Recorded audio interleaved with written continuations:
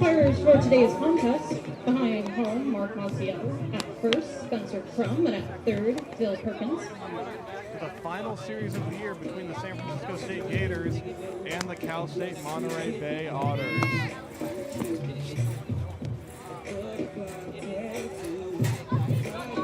The Gators have taken the field behind the ace of the staff, Alexis Perez. She comes into this game with an ERA of 5.44 in 33 games, 22 starts on the season.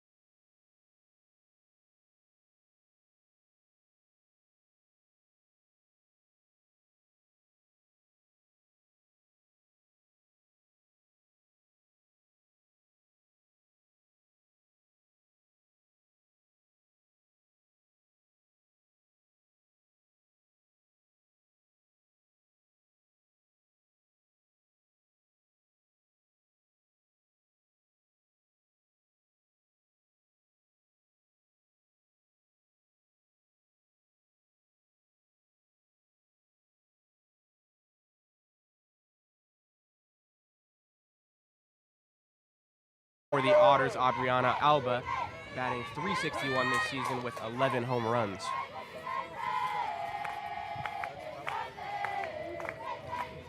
Batting, center fielder number 00, Adriana Alba.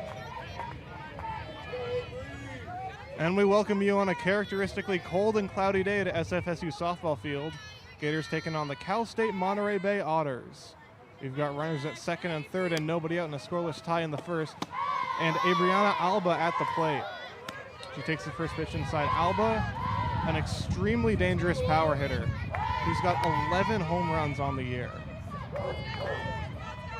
Really tough spot. Second and third, nobody out. Perez deals.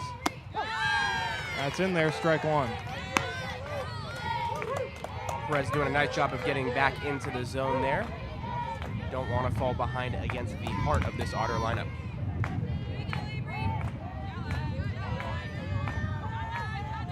On to Alba. In there again, strike two. Nice job attacking the inside half of the zone there by Perez. Alba's another Monterey Bay area native. Went to Watsonville High School and Cabrillo College in Aptos. A Monterey Bay area loyalist, you could say. 1 ball, 2 strikes. Perez back in the circle.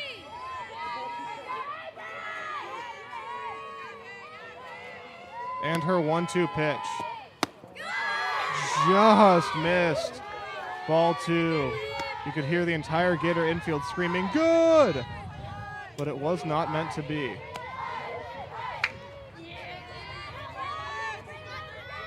So 2-2 now. And the pitch to Alba.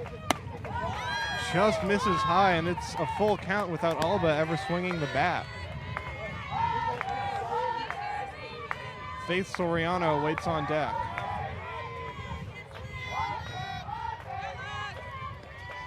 Three-two pitch. Swung on, and Alba looked like she fouled that off her thigh. She's in a bit of pain, and the count remains full. That never feels good, but Alba, somebody not afraid to swing the bat, a .361 batting average in 49 games played this season. OPS over 1,000. She is not who you want to face with 2 runners in scoring position. Madden at third, Ganadin at second. They reached on an error by Desiree Gomez at second base and a misplay by Malia Moreira in right field. So Alba is talking to her coaches along the third baseline. Now she's headed back towards the box.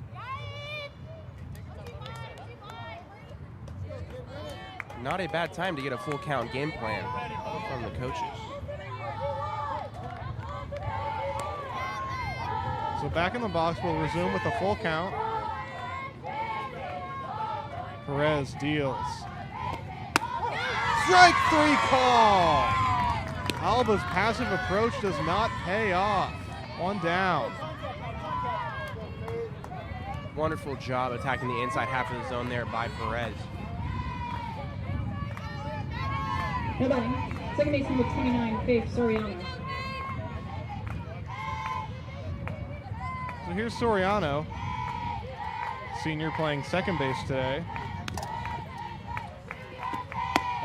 And she takes strike 1. Soriano hitting at .351 on the year. She's got 3 home runs and a .975 OPS.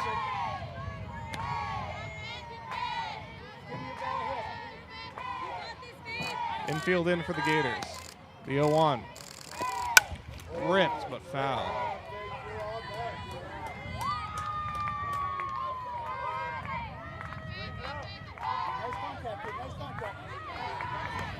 A hard foul there by Soriano, .351 hitter for the Otters this season. An error, a double, and a strikeout as runners at second and third, 1 out. 0-2 to Soriano. The pitch from Perez. Swung on, hit high in the air, pretty deep into left center field. Mares is at the wall. She makes the catch. Both runners tag. The throw goes to third and gets away. And now the runner's coming home, and she's going to score.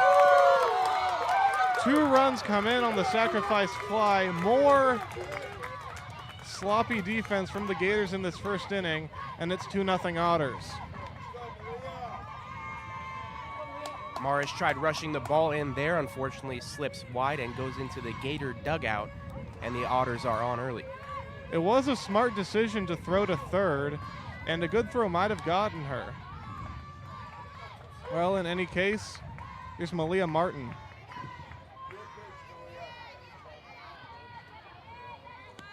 First pitch from Perez. Swing and a miss, strike 1. No batting. First base number 26, Malia Martin. Martin, a .250 hitter for the Otters. Only 6 games started for her on the season. Yeah, kind of interesting that they're putting her 5th in the lineup considering she's hardly played this year. Trying to reward their faith. And she takes ball 1.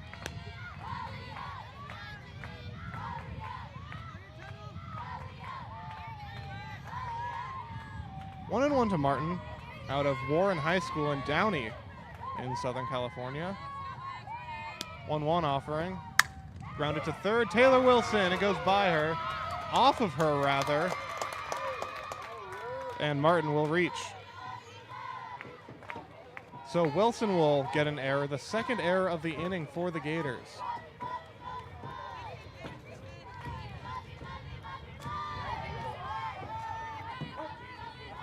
Here's Ellie Escalante. Couple defensive mishaps here for the Gators in the first. Perez will look to get them out of it. Yeah, and I don't think it's far-fetched to say with clean defense, this could be a shutdown and even a 1-2-3 inning. First one to Martin is called a strike. We're seeing home plate umpire Mark Maciel calling the higher strike a little bit in this first inning. We'll see if Perez decides to attack that half of the zone. She does, and looked like Escalante chased out of the zone and fouled it away. Escalante, a .317 hitter for the Otters, 45 games played. 45 games started, rather.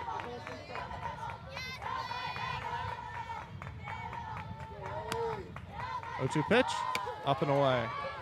Interesting thing about Escalante, she's a senior, played all 4 years with the Otters.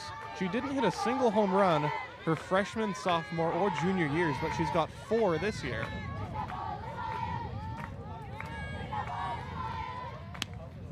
One-two pitch. Lifted foul along the right field line and out of play. Some high foul balls here for Escalante. Let's see if Perez decides to drop it lower in the zone.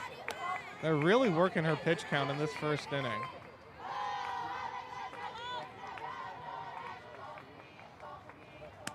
One-two pitch. Just missed, ball 2. That ball just outside there. Escalante really, really patient in the zone. Yeah, the Otters are employing a rather passive approach early on against Perez. 2-2 count, 2 outs. And the pitch. Lined into right center field. That's going to drop in front of Morera. Martin stops at second. It's a single for Escalante, the 3rd hit of the inning for Monterey Bay. Lawson at the plate. Lawson pops this one up foul, backing out of play. The Otters are wasting a lot of softballs early on. Lawson's a Bay Area native, went to Vanden High School in Fairfield. Only a .229 hitter on the year, .684 OPS. She does have a home run.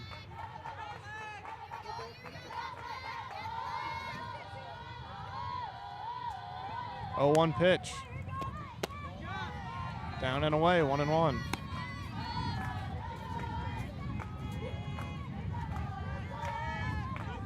Aside from the first 2 at-bats where the Otters got their swings off pretty early, they've been pretty patient in their at-bats since. Yeah, again, they're really working Perez's pitch count. This one lifted in the air along the left field line. Mara is moving over, but this one's also going to be out of play. He might run out of softballs by the end of the first inning.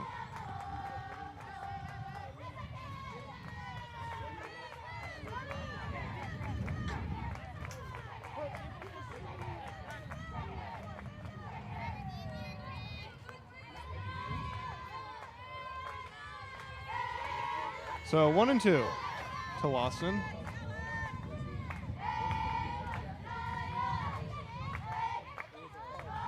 Perez, long wait, and Lawson calls time.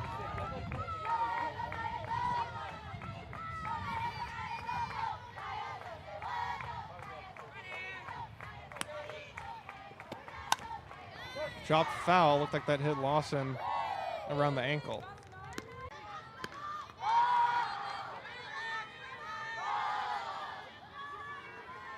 Seven Otters have come to the plate so far in this first inning. Perez trying to hold it there.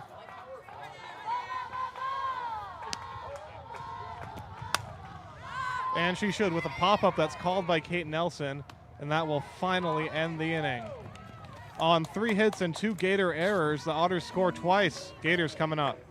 Otters get 2 runs off 3 hits and 2 errors. We head to the bottom of the first. Otters lead 2-0.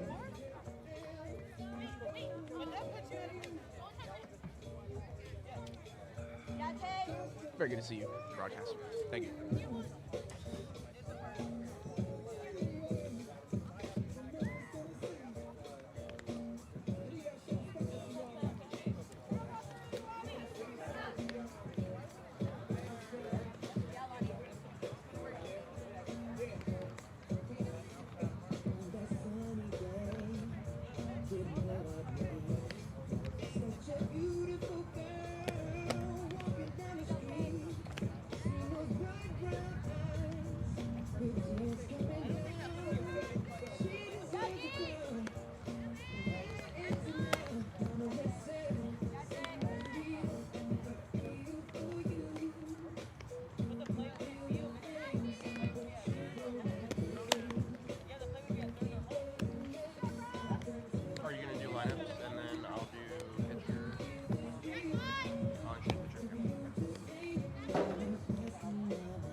Gators coming up. Their lineup today looks like this. It'll be the center fielder Ashley Rocha leading off, followed by Olivia Mars and Shaughnessy Cardwell. Marissa Jordan bats cleanup. Then it's Kate Nelson and Desiree Gomez. Taylor Wilson will bat 7th, and it's Anissa Luddig and Malia Moreira will bat 9th. Starting on the mound today for the Monterey Bay Otters, Cadence Newlick. She has a 5.16 ERA, 11-9 win-loss record, over 104 innings pitched for the Otters. Number 9, Ashley Rocha. So here comes Ashley Rocha, one of 3 seniors in this Gators lineup, for whom this will be their last series ever in college. Last regular season series, that is. Gators still have a shot at making the playoffs, but they'll have to take care of business in this series and rely on some other teams to lose, so they don't entirely control their own destiny. Newlick looks in, and the first pitch. Rocha takes high, ball 1. Rocha hitting at .357 on the year. Like I said, she is a senior. In her second year with the Gators, played her first 2 years of college up at Chico State. 1-0. Rocha takes strike 1. She's having by far her best year as a college player, hitting at .357. She did win CCAA Player of the Week a few weeks ago. Kind of your prototypical leadoff hitter. 1-1 from Newlick. Off the inside, ball 1. Or sorry, ball 2.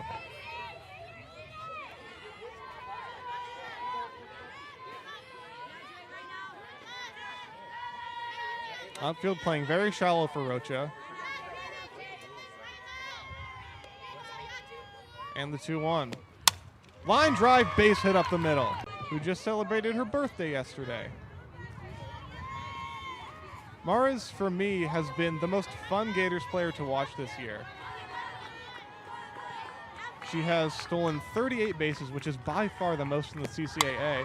Here she shows bunt, gets it down, bobbled, and out at first on a close play. That's not something you see a lot. A player bobbling and still getting Maras at first. But she does do her job and moves Rocha up to second. That is Gannon in over there at third, making the throw over. Great job recovering from the bobble. And she'll get the first out for the Otters, but the Gators move a runner up.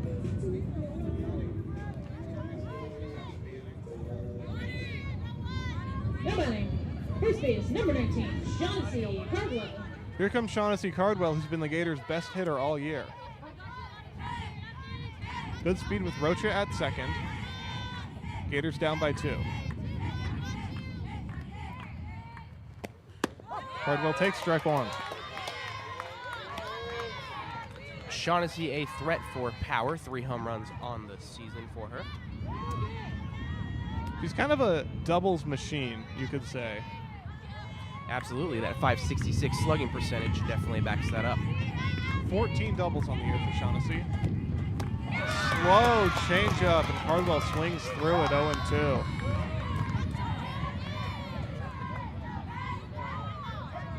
Great pitch from Newlick there. She'll pitch with an 0-2 count to the Gators' strongest hitter.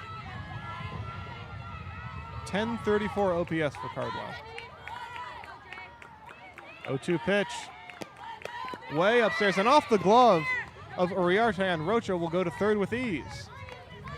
So now we're in a spot where even a medium deep fly ball will score a run, something Shaughnessy Cardwell is perfectly capable of getting done.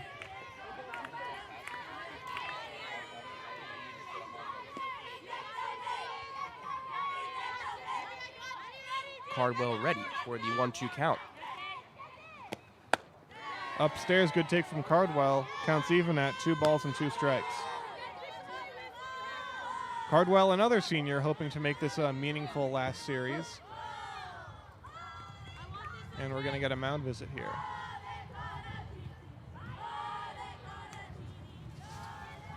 Cardwell and the young woman preceding her, Marissa Jordan, combined for 62 RBIs for the Gators this season.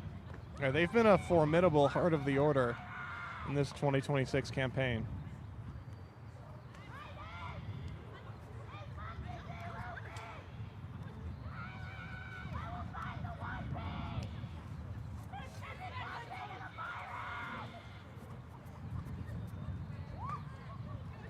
Cardwell started her college career over at Fresno State before transferring to the Gators, and she's gotten progressively better ever since.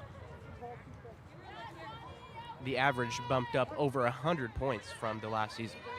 Yeah, her OPS this year is almost double what it was both her sophomore and junior years. Now play resumes, and the 2-2 to Cardwell. Swing and a missed strike 3. That's a big strikeout from Nulick, and now it'll take a hit or an Otters mistake to get this run home. Now batting, designated player number 18, Marissa Jordan. Here's Jordan, and you've got to figure this weekend is especially emotional for Jordan, who's the only Gator to play here all 4 years of her college career. First pitch to her. Lined foul. Just missed an extra base hit by 5 to 10 feet. Jordan hitting at .331 on the year, OPS of .822. She's got 2 home runs. Someone you're pretty comfortable at the plate in a spot like this. Runner at third, 2 outs. Gators trying to respond after giving up 2 in the top of the first.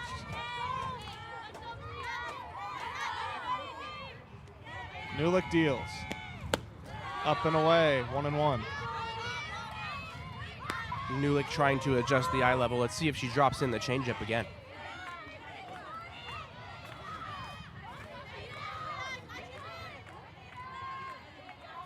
One and one to Marissa Jordan. 1-1. Poked, right center. Alba moving over, and she's got it. Gators get a leadoff hit from Rocha, but cannot score her. Still 2-0 as we go to the second.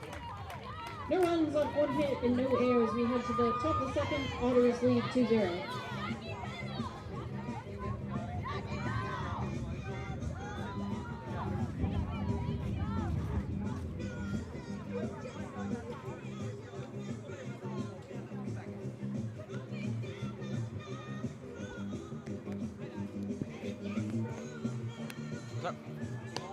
Yes, please.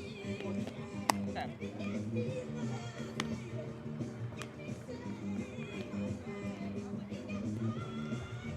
Mark needs to get more clean.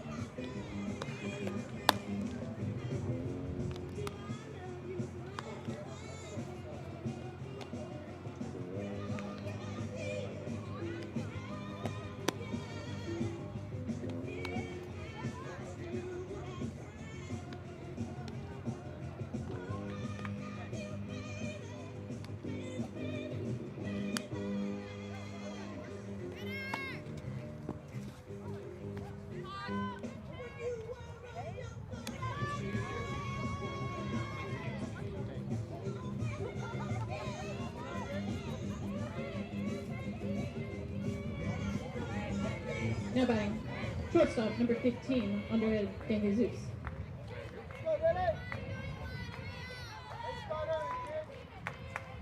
Andrea De Jesus leads off for the Otters here in the top of the second. She sends the first pitch foul along the third baseline. Gators hoping for a much smoother second inning than the first, in which they allowed 2 runs on 3 hits, also committed 2 errors.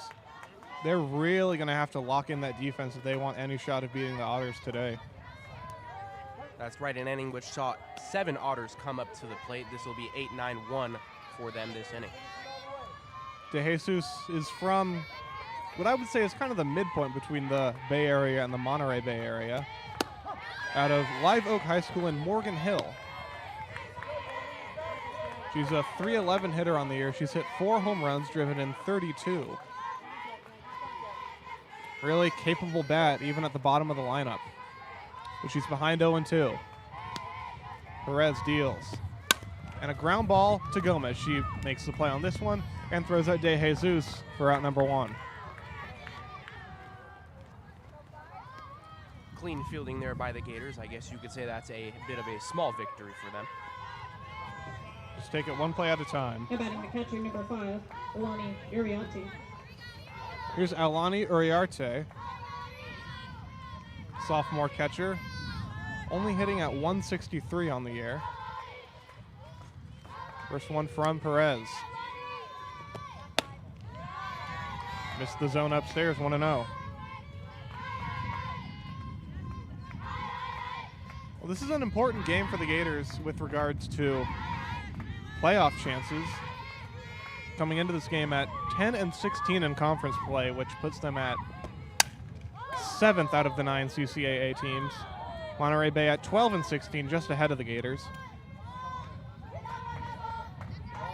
It is possible, but not entirely likely that the Gators will make the playoffs this year. They will, of course, need to win and ideally sweep this series while relying on San Marcos to beat San Bernardino, which, if you know anything about Cal State San Marcos, that's not exactly a tough task for them. That one caught the inside corner, and it's 1-2.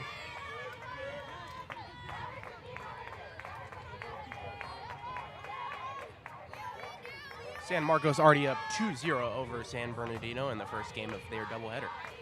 Both of these teams have gotten swept by San Marcos this year. Here's a foul back to the screen, and the count remains 1-2. The top of the lineup with Leah Madden is on deck.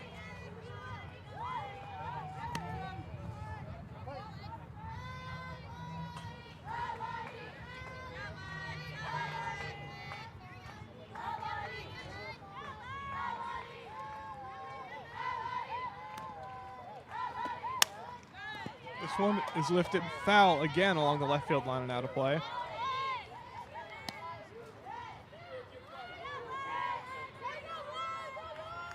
Uriarte still causing some frustration for Perez, even how much she struggled this season.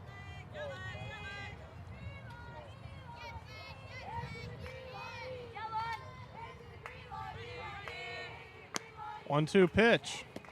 Swing and a miss, strike 3. Made her look silly on that changeup in the dirt, and Ludwig completes the strikeout.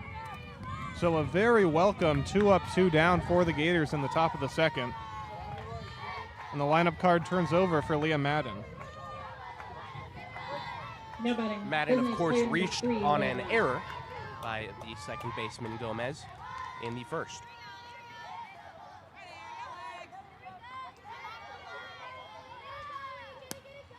First pitch. Madden takes ball 1. Well, if you look at the CCAA stolen bases leaderboard, you've got number 1, Olivia Mars of the Gators. Number 2, Taylor Wilson of the Gators. Number 3, Ashley Rocha of the Gators. But number 4 is Leah Madden, who takes ball 2. It's pretty impressive, the stolen base acumen that the Gators have this year. If you look at the team stats, the Gators, as a team, have stolen 125 bases, which is by far the most of any CCAA team. 2-0 to Madden is chopped to the right side. Cardwell is going to tag her for out number 3. So 3-up, 3-down. A welcome sight for Perez in the top of the second. Gators will come back up. It'll be Nelson, Gomez, and Wilson.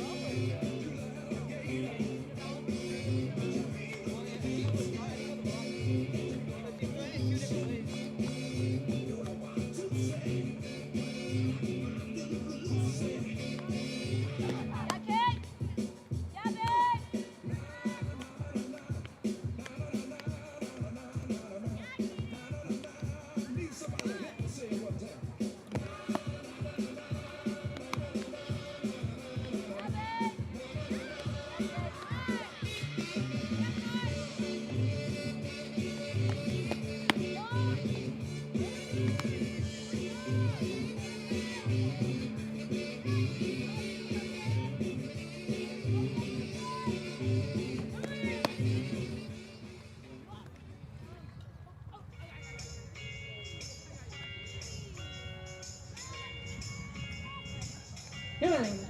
Shortstop, number 12, Kate Nelson. Back here in the bottom of the second, Kate Nelson will lead things off for the Gators.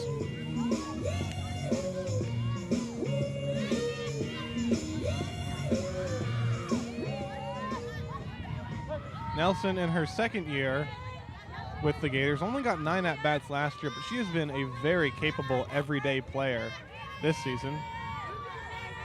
She's hitting .364. Also hit 2 balls over the fence. She grounds this one to the right side. Martin will take it to the bag. 1 pitch, 1 out. Not an ideal start for the Gators, hoping to get some hard contact off, kind of put Nulick over, get her out of her rhythm.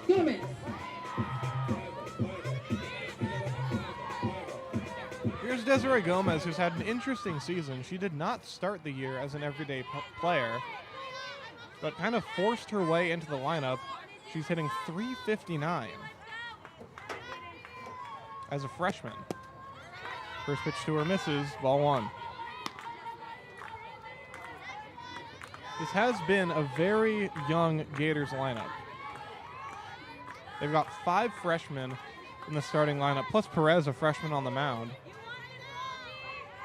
So this is a team that's a lot of them are gonna carry over, gonna get some continuity and familiarity. And before long, I think they're gonna really do well all together. 1-1, 1 out with number 11 at the plate.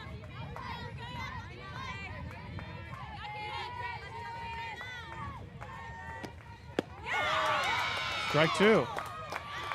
Great pitch there by Nulick, set it in. She's going to get attacking on these Gators early in the second. Yeah, the Gators have not quite figured out her changeup yet. It's a tricky pitch, a lot of vertical drop there.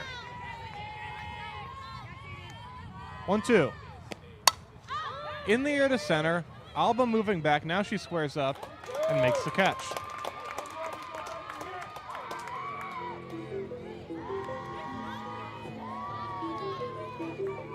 So since Rocho's leadoff single in the first inning, Nulick has retired the next 5 Gators in a row.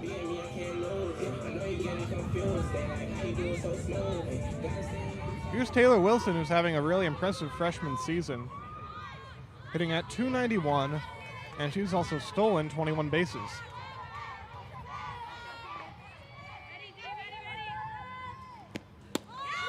First pitch to her is the ball. The one thing that hasn't really shown up for her is the power.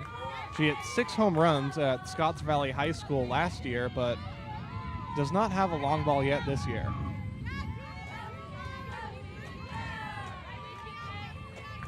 Want to know? Nulick deals. Ground ball left side, and that's going to get through. Base hit. Second hit of the afternoon for the Gators, and they've got a 2-out base runner here in the second.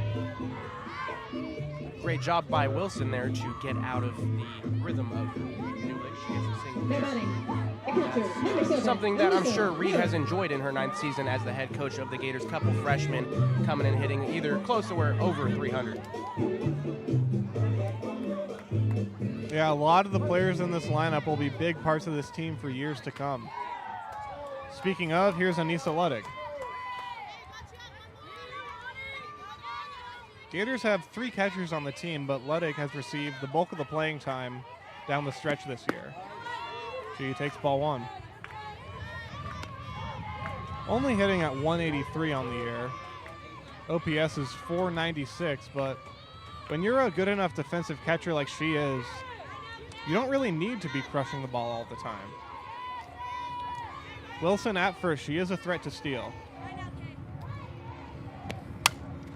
Here's a fly ball shallow left, racing in, and a nice running catch by Lawson to retire the side. Gators get a hit, do not score. It is still 2-0 as we head to the third.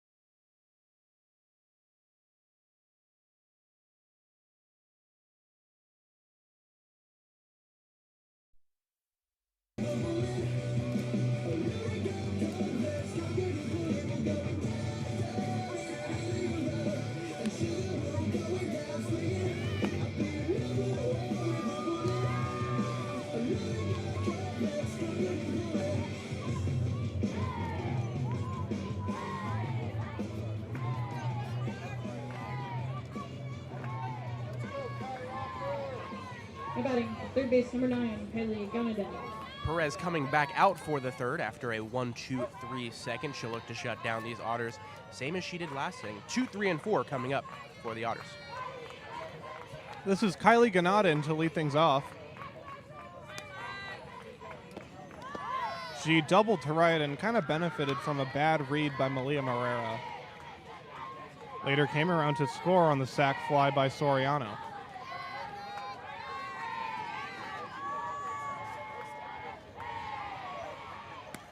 One-0 pitch. Gonadin hits it in the air to center. Should be routine for Rocha, and it is. One down there for Perez. Now coming up for the Otters, Aubriana Alba. Alba suffering the backwards K in the first inning.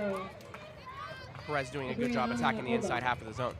Yeah, Alba, I want to say, saw 7 pitches, only swung out 1 of them.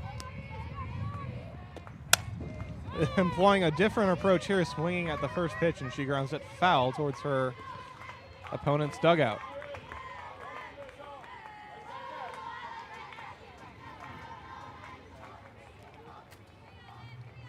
Oh, and 1 to Alba, who's got 11 home runs this year.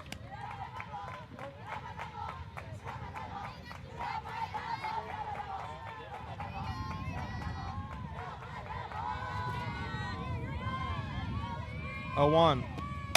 Line foul. So she's been early on the first 2 pitches, and it's 0-2. Wilson ready to get dirty there for the Gators. Good reaction from her. Alba, I mentioned her 11 home runs. She is not the only one in this lineup to have 11 home runs. She's tied with Navaya Martinez, who I'm pretty surprised to see is on the bench in this game.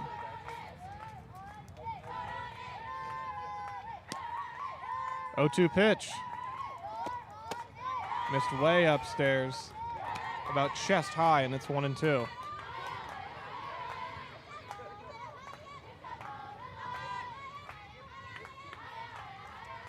The very heart of this Otter lineup. Let's see how Perez chooses to attack one of their strongest hitters.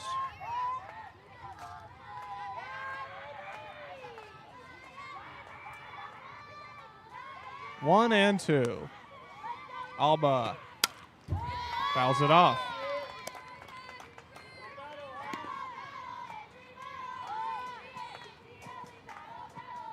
Faith Soriano, who had the sac fly in the first inning, is on deck.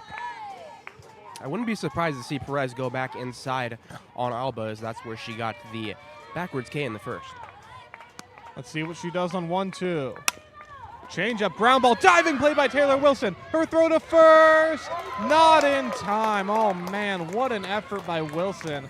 Alba just a bit too fast. Great glove work there by the third baseman for the Gators. Just a little too much speed out of the box for Alba, and that will be the 4th hit of the game for the Otters. Batting, second base number 29, Faith Soriano. Here's Soriano.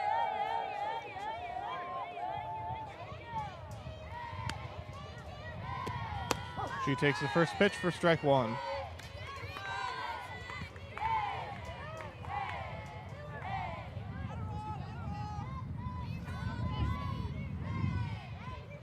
Alba at first, not really a threat to run. She is 4 for 7 in stolen bases this year. That's off the outside, 1-1. Of course, back in the first, Soriano would produce a sac fly that would score Madden, and a errored throw by the left fielder would score the next run behind her. Yeah, I'd imagine she only got 1 RBI on the play. That's in the dirt. Good block by Luddig. And Alba stays put. Soriano hitting at .351 on the year.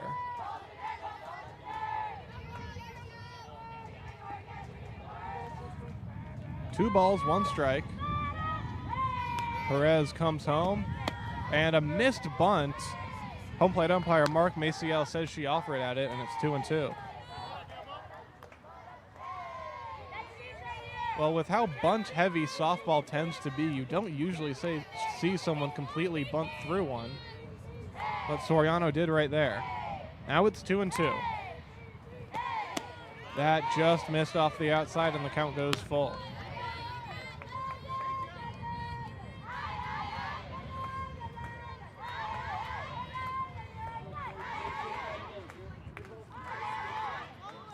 Generous shift away from the middle by the Gators here. Gomez comes back over. 3-2.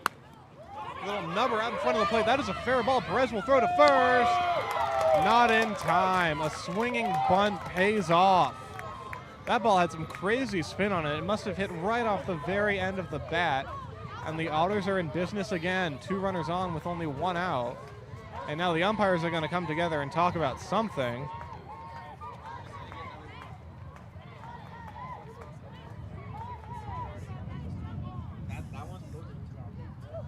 And they're going to say it's a foul ball.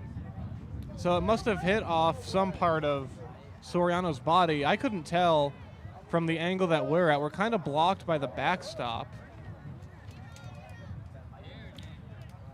And the head coach, Emily Montañez, is pleading her case to Maciel. Montañez in her 2nd season with the Otters. Well, the umpires must have been pretty sure to overturn the call. I believe it was initially called fair.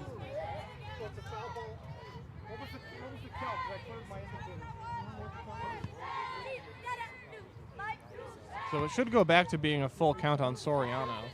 I believe Reed came out and expressed her displeasement after the initial call. Well, that's something you don't see a lot in D2 softball, is a call getting overturned in an umpires meeting without even a review. So another chance for Perez.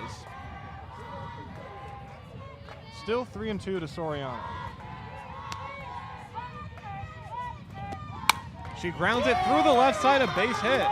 So she ends up with a ground ball single anyway, and we're right back where we were before the play.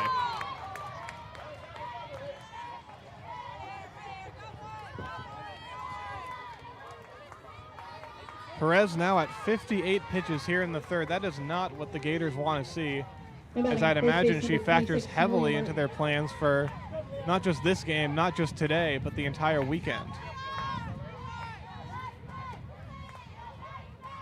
Especially after producing 2 outs to start the inning.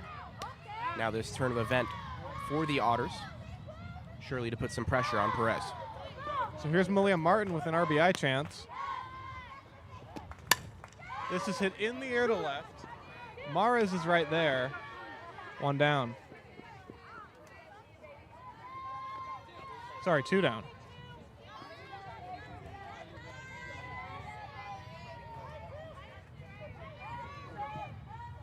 Now batting, right fielder number 6, Ellie Escalante. So here's Escalante. She'll be the last chance for the Otters to try and push a run across in this 3rd inning. Alba at 2nd, Soriano at 1st, 2 down.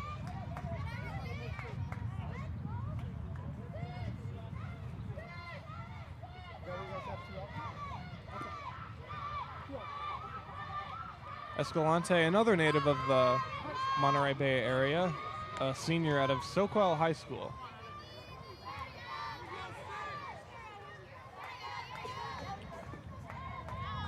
Perez trying to get out of this inning unscathed. She deals. That missed, not sure where, but it's ball 1.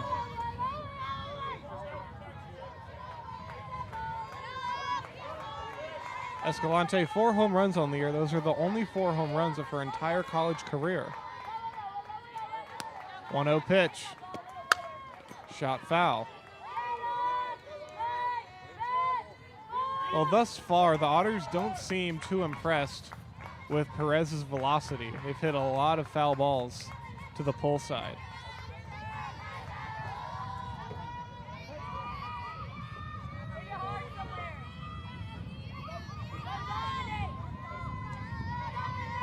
One pitch. Escalante takes ball 2, and it feels like the strike zone has shrunk a considerable amount in this top of the 3rd.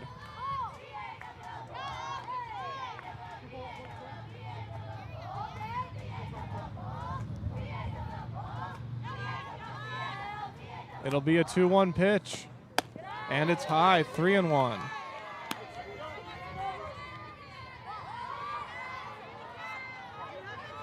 Very much a hitter's count now for Escalante. Let's see what she does with runners on first and second. Control has not really been a problem for Perez today, as she's in her first 3-ball count. Popped up, shallow left. Mares is there, and that will end the inning. Otters get 2 hits, but can't get them across. It is still 2-0 as we head to the bottom of the third. No runs off 2 hits and no errors. We head to the bottom of the third. Otters lead 2-0.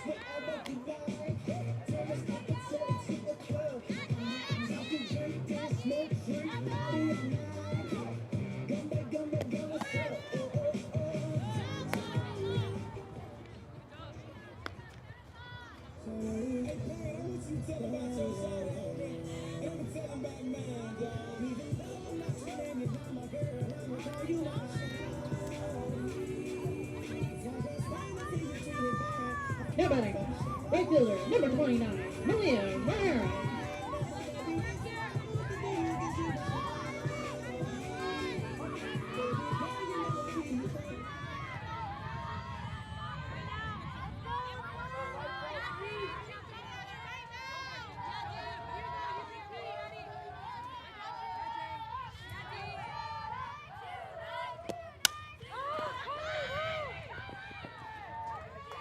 Out of the reach of any Otter.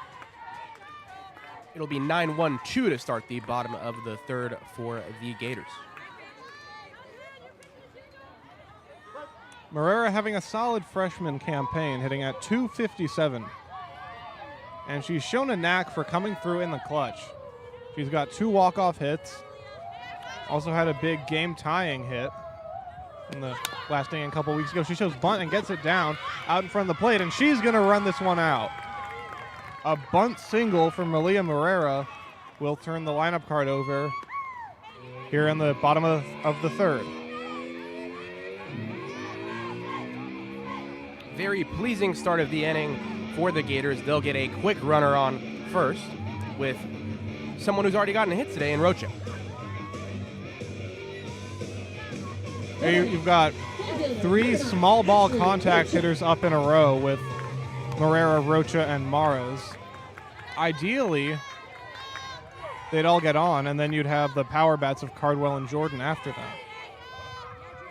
But now it's Rocha and the first pitch. In there, strike 1.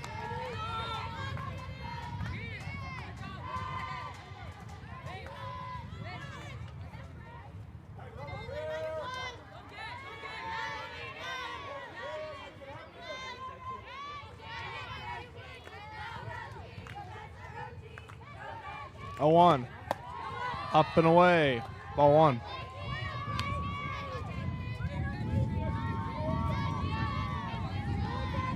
Morera at first, she can run a little bit. She is 12 for 14 in stolen bases this year.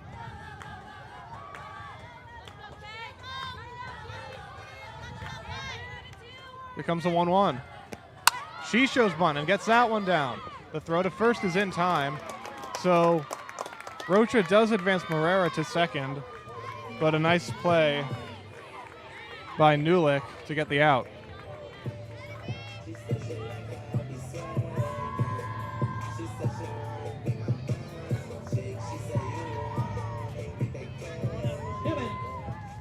Number 10, Liv Morris. So here's Mares. Big RBI chance here. Gators have yet to attempt a steal so far today, partly because they haven't had many runners on base. That is still pretty surprising, considering that's by far the thing that they're best at. They're not only one of the best base stealing teams in all of the CCAA, leading the CCAA in steals, they are in the top 10 of steals in all of D2 softball across the entire country. 1-0 to their best base stealer, Mares. She shows bunt, but pulls it back and takes strike one. Mares has one home run this year. That was an inside the Parker against Dominguez Hills. The Toros, they would usually play a really interesting shift against Mares where they'd bring their right fielder to the left side of the infield trying to protect against the bunt. And Mares just hit one where nobody was and ran all the way around the bases. This one is really high, 2-1.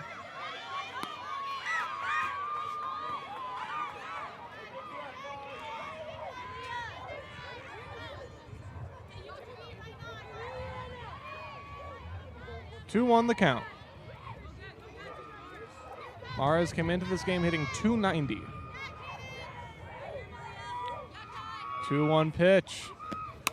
Slapped. A little bit of a bobble, and that's all Mares needs to run it out. So all three hitters this inning for the Gators have hit the ball right back to the pitcher, and yet they've still got runners on the corners and one out. And look for Mares to attempt a steal here, hoping to get two runners in scoring position for Shaughnessy Cardwell. Yeah, I'd be shocked if they don't steal. Number 19, Shaughnessy Cardwell. I would predict if Mares steals, the Otters wouldn't even throw it down because that might allow Morera to come home and score. And we've seen that happen when Mares is at third this year. Sometimes a runner will steal, they'll throw down, and Mares would score with ease. When the Gators are going right, their running game wreaks havoc on other teams. And it looks like they have given Mares a hit for that play.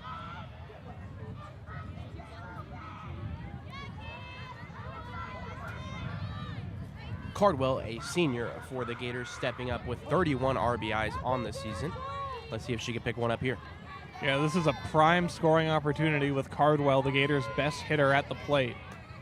And good speed on the bases with Morera at third and Mares at first. First pitch. Cardwell shows bunt, and indeed, Mares will take second. So two in scoring position now for Cardwell.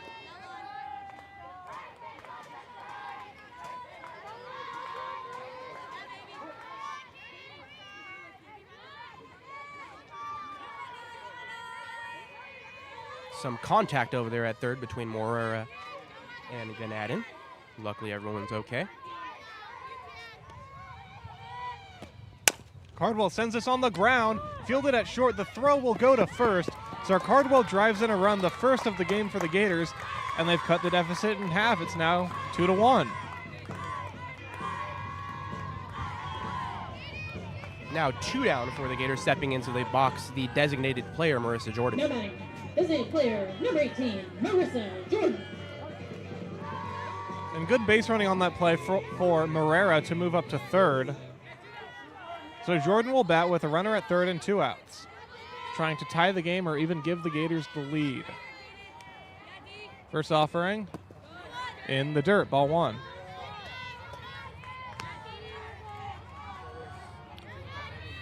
Gators will need a hit or a defensive mishap by the Otters in order to push the second run over here, but a good position for Jordan to be in. Yeah, the power of Mares being at third is significantly mitigated when there's 2 outs. Jordan sends a base hit to right field, and this game is tied. Big clutch hitting from the 4-year Gator, and it's 2-2. Big smile over there on first base from Marissa Jordan as she picks up her 32nd RBI of the season.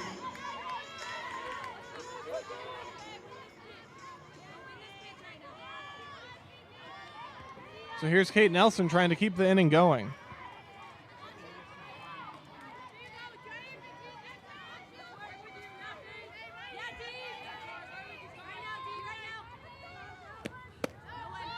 Nelson takes down low.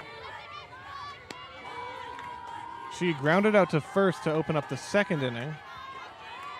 Came into this game with the highest average on the Gators at 364. Home plate umpire not exactly being generous with the bottom part of the zone today.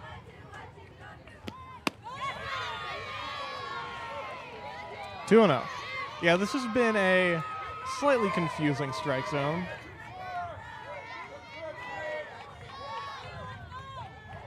Two balls, no strikes. Jordan at first, not a threat to steal.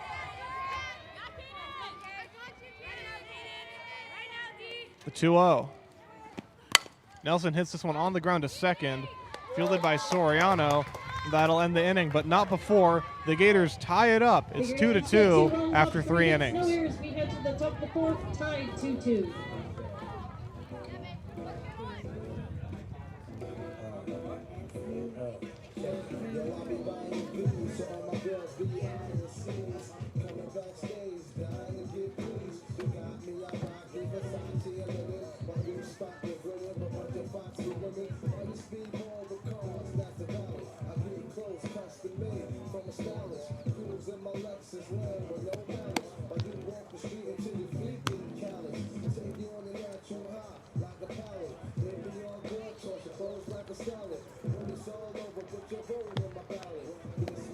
Let me know if I'm interrupting you.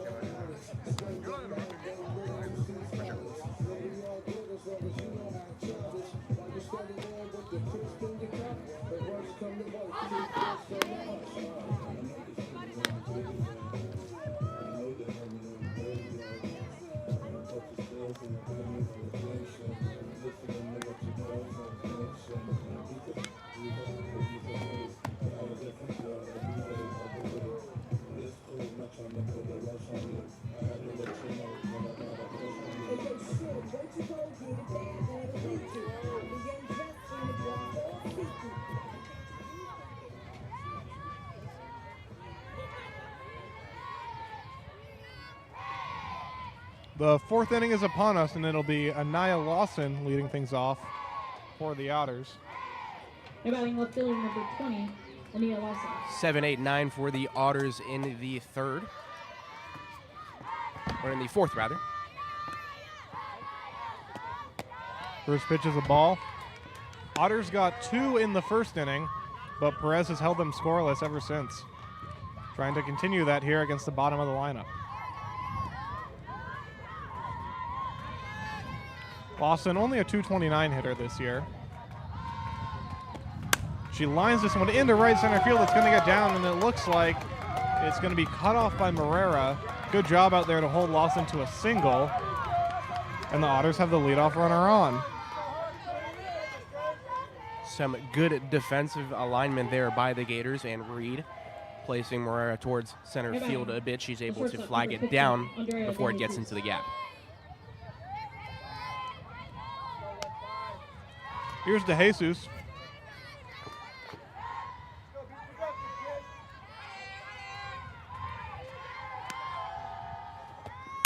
Ground ball back to Perez. Off her glove. She'll still go to second and get the out there. Really nice recovery and awareness from Perez to get the lead runner. And that's out number 1. Great footwork there by Perez to be able to turn and fire, get the lead runner. She'll hold the Otters to just a runner on first. Here's Uriarte. Uriarte 0 for 1 with a strikeout thus far. Ninth place hitter came into this game only hitting at 163. There's a strike, 0-1.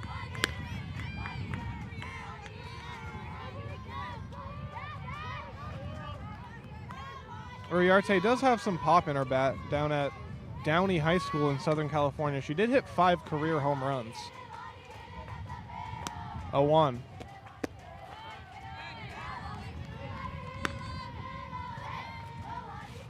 One and one.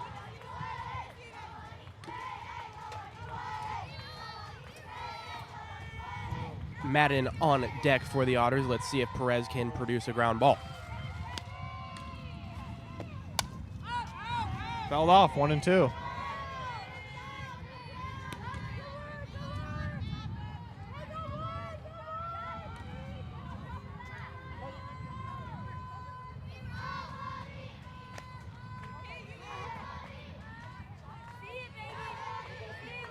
1-2 to Uriarte. De Jesus at first. This one is lifted in the air, shallow, foul, and we're blocked off from down there. It looked like it was caught, but great awareness from De Jesus to tag up immediately, and she gets to second on an infield pop-up. I was about to mention her steals on the season, but De Jesus does my job for me, showing off a little bit of her speed. Well, it looked like a really nice play by Gomez or Nelson. Couldn't really tell who, to be honest. The entire right field line from our vantage point is blocked off, so we kind of have to rely on context to figure out what's going on down there.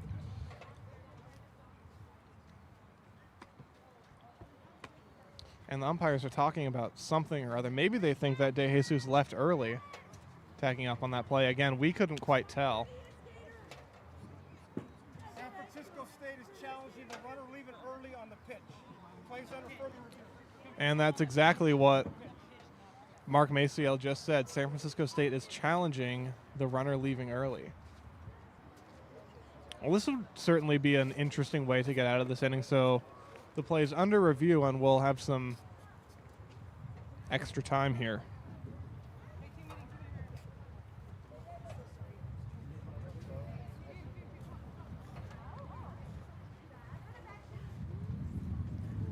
I'm sure Perez would be rather thankful if she didn't have to face Ganadin with a runner on second here, but let's see the verdict. Looks like Madden would be due up, the leadoff hitter, should this play stand.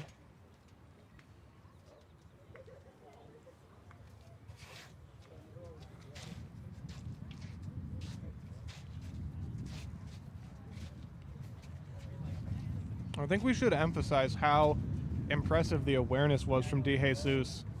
You wouldn't see most people even think about tagging on a pop-up just beyond the infield.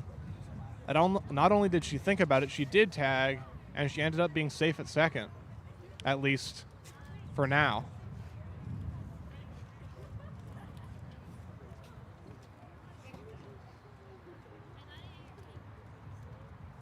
Alexis Perez has now thrown 67 pitches on the game.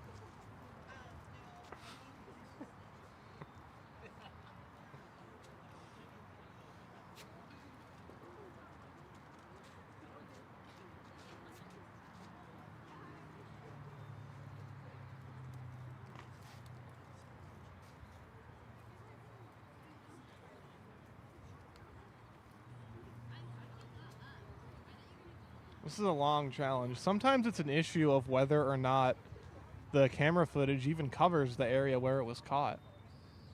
But they're taking a while on this one. It looks like they're really trying to give it a good look and make sure they get it right. And this is a pretty big play. It's the difference between the end of an inning and a runner being at second with the top of the lineup coming up. And these are 7-inning games, so it is starting to get a little bit late in this one. An important conference matchup between two teams fighting for a playoff spot. And now the umpires are walking back onto the field, and we'll get a ruling here shortly. Ruling on the field to call stand safe. So De Jesus did not leave early. Her smart base running does pay off, and Madden will bat with a runner on second and 2 outs. Madden, really interestingly, she is from Kentucky. Went to Henry Clay High School in Lexington, Kentucky. And sometimes you see some out-of-state players in the CCAA, a few Nevadas, maybe an Oregon or two mixed in, but I can't say I've ever seen a CCAA softball player from Kentucky. She shows bunt with 2 outs, but it rolls foul. Interesting decision to bunt here for her. Of course, you want to advance the runner up, but she's made some pretty loud contact. Obviously, the error by Morera in right from a ball flying just over her head. She does have good speed. As I mentioned, she is 4th in the CCAA in steals, only behind 3 Gators. 0-1. Ground ball right side. Gomez makes the play, throws to first in time, and Perez gets out of the inning, not giving up a run. We are tied at 2 as we've reached the halfway mark in this game. No errors. We head to the bottom of the 4th. Game's tied 2-2.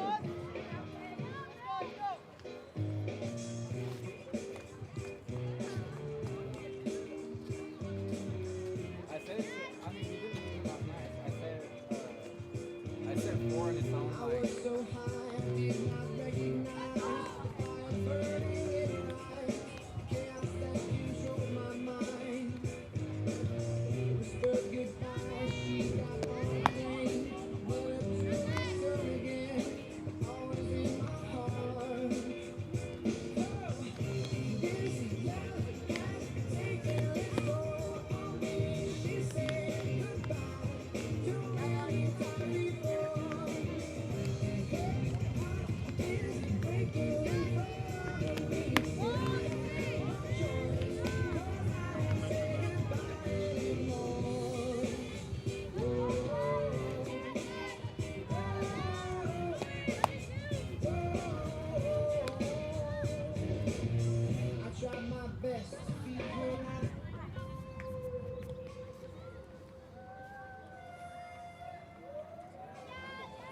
They're batting.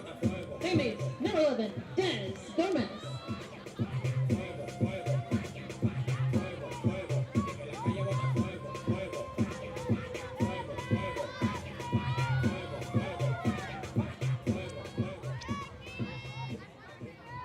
Here comes Desiree Gomez hitting at 359.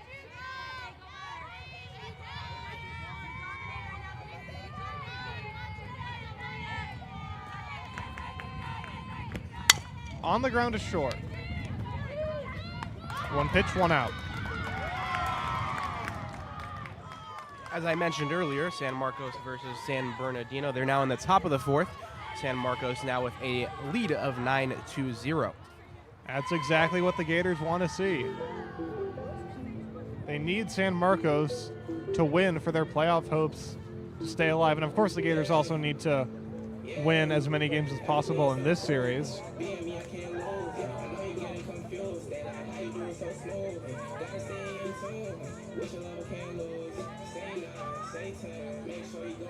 We will be scoreboard watching the doubleheader for those two teams.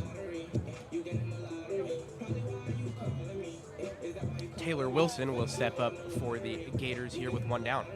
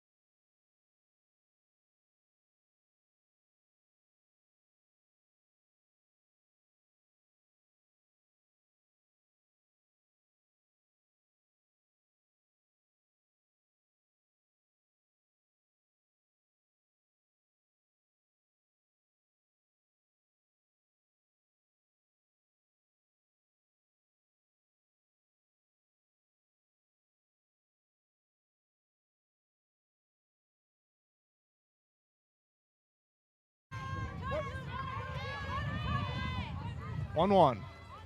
And somebody calls time. Looks like the third base coach wants to have a chat with Mark Maceo. Correction on that, it's a sacrifice bunt for Rocha in the third. And it looks like Anaisa Del Rio is going to pinch run down at second base. Coach, 2 for 7. 2 for 7. Always interests me when we got a pinch runner in the middle of an at-bat. Like, does the count really dictate that, or did they just forget to do it earlier on? Anaisa Del Rio.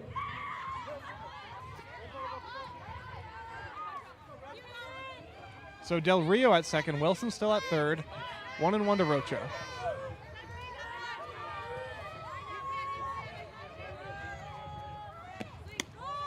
That's up and away, 2-1.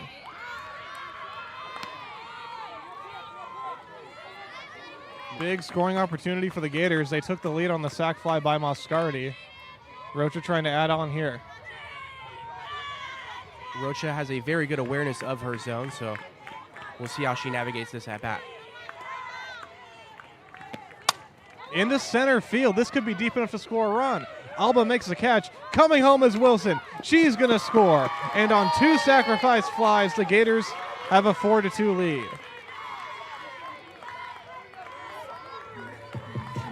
Well, that's not really what you'd expect with Rocha at the plate. She's not one to hit the ball in the air, but it gets the job done. Number 10, Liv Morris. Del Rio stayed at second. Rocha happy to pick up her 24th RBI on the season. Now Morris will step in with her .297 batting average. She gets the bunt down, foul.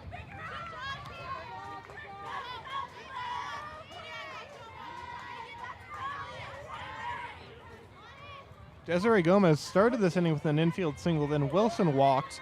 Ludwig reached on a bunt. Then Moscardi and Rocha hit back-to-back sac flies to get both runs of the inning for the Gators. They now lead 4-2.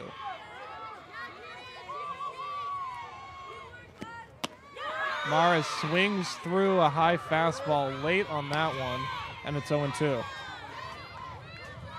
Like Brendan mentioned, the lower half in front of us is a bit cut off, and anything down the right field line's hard to tell what it is, so we kind of have to wait on crowd reaction and umpire reaction to make some of our calls. We're professionals, though. We know how to analyze that. 0-2.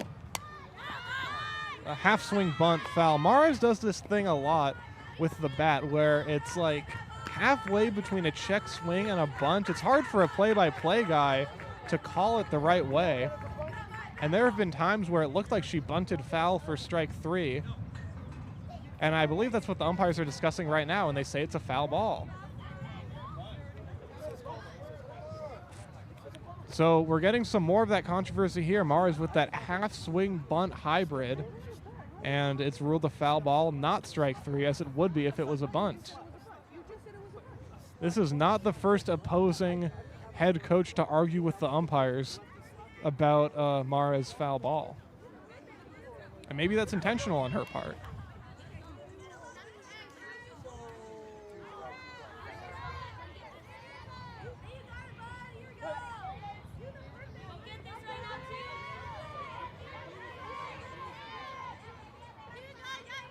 It would be just the funniest thing possible here if she did that exact same thing again. Who doesn't love a little controversy? Ball 1. Shaughnessy Cardwell waits on deck. The Gators would love to extend the inning and get her to the plate.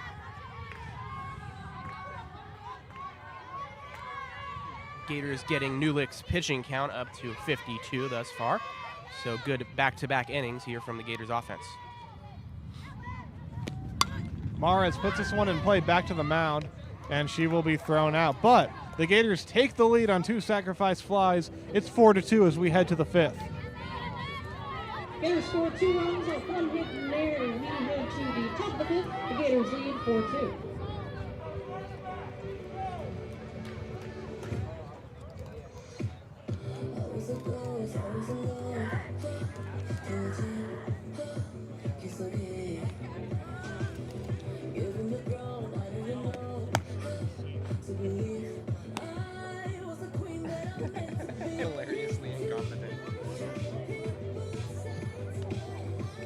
I can't wait for 340.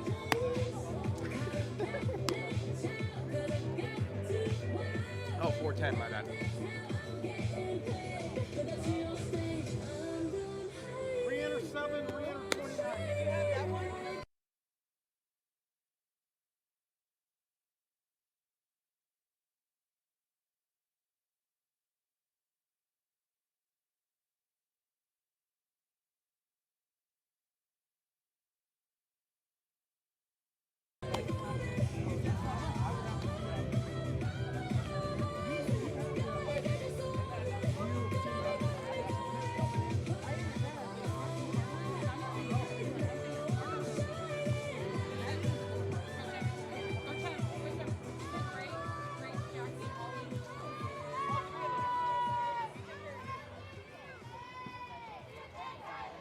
Fifth inning is upon us. It'll be Kylie Gonadin to lead things off for the Otters. Gonadin 1 for 2. Had a double that Morera got a bad read on back in the first. And Perez has done a really good job of settling in since that first inning. Line drive foul. Gonadin makes some very, very hard contact, especially a foul, as most of the Otters hitters have today. Yeah, she's a very dangerous hitter. Came into this game hitting .397, OPS of 1088. She has 3 home runs after only hitting 1 in her last 3 seasons combined. She bunts. Perez bobbles, and she runs it out. So tough start there for Perez as she's forced to make a fielding play, which pitchers aren't all that accustomed to. She did make a nice recovery last inning, getting the out at second, but yeah, that one she just couldn't handle. So Gonadin at first, and the very dangerous Abriana Alba at the plate.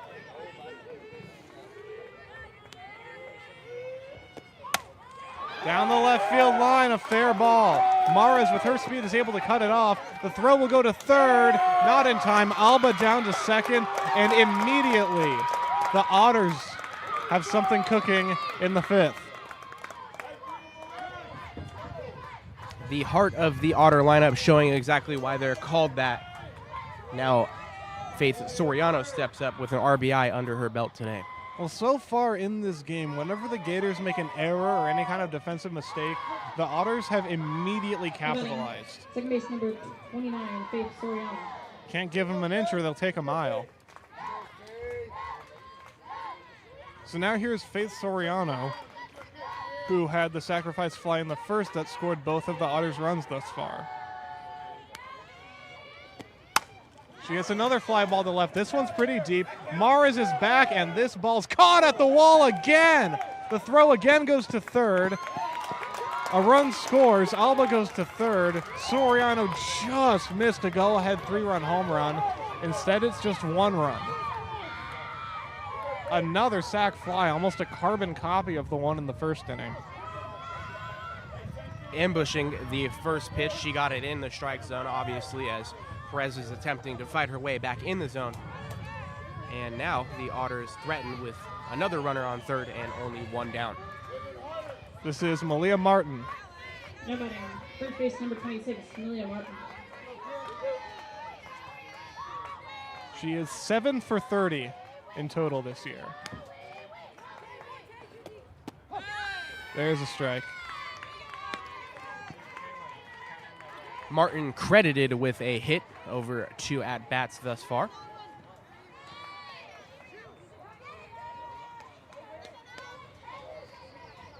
Alba, the potential tying run at third. Gators, as you might expect, have the infield in. 0-1 from Perez. Swing and a miss, strike 2.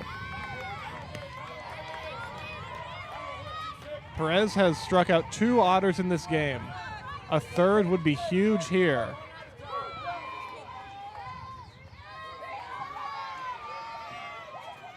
Perez looking into the dugout, and the 0-2 pitch. That just missed, ball 1. A pressure situation here in this 5th inning. Runner at third, 1 out. Gators trying to protect a 1-run lead.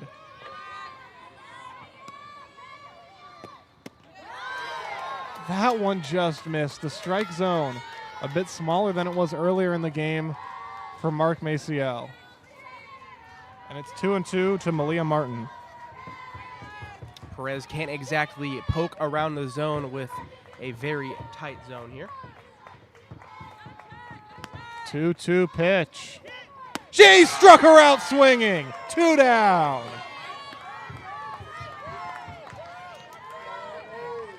She needed a strikeout, and she got it. And now it's going to be Ellie Escalante, who's 1 for 2 today. Number 6, Ellie Escalante. Great response there from Perez. Now the Otters will need a hit or a defensive mishap. Escalante came into this game hitting .317, and she lines it into right center field, and it's going to tie the game. Over the head of Morera, Escalante has a double, and it's 4-4.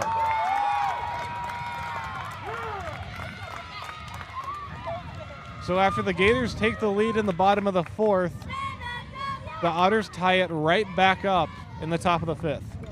And now the go-ahead runs in scoring position. By way of a great swing from Escalante, now Perez will need to respond. 2 runners have gone through this inning for the Otters.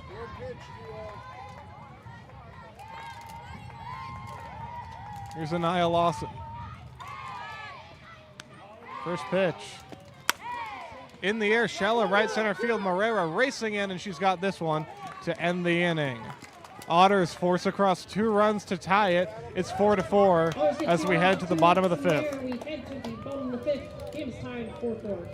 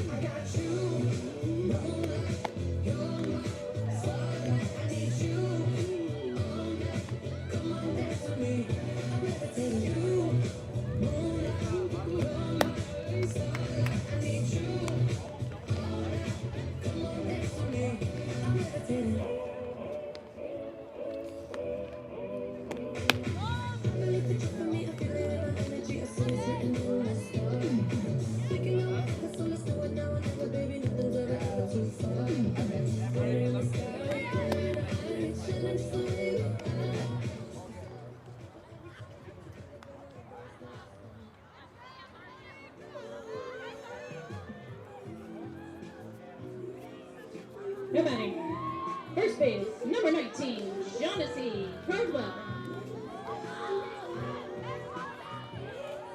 Here's Shaughnessy Cardwell leading off the bottom of the 5th for the Gators. Remember, these are 7-inning games. We'll get a look at the heart of the Gators lineup as Mulick enters her 5th inning of work. 57 pitches for her thrown thus far. Yeah, she's been really efficient today. Can't really say the same about Alexis Perez. Cardwell gets a changeup and pops it into shallow right center field. And it's going to be caught by Soriano at second. Man, that changeup is as good as it gets. Gators looking fooled against it thus far. To Cardwell's credit, she was able to time it up, just couldn't hit the right part of the bat with it.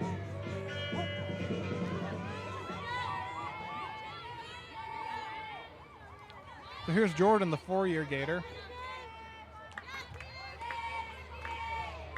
trying to end her regular season career on a high note this weekend. That's inside. You know, this isn't really a criticism. It could be just a factor of where the pitches have been, but I cannot remember the last time that home plate umpire Mark Maciel called a strike.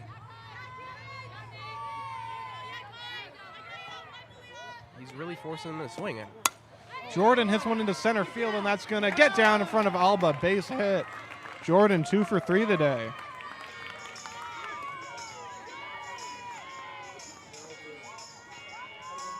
Yeah, when you mention it like that, it's really just been a lot of foul balls, foul ball bunts. Haven't really seen anything like, good pitch off the end of the edge of the zone. He was calling the high strike back in the first inning a little bit. Well, it seems to have changed it up a little bit. So here's Kate Nelson. Highest average on the Gators coming into today.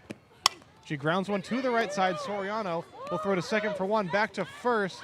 It is not in time to get Kate Nelson. So kind of a lateral move. Otters get the lead runner, and that brings up Desiree Gomez. Second base, number 11, Dennis Gomez.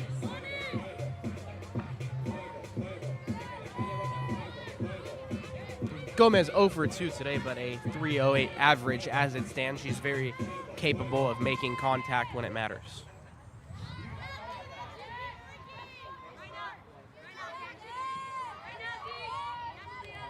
First pitch.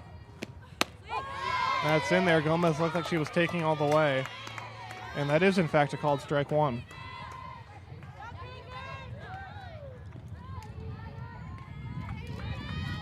Nelson, 7 stolen bases on 8 attempts thus far. We'll see if she attempts one here. Not even close. Good stop by Uriarte, and it's 1-1. Uriarte saving a chance there for the Gators to move a runner into scoring position. Gomez does not have a home run this year. She hit 2 last year as a senior at Eastlake High School. 1-1. Missed up and away. Not quite as out of the zone as the last one, but still a ball. And it's 2-1.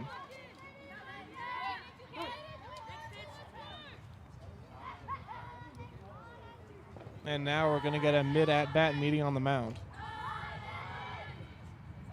Well, something that's really interesting about Desiree Gomez, she came into this game hitting .359, which is higher than her average as a senior in high school, which was .321.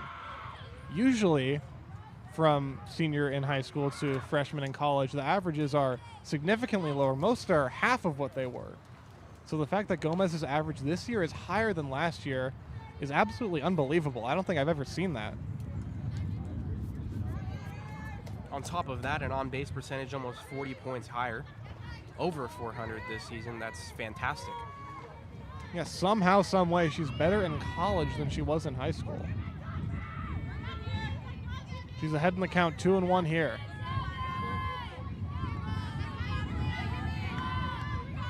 Newlick deals. And a foul back to the screen, and the count goes to 2-2. As a freshman, Gomez surely to play a part for these Gators for years to come. You could say that about just about every freshman in this lineup. 2-2.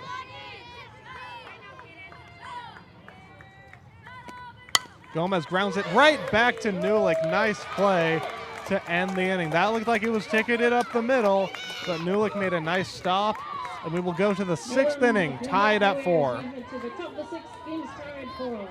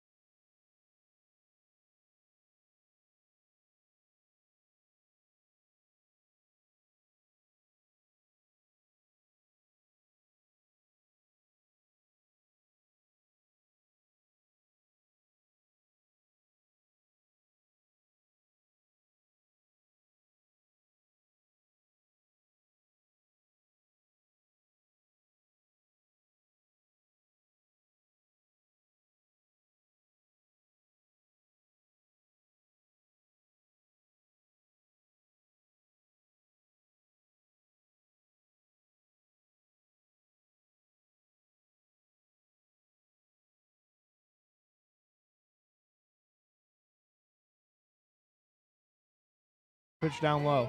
This is interesting. She has got 3 doubles on the year and 4 triples. Not usually something you see, more triples than doubles.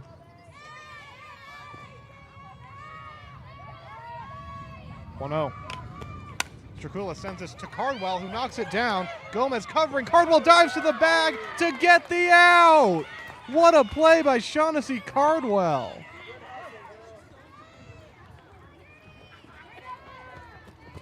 Gomez did a nice job covering the bag, but Cardwell just dove full extension and didn't even need her. 2 for 5.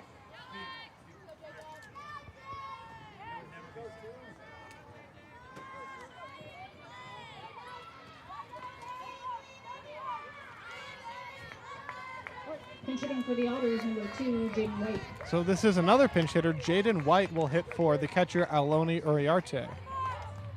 White hitting at .308 this year. Not really a power hitter.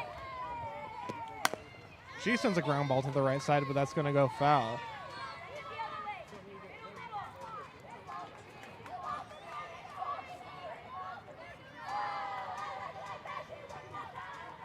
Montañez of the Otters trying to create a little spark here for the Otters. Pinch hitters for 8 and 9 here with the leadoff hitter Madden on deck.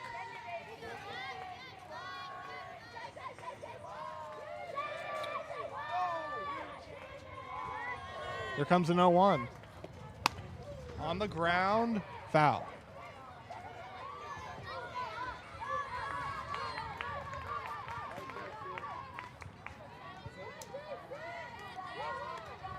So 0-2 to the pinch hitter White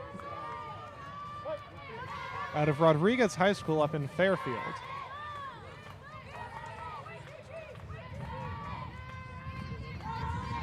White, 29 games played for this season. 0-2 pitch. In the dirt, 1-2. .357 on base percentage for her coming into this tilt. She's clearly been a weapon for the Otters thus far. 1 ball and 2 strikes.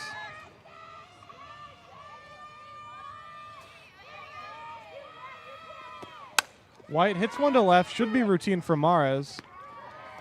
2 down. That ball tailing away from Mares. Good play for her. Just come in, get underneath it. So back to the top of the lineup for the leadoff hitter and Kentucky native Leah Madden.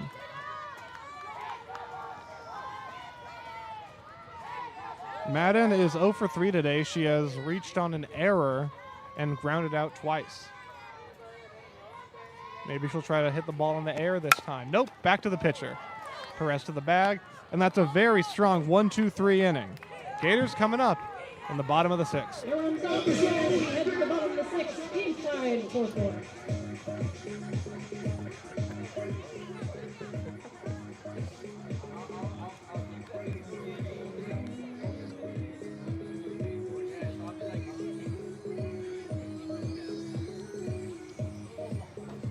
Re-enter 15 and re-enter 5.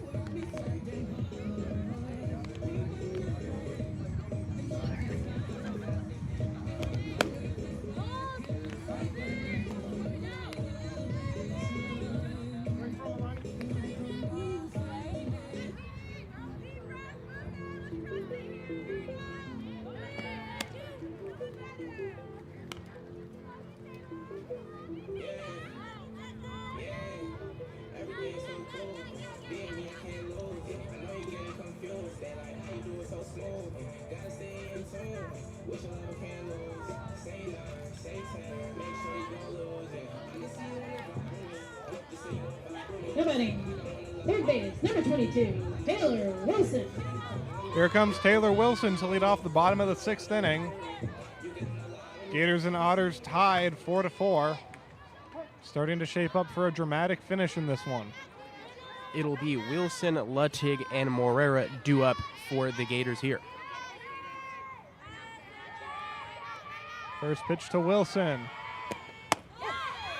Called strike at the top of the zone. Maciel starting to give that part of the plate again. I mentioned earlier Wilson's power hitting prowess in high school and how she doesn't have a home run yet in college. This would certainly be a cinematic and dramatic time for that to happen. Didn't get the call there, 1-1. Maciel pretty stingy with the edges of the zone there. That one just off the top. Corners in for the Otters, anticipating a bunt. 1-1 to Wilson. Changeup lifted to center. Alba coming in. One down. Looking over at San Bernardino, San Marcos just mercy ruled them through 5, a 10-0 win. I mean, no disrespect to San Bernardino, but that feels pretty expected, considering how insanely good San Marcos is this year. So here's Anissa Luttig.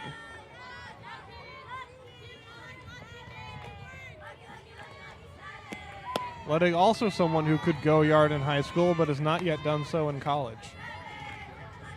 San Marcos starter in that game went 5 innings of 3-hit ball, lowering her ERA on the season to 1.21. Yeah, that's part of the reason why they're so good. Heavily favored to win the CCAA tournament next week. Luttig takes low, and she's ahead in the count 2-0.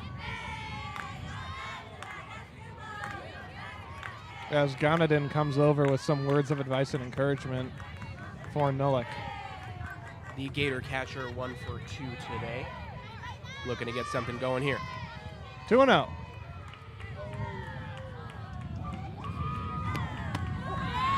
Caught that upper part of the zone. Maciel still giving that call, and it's 2-1. At some point, the Gators are going to have to start swinging at that pitch.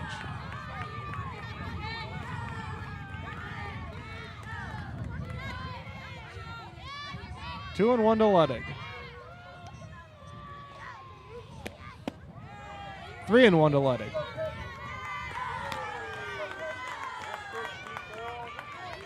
The 9th place hitter is on deck. Moscardi pinch hit for Morera in the 4th, but it looks like Morera is in the on-deck circle, so you would figure she would re-enter. 3-1 count. And the pitch. Ground ball to second. A bit of a bobble at first by Martin, but she's able to grab it before Luttig gets to the bag, and that's out number 2.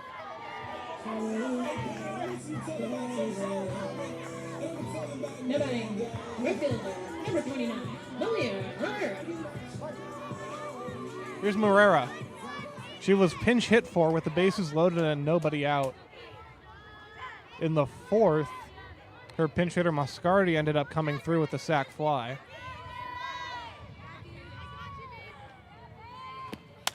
That's a little nubber to third that's caught by Ganadin, and the Gators go down 1-2-3 in the 6th. Well, now if the Gators are going to win, it's going to be a walk-off. Team's tied 4-4.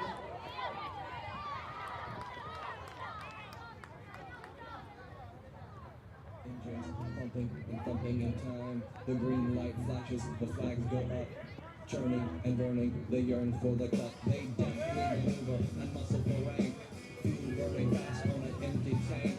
Reckless and wild, they pour through the turns, their prowess is potent and secretly stern. As they speed through the finish, the flags go down, the fans get up and they get out of town. The arena is empty, except for one man still driving and striding as fast as he can. The sun has gone down and the moon has come up, and long ago somebody left with the cup, but he's riding and striding and hugging the turns and thinking of someone for whom he still burns. He's going the distance, he's going full speed. She's all alone in a time of need, because he's racing and racing and riding a horse. He's riding and riding and riding on his horse. He's going the distance.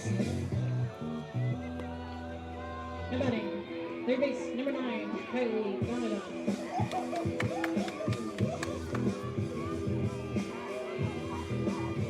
The 7th inning is here. We are tied at 4. Alexis Perez still on the mound.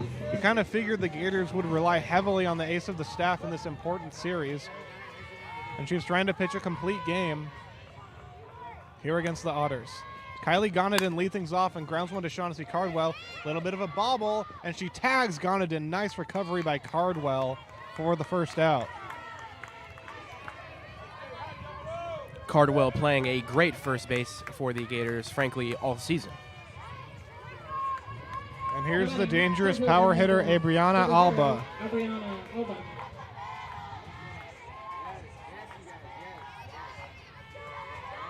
Very scary at bat facing Alba and her 11 home runs. And a tie game in the 7th. That one's in the dirt, ball 1. Alba 2 for 3 today with a double and a single. She struck out in her other at-bat.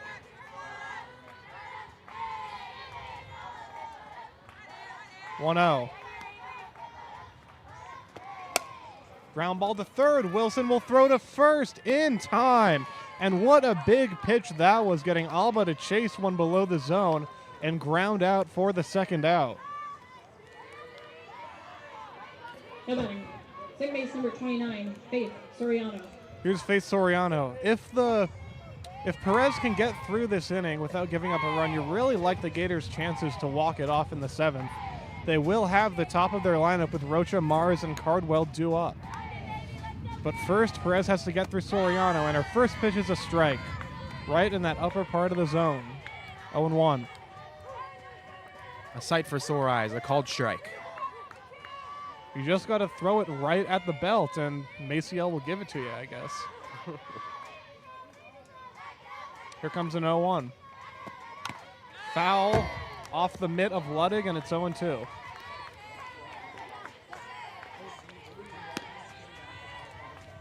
Perez has pitched pretty well, all things considered, today.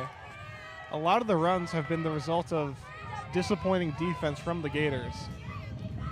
But in a vacuum, she has been excellent. Trying to put the finishing touches on a complete game and give the Gators a chance to walk it off. That one's in the dirt, 1-2. A throwaway pitch in the 0-2 count. Certainly a lot of pressure taken off of this Soriano at bat, as her 2 RBIs have come off of sac flies, so no runners on here. Attack the zone. She does have a little bit of power. She hits this one in the air to right. Morera should be there. She makes the catch, and we will go to the bottom of the 7th, tied at 4. Bottom of the 7th, the game is tied 4-4.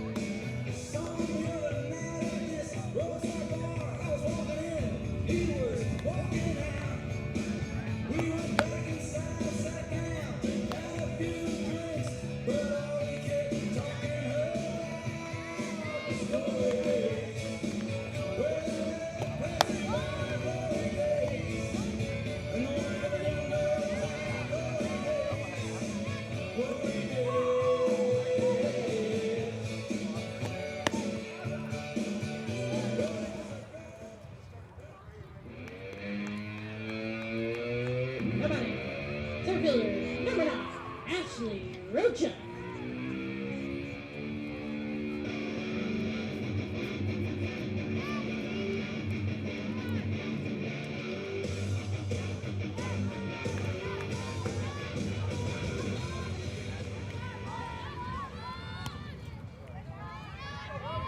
So here's Ashley Rocha trying to start something in the 7th inning for the Gators. A run wins the game. And if you're thinking about a cinematic storybook walk-off home run with Rocha, think again. She is a senior and has never homered in college. Her job is more to get on base and set it up for the rest of the lineup. She takes strike 1. She singled to lead off the game,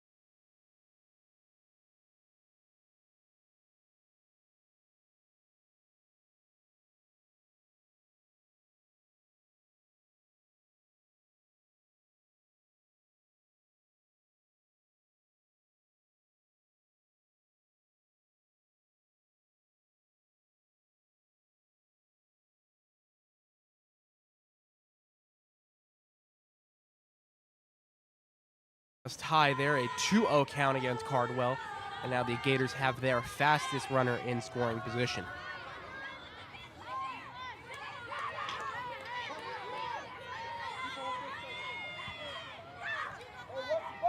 Two balls, no strikes.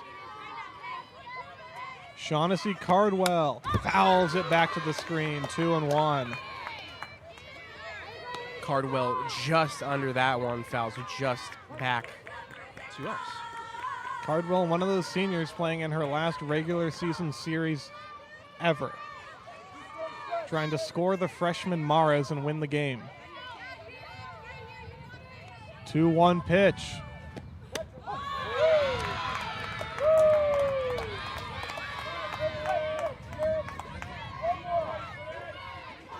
Newlick getting some good emphasis under that one. Fires it off on the inside part of the zone. She's surely to feel a little fatigued at this point, over 85 pitches. 2-2 to Cardwell. Here's a line drive, knocked down at second. Mares is going to hold on. Cardwell is safe at first. So really a great play by Soriano. May have saved the game for now. But now, Mares is at third. Even a shallow fly ball might score Mares. It depends how aggressive Alicia Reed will be as the third base coach. But this is a big opportunity for the Gators. Winning run at third, and I'm sorry, Cardwell was out at first. So there's 2 outs, and Jordan takes strike 1. Newlick fires one in there, immediately threatening against Jordan with 2 hits so far today. So it'll take a hit or a mistake to win the game for the Gators. Jordan does have a 2-out RBI in this game. That was back in the 3rd inning. The 0-1. Upstairs, 1-1. Jordan really wanting to get a good swing under this one here. Jordan, the 4-year Gator, playing in her final regular season series ever. A chance to win the game. The 1-1. Shot foul. She was right on it. Just a little bit out in front. I'm sure she'd like to have that one back. A good swing nonetheless. Now over 90 pitches for Newlick.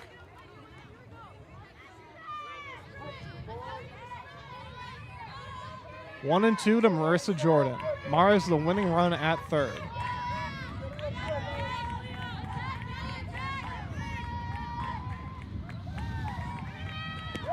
Popped foul. Jordan battling. Still 1 and 2.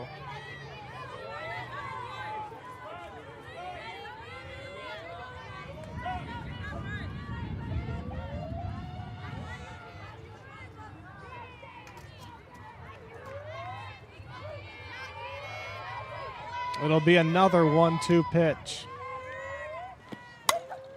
Fly ball, left field. And we're going to extra innings.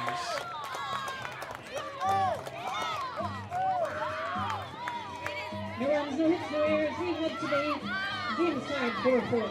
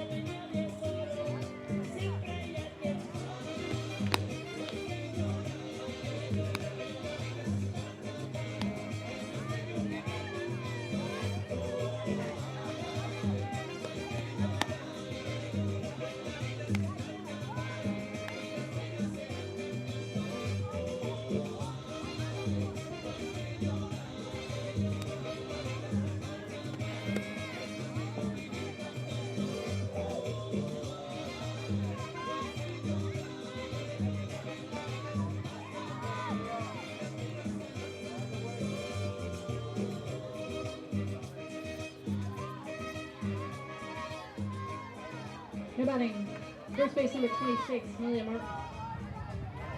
Well, we're here in extra innings in the first game of this doubleheader and 4-game series. The last series of the year between the San Francisco State Gators and the Monterey Bay Otters. Malia Martin leads things off and hits one pretty well into left center field, but Morris tracks it down for the first out.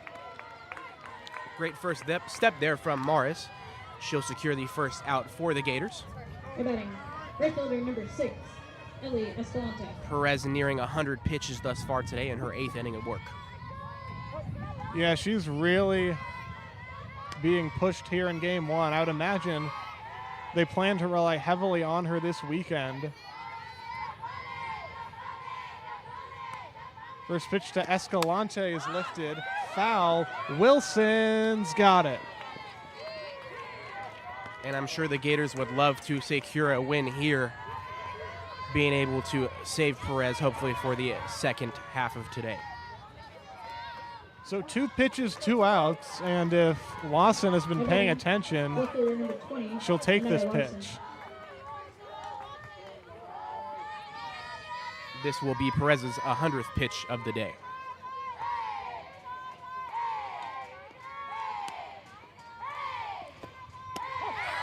And it's a strike. That's got to be the lowest strike called in this game, and it's 0-1. Maciel been very stingy with the lower half. Well, really any edge of the zone, but especially that lower half. Perez able to bite one off there. Lawson 1 for 3 today, came into the game hitting .229. She lines this one hard into right field. Malia Morera's got it. And that's a 1-2-3 8th inning for Alexis Perez. We'll go to the bottom of the 8th. Gators will try to walk it off again. The game is tied 4-4. Is that 3 pitches?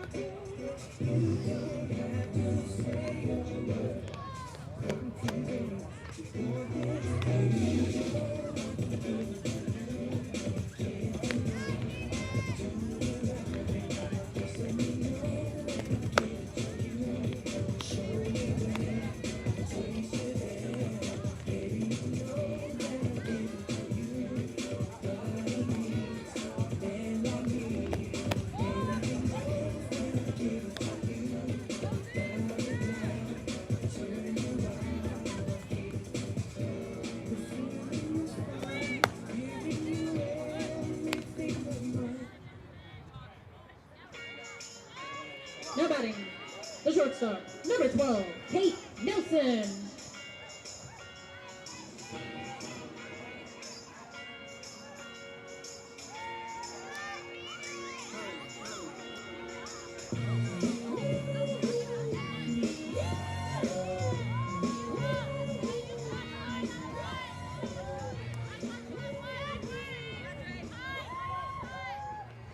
Kate Nelson will lead off the bottom of the 8th for the Gators.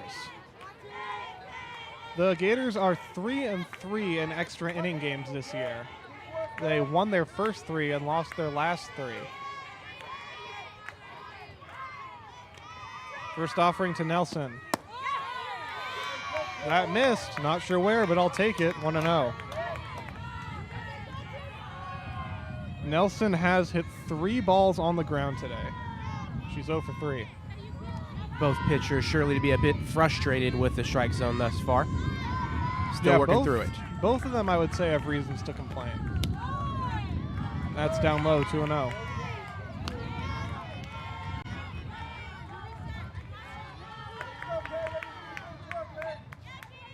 Nelson came into this game hitting .364. She's got 2 home runs on the year.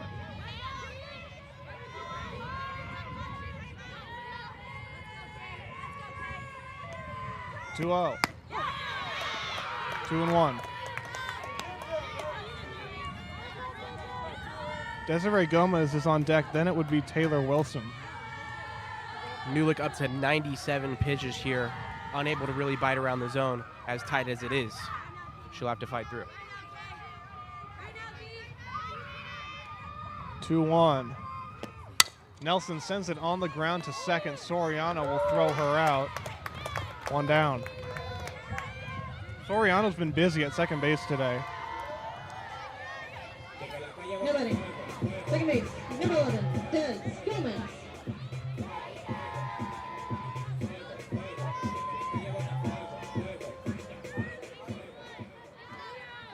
Now here's Desiree Gomez.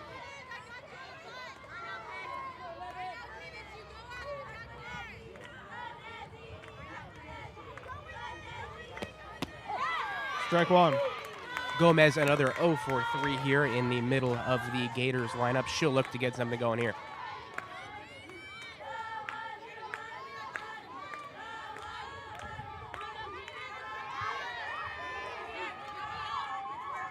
The 0-1.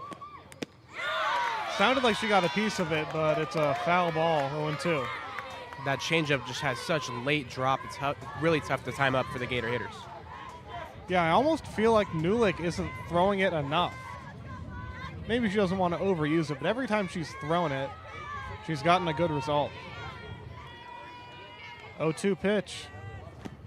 Gomez hits that into left center field. On the run is Alba, and no one's going to get there. It's down into the wall. Gomez on her way to second, on her way to third. The throw, not in time. It's a triple. It looked like the Otters outfielders were signaling that it was stuck under the wall. No call by the umpires. They were able to throw it in, so it doesn't look like it was stuck anyway. And that is a 1-out triple for Desiree Gomez. A perfectly placed pop-up there by Desiree Gomez. The center fielder, Alba, and the left fielder, Lawson, both trailing towards it. They both attempted to lay out, but just perfectly placed in between them. And now the Gators are threatening with a runner on third and 1 out.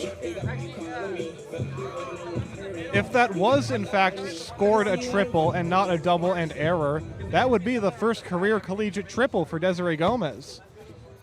Nice time for it. After not getting a hit today, she goes ahead and puts a triple on the board in the bottom of the 8th. My, oh my, did the Gators need that.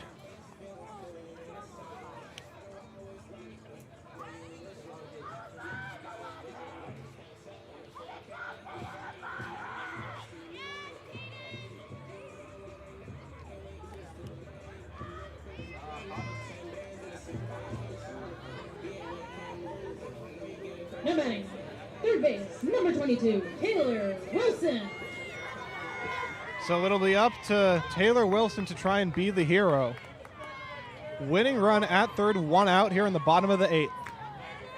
Gomez has pretty good speed out there at third. First pitch from Nulick to Wilson. Fly ball, shallow, right side, caught by Soriano, and that's an unproductive second out. A 1-pitch pop out, exactly what the Otters wanted.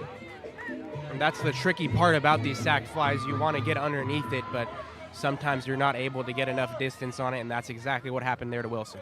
So Anissa Luddig is due up. There doesn't appear to be anyone in the on-deck circle. So are we going to see a pinch hitter? Coach, 3 for 7. 3 for 7 now hitting. Taylor Rapp set to come in here for Ludwig. Taylor Rapp does have a walk-off this year. She hit a sac fly in one of the quasi-early season tournaments. And one of the very few seniors on this Gators roster. She's hitting .279 so far this season with a .653 OPS. Yeah, she's one of the 3 catchers they have. Luddig has gotten the bulk of the playing time. But man, what a pressure time to come up as a pinch hitter after not playing so much lately. Rapp trying to be the hero. First pitch is a strike. Rapp 1 home run in her college career in her sophomore year over at Sonoma. Yeah, after they cut all their athletics programs up at Sonoma State, Rapp ended up here. 0-1. In the air to left, shallow. It's going to be caught. The Gators get a one-out triple from Desiree Gomez, but cannot score, and this game moves on to the 9th inning. No runs, 1 hit, no errors. We head to the top of the 9th. Game is tied 4-4. They cut the baseball program, so you get to call a baseball game.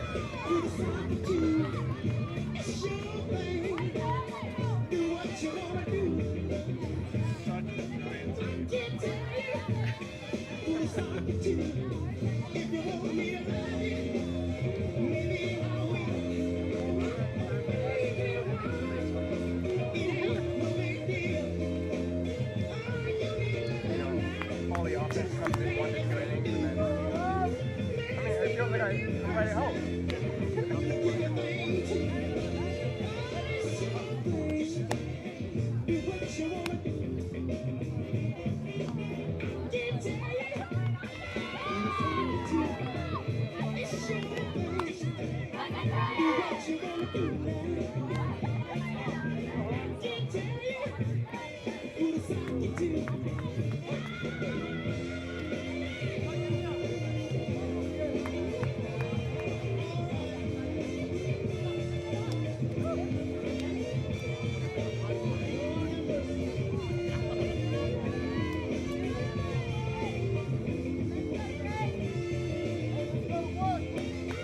Taking the catch, number 3, Taylor Rapp.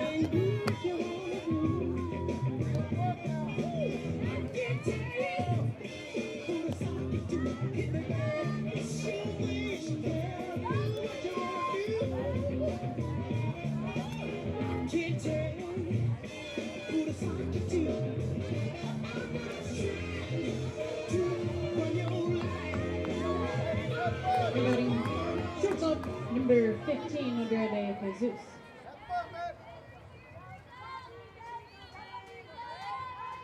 Andrea De Jesus will lead off the top of the 9th after being pinch hit for her last time up. She pops up the first pitch. Taylor Rapp, who stays in to replace Luddig, makes the catch. It sounded like Shaughnessy Cardwell from first base was screaming, "Rapp, Rapp, Rapp." That's not something you hear often. Usually players call it for themselves, not for someone else, but it all worked out, a one pitch out. Alani Uriarte. And Alani Uriarte, who was also pinch hit for, will step into the box. Perez entering her 9th inning of work, and she's settled in. Uriarte takes strike 1. Nice changeup from Perez. Well, an extra inning game is not what either team wanted. I assume they both really want to push their pitchers to the max in this series, and it's going to be hard to do that. Harder to do that, I should say, the longer this game goes on. Uriarte takes a ball. Man, that looks so similar to the first pitch that was called a strike. 1-1. I'm sure the pitchers would both appreciate a little more consistency behind the plate. Here comes a 1-1. Foul. Perez in her 9th inning of work today. 137 innings of work for her on the season. She's been the ace of the staff and the workhorse. Top of the lineup waits on deck with Leah Madden. 1-2 to Uriarte. Little nubber. Foul.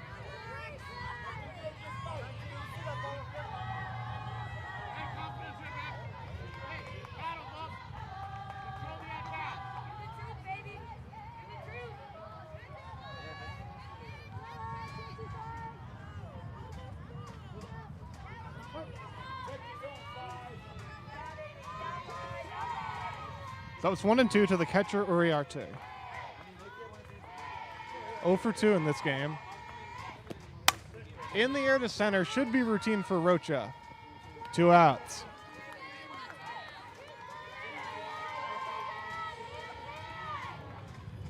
part of what has made Perez the ace of this staff has just simply been her ability to settle in. Despite giving up runs, despite having tough innings, she comes back, she'll put together a couple 1-2-3s and keep it pushing. Yeah, more than a couple 1-2-3s. She's actually retired the last 12 hitters in a row.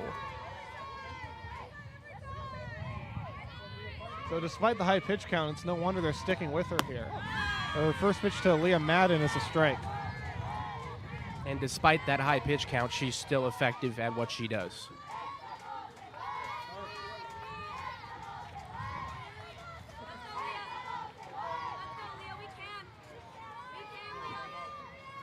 A 1. Big changeup. Where did that miss? Oh my goodness, 1-1. I try not to be too hard on umpires because their whole job is basically getting yelled at, and I do have sympathy for that, truly, but it's confusing today. I'll say that. This is a foul tip into the glove for strike 2. Perez developing a bit of ownage on Madden, 0 for 4 thus far today, although she reached on an error. It was soft contact otherwise. Yeah, she's hit 4 ground balls in this game.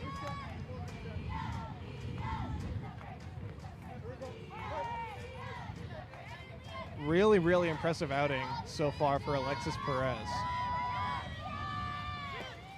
Way upstairs, that changeup slipped out of the hand, and it's 2-2.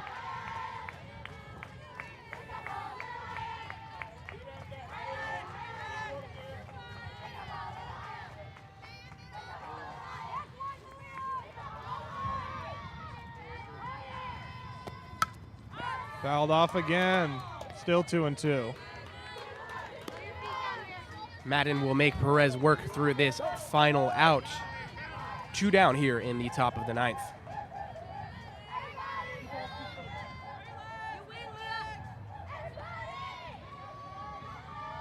Here it is. Fouled off again.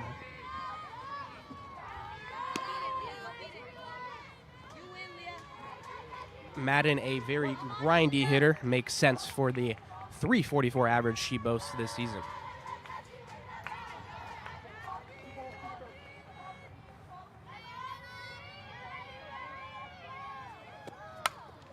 Fouled off again. She just keeps running up and just swiping at these balls, and they are going foul.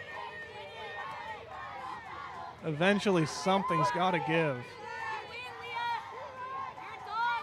Maciel, the Santa of softball, seemingly a never-ending pocket full of them. Magic pockets. Chopped. Gomez. No! Madden reached. Again, we're kind of blocked off down there. So the streak of 12 consecutive batters retired is snapped. And for the first time in a long time, an Otter will bat with a runner on. This is Kylie Gonadin. Maciel showing off, or not Maciel, Madden showing off some of her speed there. Able to beat out the grounder. That'll be a single for her. That's high, 1-0.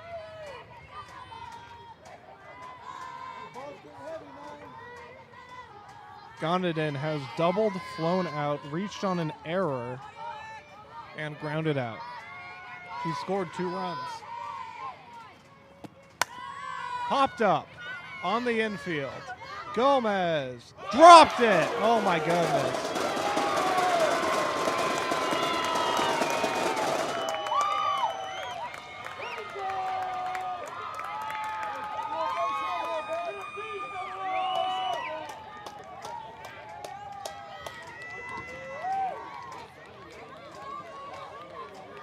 Unfortunate there for Gomez. She's focusing on calling for the ball and where it's going, and unfortunately there.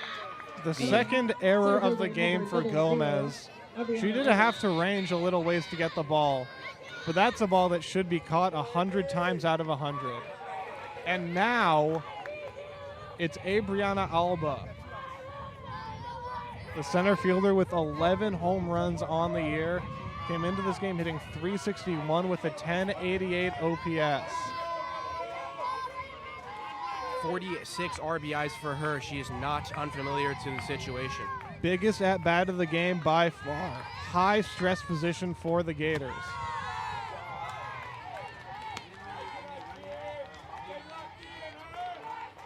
And Perez, who has been flowing up until now, has to feel a little bit shaken after that error. Well, she's continued to get weak contact. Hoping to have the same thing happen here with Alba. I genuinely have no idea how those last two pitches were called balls. Could very easily be 0-2, but it's 2-0. Maciel being very stingy on that outside half. Base hit. Otters lead.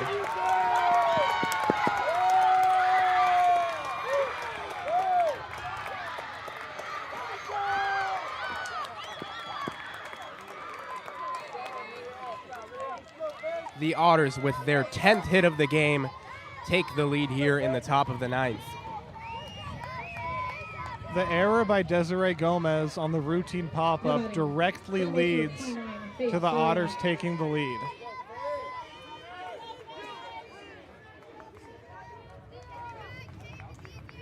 So now here's Faith Soriano.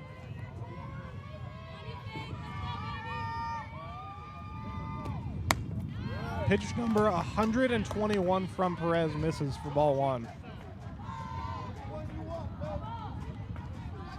Soriano's got a couple of sac flies in this game.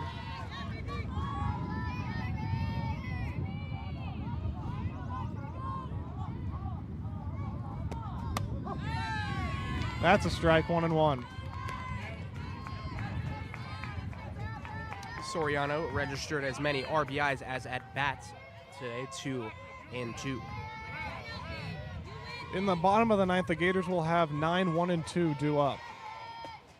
Soriano hits this into right center field. A long run for Morera, and she tracks it down, but not before the Otters take the lead thanks to some detrimental defense by the Gators. They'll try to tie it or take the lead in the bottom of the 9th.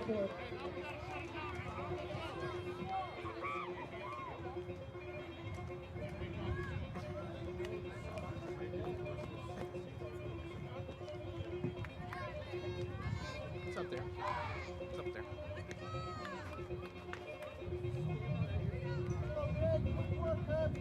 Especially after burning Perez as much as they have.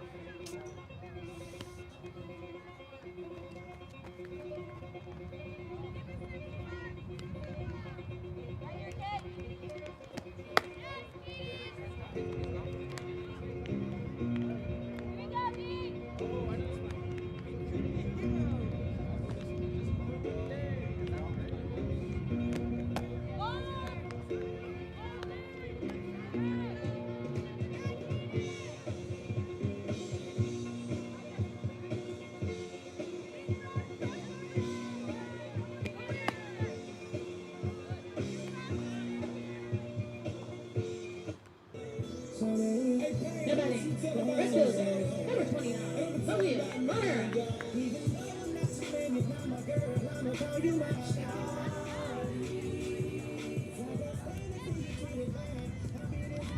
Here's Malia Morera to lead off the bottom of the 9th.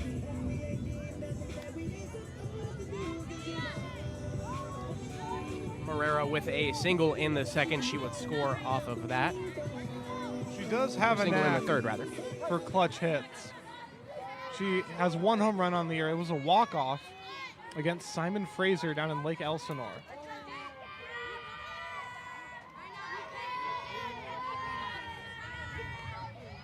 First pitch.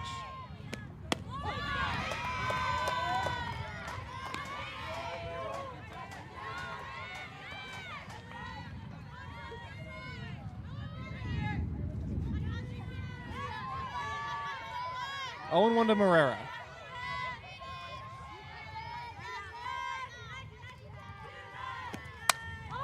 Fouled off and out of play, and she's behind 0-2.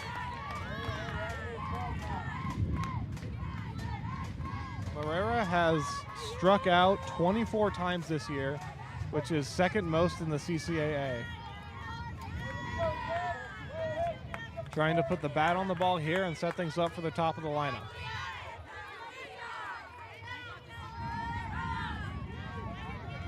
Oh, 2 from Newlick.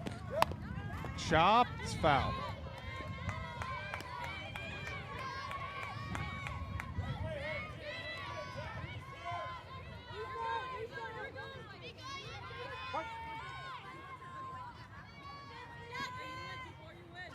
They always tell you to take it one at bat at a time, and Moreira has to be doing that just about now. One hit for her thus far today, and she'll be looking to get on base for the Gators. 2 strikes on her already. Well, the Gators have had quite a few comeback wins in extra innings, in which they were trailing in extra innings and then came back to win. So a win is still certainly not out of the realm of possibility. But they've got work to do against Newlick, who hasn't given up a run since the 4th inning. They'll look to take some grindy at-bats here with the top of the line coming up. Rocha and Morris due up after Moreira here.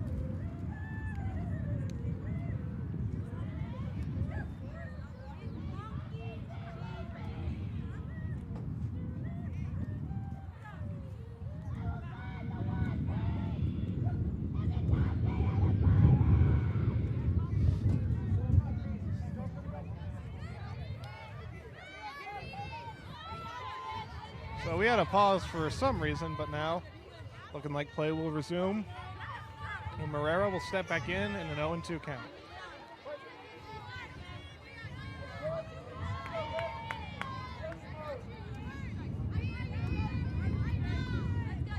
Here comes an 0-2. On the ground, back to the mound. 1 down.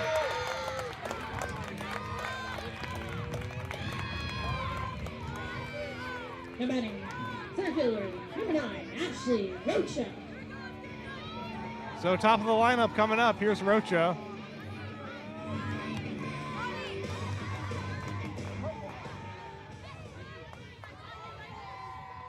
Outfield playing very shallow. If she can find a gap, she could run for a while. Rocha, a capable runner. We'll see what she can do here.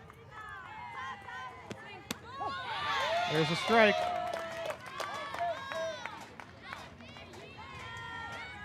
Mara's on deck, then it would be Cardwell.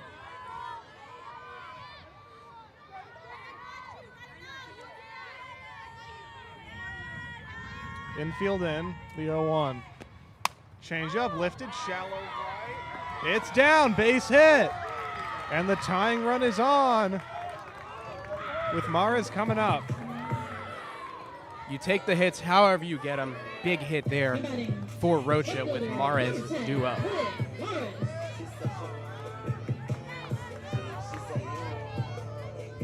Maris' job here is to just keep the line moving and put Shaughnessy Cardwell in a big spot. And with Cardwell on deck, this becomes one of the bigger at-bats for the game. Can she move the runner up? Definitely look for Rocha to be on the move here. She starts, then stops, and Mares takes ball 1. This crazy back and forth game in which in the last 2 innings, the Gators have had the winning run at third and couldn't get her across. And the error by Desiree Gomez with 2 outs in the top of the 9th allowed Alba to get the go-ahead hit. There's a strike, and it's 1-1 to Mares. And that single by Rocha in the first where they were unable to score her, that will also hurt if they can't get it done here. A lot more missed opportunities and miscues than the Gators would like in this game, but they've still got a chance to forget all about that. Mares bunts. Not an easy play. And out at first. And now the game finds Shaughnessy Cardwell.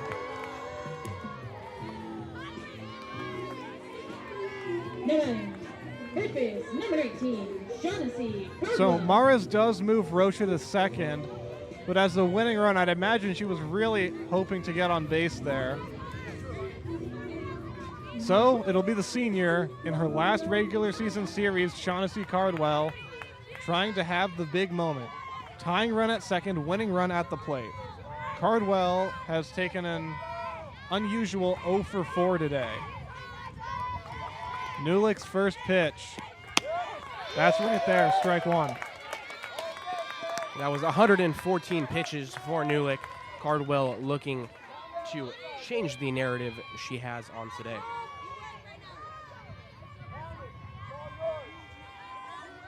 Oh and 1 to Cardwell.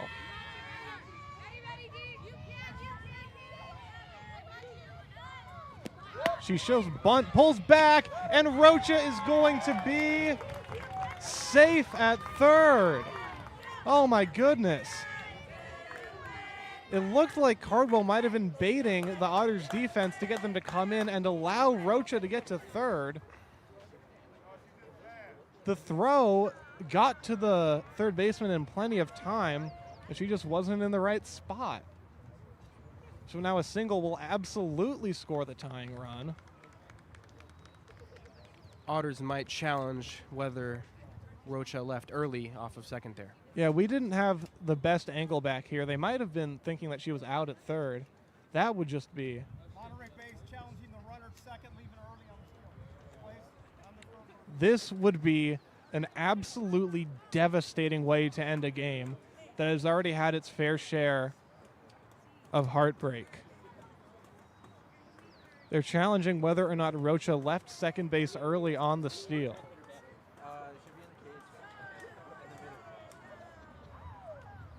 If this is overturned, the Otters win. If it stands, Cardwell will have a chance to tie it or even win it.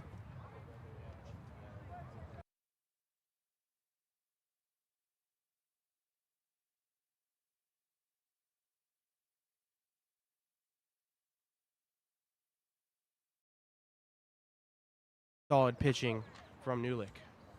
This is a game where you just can't afford. The Gators have made a few too many. Every win is so important in this final series as the Gators look to sneak into the playoffs. 4 errors.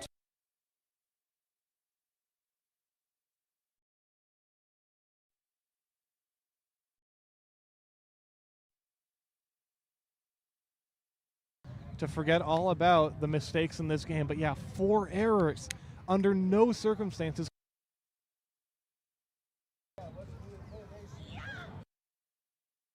Especially when you consider like makeable ground ball fly to second base, you're really going to need to make those plays, and that's really hurting right now.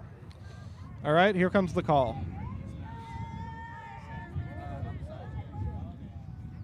After further review, calls changed. She did leave. So, Monterey Bay has won this game. After Ashley Rocha left second base early, that's how the Gators lose. And I don't want to harp on this too much because I'm sure nobody feels worse than Desiree Gomez, but that dropped pop-up with 2 outs in the top of the 9th allowed the go-ahead run to score in the next at-bat. The Gators lose 5-4 in extra innings. What a terrible, tough, heartbreaking loss this is in the pennant race when every win is so important. Well, it's not all done today. We'll have Game 2 for you here from BECA Media in about 30 to 40 minutes. I've been Brennan Dumanil-Vickers here with Gabe Rodriguez. We'll see you again soon.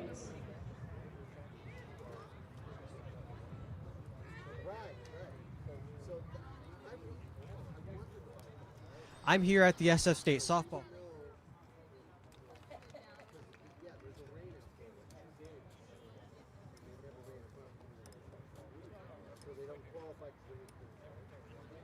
How do you think the team has grown over the season? Definitely a lot of team growth in the department of buying into it. We always talk about buying into the way of softball here at SF State and our style of play, and being okay with asking questions, but also that curve that it takes for us to kind of all go in the same direction, no matter if you're a first-year person here or a transfer. it takes a little bit to understand our play style. So I think the biggest development would be like play Gator softball the way it's supposed to be played. So I think our biggest development so far would have to be that, learning how to play softball the Gator way, if you would, and executing and being confident in executing that. What is the team currently great at doing? What is something that the team could improve on? Our team currently is really good at just being loud and sporadic and making a lot from nothing. I think one of our strengths is always, like, we talk about being like, oh, the brain rot and stuff, but like really finding a place for that in softball is crucial because noise is like the key factor. You can go to a field and know like who's winning, who's losing, by who's making a lot of noise and who isn't. The team that's having fun, the team that most likely is winning. And so I think that's what our really strong suit is, like finding ways to make something out of nothing and like generate the energy and the positive momentum to push that starts really from the dugout and it goes to the field and to hitting. I think our team has grown a lot this season. Our team being so young and so new, I think there's a lot of firsts going around, and I think that our team really battled those firsts really well, and we have grown a lot closer and figured out how to work together really well over this entire season and just take on collegiate softball, because collegiate softball is way different than like travel ball or wherever they had come from previously. So yeah, I think we've grown a lot in like just the physical aspect, the mental aspect, and I mean growing in the weight room, getting bigger, so that's always great too. And if you were to have advice for your former self who's just going into the collegiate softball, what would that advice be? I think if I had to give myself advice, it would be to just trust the process and, you know, take every opportunity for what it is. And, you know, it's like you might not always realize what those opportunities are for, but now looking back, I'm like, wow, every single thing that I've done here at SF State has really shaped my experience. And I'm so grateful for this experience, so I wouldn't change anything. All right, Coach, would you mind telling me your name and your role here? Yeah, I'm Nia Trinidad. I'm one of the assistant coaches here, focusing on mostly outfield and pitching. How's the team grown over this season? I definitely think we've grown as a team just by watching practice. You see girls covering balls that we probably wouldn't have covered in the fall, and we're really meshing as a team as we're going into this hopeful playoff run in our last series and our senior day. I'm really excited to see what we do. I think getting a game against East Bay helped us get sort of a push that we needed to hopefully get a few against Monterey. What's something that you think the team could improve on? I think in this season, this team is really good at picking each other up. I don't really know what like our expectation was coming into the season with so many new girls, and I think our team chemistry and our camaraderie of just like onto the next page, onto whatever, has always been really good. I think we just need to string good days along together. Thank you so much for your time, Coach. Of course, thank you.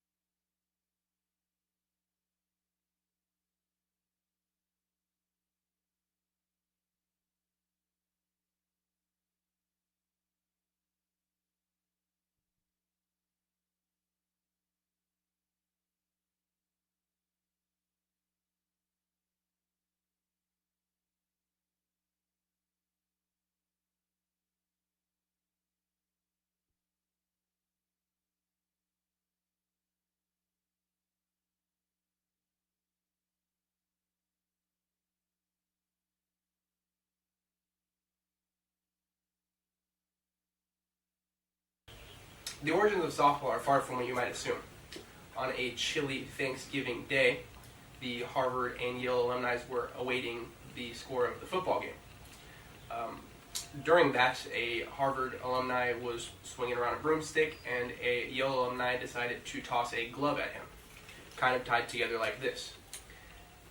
Upon that, there was a new idea that was sparked, and with that, George Hancock, the man that was coined with inventing this, actually tied a little rope around a boxing glove like this. Softball didn't always go by the name softball. It had other names in its inception, being kitten ball, mush ball, and pumpkin ball. It had a softer ball, so it could be played indoors or outdoors, and it was typically played with a broomstick like this one. It was like an improvised indoor version of baseball. As you can see here, our replica was made using a string of yarn, yellow yarn, to resemble a softball, and a boxing glove, everlasting boxing glove. No sponsorships here, but essentially we tied it together. It, kind of resembles a ball, and they did this with a rope back in 1887. So they're pretty resourceful. They knew how to have a little fun, and you'll see some clips of us messing around and having a little dumb fun.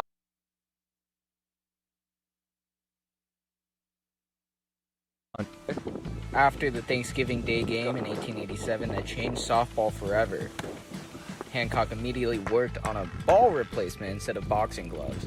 As you can see, great idea here based on these guys' swings. The game eventually was moved indoors playing with that softball to avoid breaking windows. And usually the balls, they varied in size from 12 to 17 inches. In 1993, the NCAA decided to move to the yellow softballs we know now. And I know they look green, but it's standard optic yellow, according to the NCAA.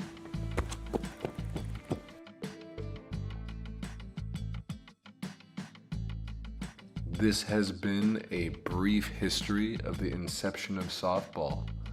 Thank you for joining us on this dive into the history of the sport.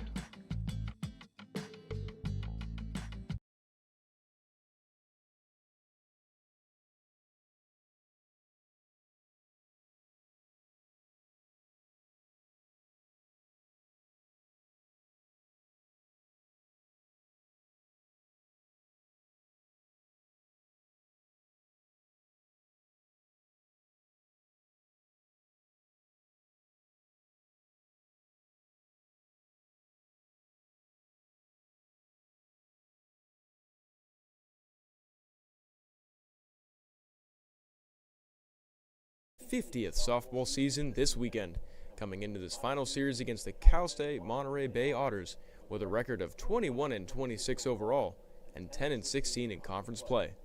That conference record has them 7th place out of 9 teams in the CCAA standings, meaning their playoff hopes are all but dashed for this season.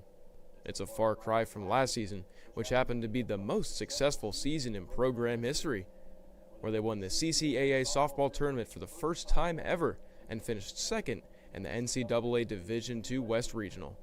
This year, they only had 5 players who carried over from that team, and they couldn't quite replicate that.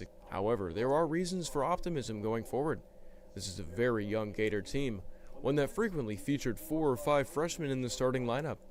They also only have 3 pitchers, 2 freshmen and a sophomore. Speaking of the pitching staff, they have a combined 5.62 ERA this year, highest in the CCAA, and more than a full run higher than the next highest team. Alexis Perez, Tori Hernandez, and Mims Kartakia are their 3 pitchers, and even though their stats aren't the prettiest, all 3 have shown flashes of dominance at points in this season. It stands to reason that they'll only get better with an offseason of training and the Gators coaches who can supplement the pitching staff this offseason if they feel the need. In the lineup, they're losing established seniors like Shanessie Cardwell, Marissa Jordan, and Ashley Rocha, but then again, it's been a young lineup all year. Freshman Malia Morera has shown a knack for clutch hitting and dazzling defense in the outfield. Freshman Taylor Wilson has started every single game, batting .291 and stealing 21 bags. Freshman Desiree Gomez is hitting .359, and sophomore Kate Nelson has the highest average on the team at .364. Perhaps most impressively, freshman Olivia Mayers is one of the best base stealers in all of D2 softball, and is poised to shatter records in that department as a Gator. Speaking of stolen bases, One bright spot for the Gators this year has been the aptness in the running game. As a team, they've stolen 125 bases, which puts them easily in first place in the CCAA and in the top 10 of all D2 schools. Mayors Wilson and Rocha are leading the way with 38, 21, and 18 stolen bases respectively, which amazingly puts them first, second, and third in the CCAA. It's because of players like those that the Gators should be looking to finish near the top of the CCAA again next year. Since it's been such a young team, most of the same players will be back, which will provide continuity and familiarity. After an off-season of training and recuperation, plus potential additions of new freshmen and transfer students, there will be plenty to look forward to for Gator softball in 2027.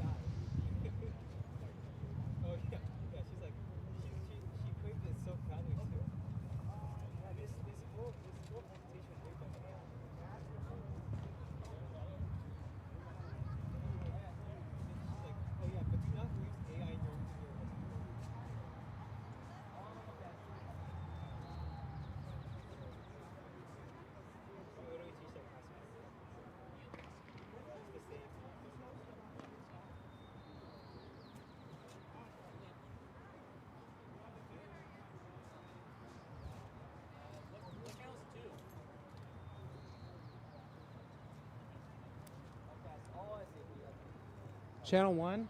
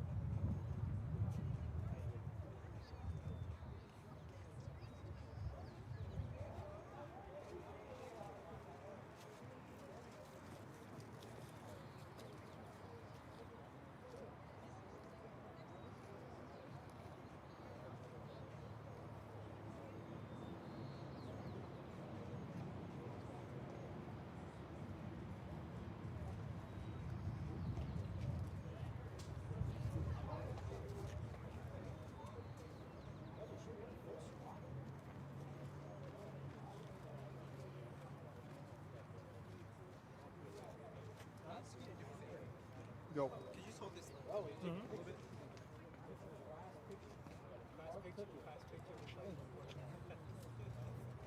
Whoever shows up after class. We've been here every week,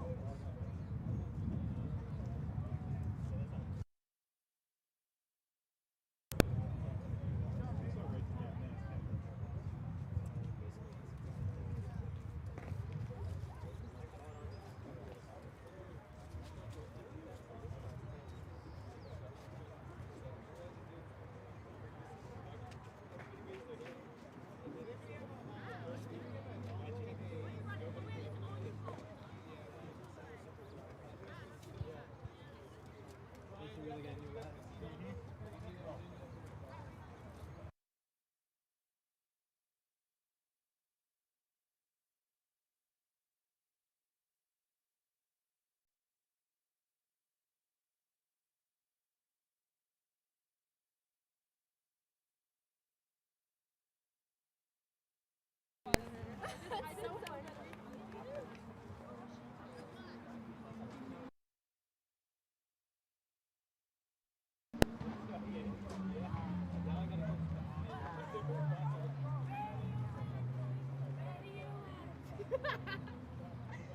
Oh, should that be Grace's new welcome song? Yeah, tell her next year she has to bring mine. Yeah, there's not a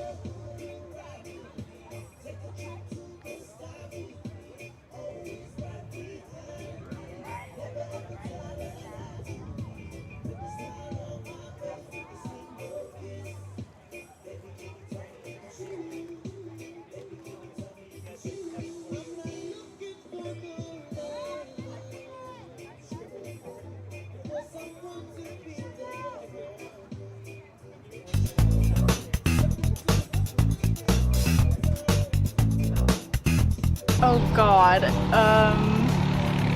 have no idea. 50 years old. 70? Like 50? Oh gosh. Like 20?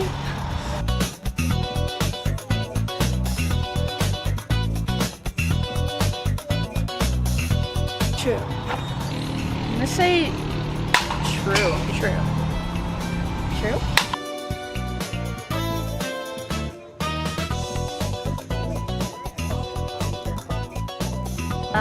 Uber? Maybe Microsoft?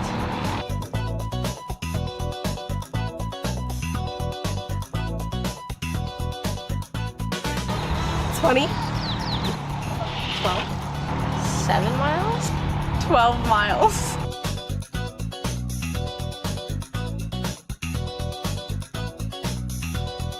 I'm gonna say Central Park? Is it all of the above? All the above? Is it bigger than Disneyland?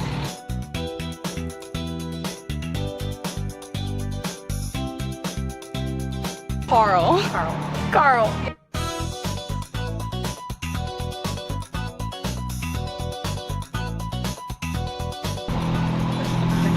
The alligator was 92 years old and like 100 years old. Big. 70, 80 years? 127?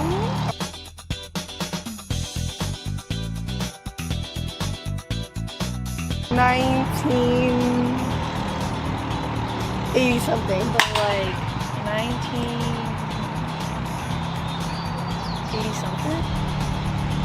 1985? Oh wait, we just had our 50-year anniversary, right? Okay, 50 years. 1976.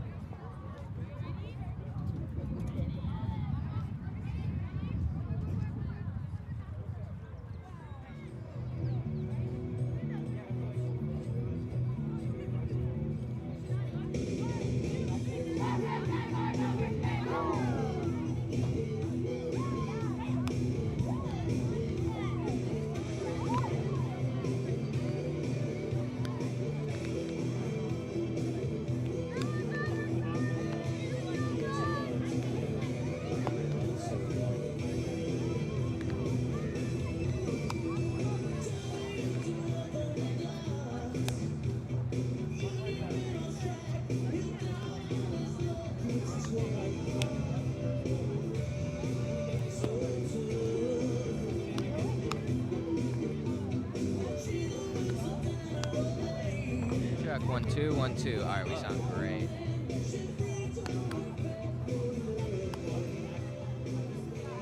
May have to leave at like around 6:15. Aiden said she can sub in at any time. What? Aiden said she can sub in at any time. Okay, perfect. Yeah, I just have somewhere to go, and the first game went way longer than I thought. Like,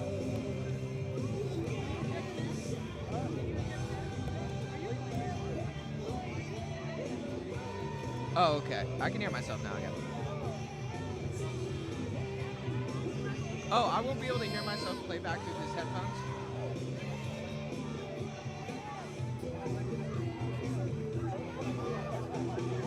Yes.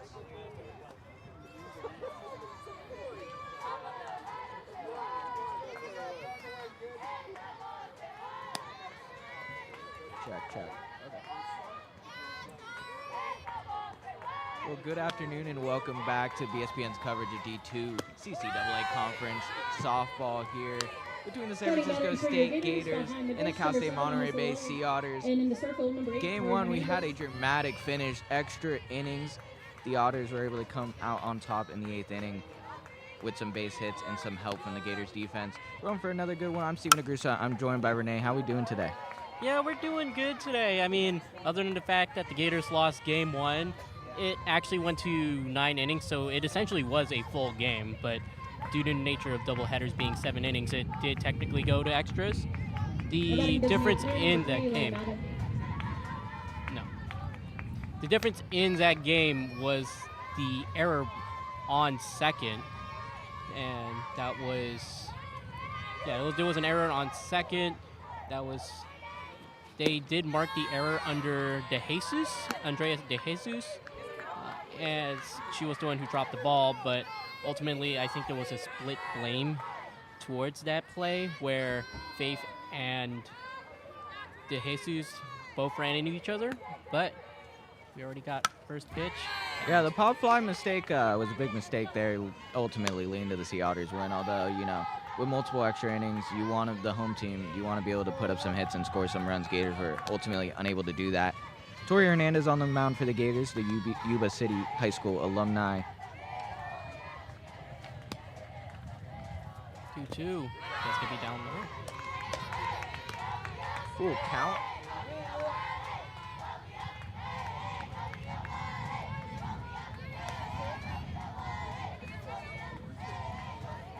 Yeah, and batting for the Otters, it's going to be Leah Madden. Do you have the lineup yet? Or? Yep, I have it. I'm doing play-by-play. Leah Madden in her junior year hitting .359 with no home runs, 8 RBIs, and on base percentage of .538. Real speed throw with 15 of 16 steals on the year. And already we're seeing a lot of what we saw in the earlier game. Otters fouling off pitches.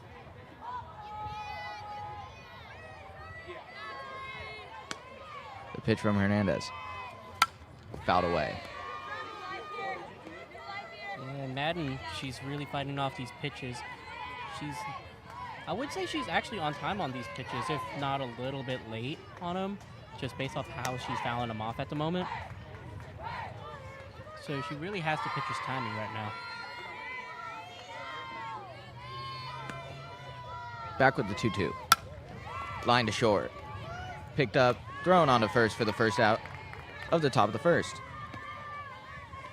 And inducing a weak grounders there. That is going to be a crucial first out for the Gators. You always want to start strong, especially after a defeat in the first game of the doubleheader. And especially after the shortstop being the position that cost them the game with the infield pop-up. It's good to see the shortstop routine play, get it done. Good for the Gators. One out here in the top of the first. That brings up Keely Ganaden, as that one's fouled down the third base line. 0-1.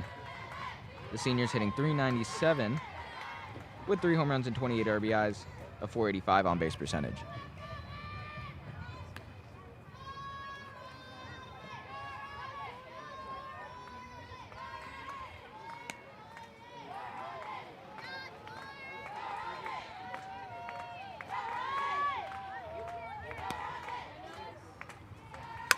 A bunt gets dropped. Back to Hernandez. Easy throw to first. Out number 2. Yeah, wanted to get a drag bunt down, just couldn't get it down the line. That's going to be an easy play for Hernandez there to get the out. It's good to see because I see a lot of Major League pitchers not able to make those easy ground ball plays right back to them. Able to throw it to first. Easy play, and it's great to make it out for yourself. That is true, although in softball, I would expect it to be a little bit easier. First base is closer to you. Ground ball to first from the first pitch to Alba. Bobble thrown to first, not in time. That looks like that will go down as an error on Desiree Gomez of the Gators. Abriana Alba reaches first on the error. Yeah, Cardwell, that was a tough grounder. I think they're going to score this as a hit. At least I would, because of the nature of that ground ball. It was. Yeah, you might have a better angle on it. I do have that pole right in front of my view.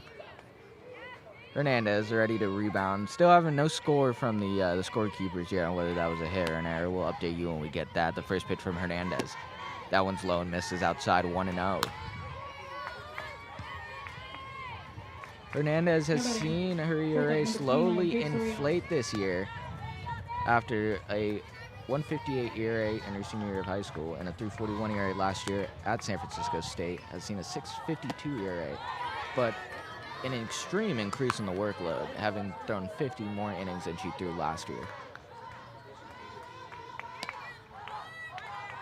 Hernandez now behind 2-0.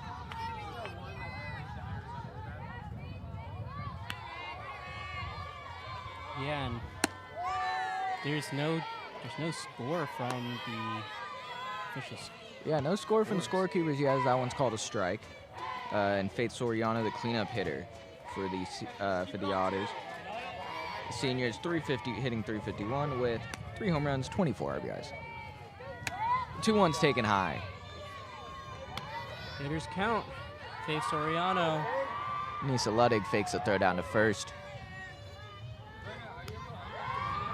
It's been cloudy and cold all day. 4-4 game for most of the game. Last game again, the Cal State Monterey Bay coming out with the lead and winning last game as that one's short fly ball to center field. That one's tracked down by Rocha, and that one in the inning. We're to the bottom of the first, no runs. Maybe no hits, depending on what the scoring is. We head to the bottom half of the first, no score. So they're calling that one an E3. It's exactly what I thought. An error on Cardwell there.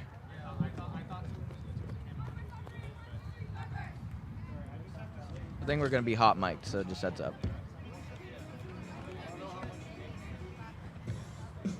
We don't have 2 copies of the lineup?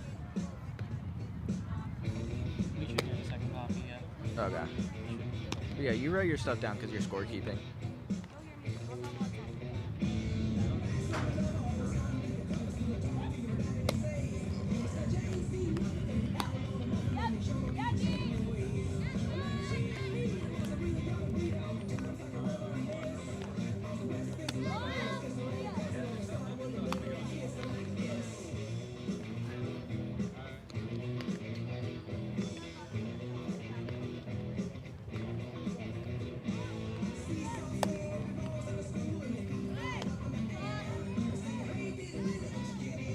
Bottom half of the first here at San Francisco State University. Welcome back to BSPN's coverage of Division II CCAA Conference softball between the Gators and the Sea Otters.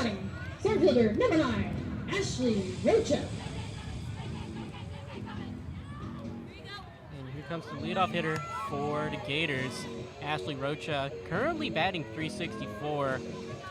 More known for getting on base rather than her slugging. Her slugging is actually 1 point lower than her on base percentage at a .434 slugging, .435 on base. But she does set the lineup well. That one's taken for a ball. The pitcher on the mound for Cal State Monterey Bay is Jordan Knutson. The freshman has a .520 ERA, 10-5 record in 23 appearances, 21 games started, 10 complete games, 114 innings. Overall, great workload for the freshman in her first year. That one's fouled down the line, foul. She gets ahead early, 0-2. Umpires today, At home plate, Spencer Crum. At first base, Phil Perkins. And at third base, Mark Maciel.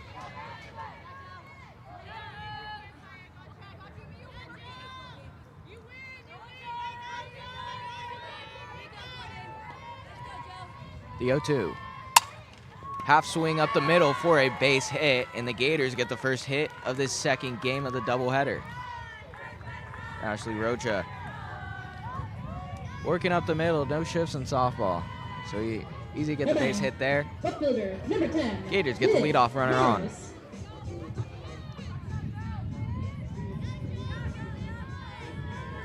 Gators were the comeback kids in the previous game, working all the way down 2-0. Back to the tie. Both teams had two two-run innings. Again, Cal State Monterey Bay taking the lead in the 8th. Gators hoping to get a little bit more offense, hopefully hold a lead in this second game of the doubleheader. As Olivia Mares steps up to the plate.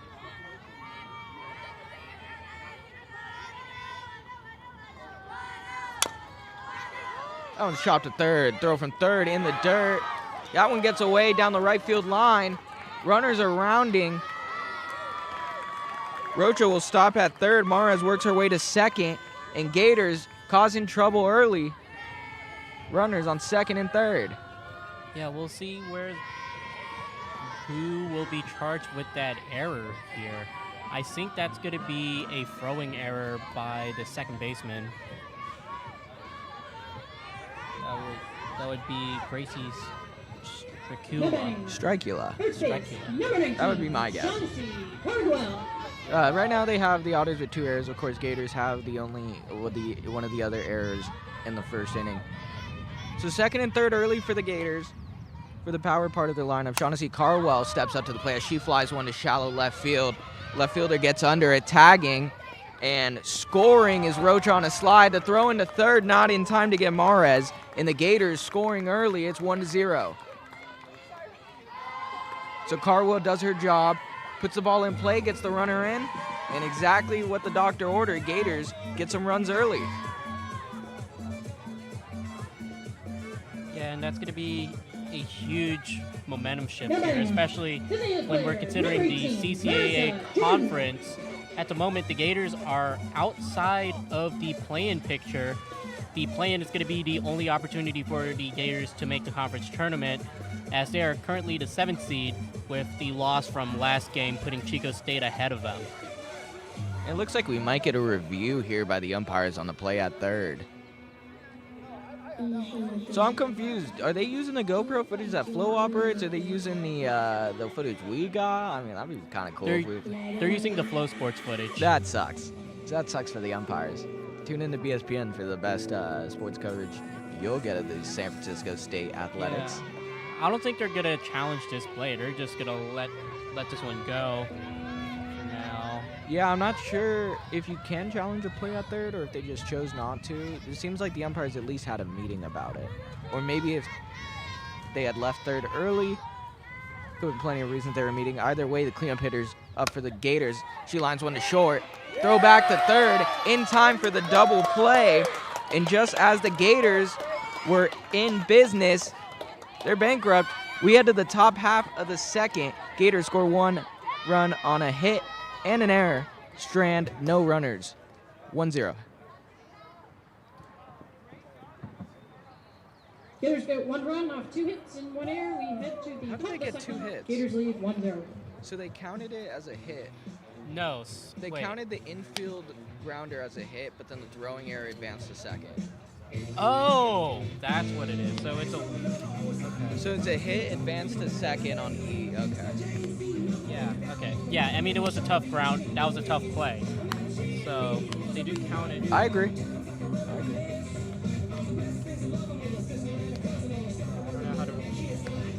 I don't know how to write that, to be fair, but... It'd be 1B. 1B, E4. Yeah. And then draw him going to second. Or going to second.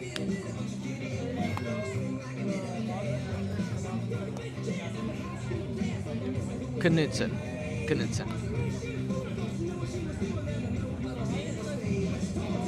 Huh? No, you're good. No, you're fine. Top half of the second here at San Francisco State University. We got the 5, 6, 7ers due up for Cal State Monterey Bay. That's Martin, Escalante, and Lawson. 26, Amelia Martin. Martin's hitting 250 with no home runs and 4 RBIs. Mostly uses a pinch hitter this season. Only her 6th game starting, 7th game starting now. And that first pitch, not necessarily the hardest take in the world for Martin there. The 1-0 from Hernandez. Late call, but a called strike indeed. 1-1.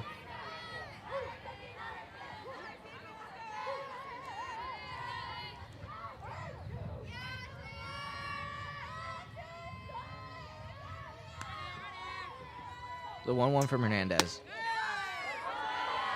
Just inside. 2-1.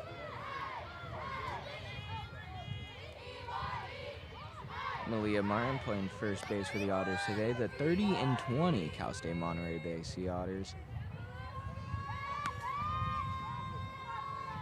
As the 2-1 comes in, that one's just a little low. 3-1.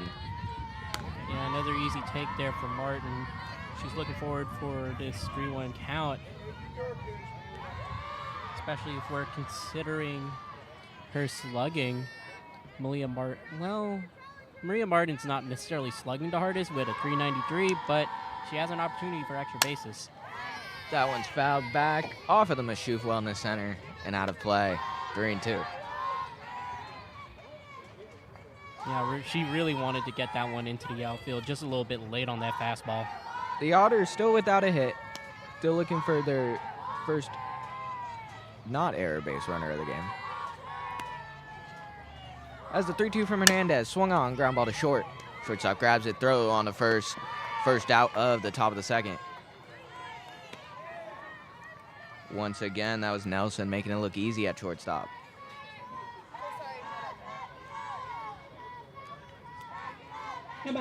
Kate Nelson, the sophomore from Monrovia High School in Southern California. Get a lot more opportunities on the Gators. Only had 9 at-bats last season, playing in 44 games this season.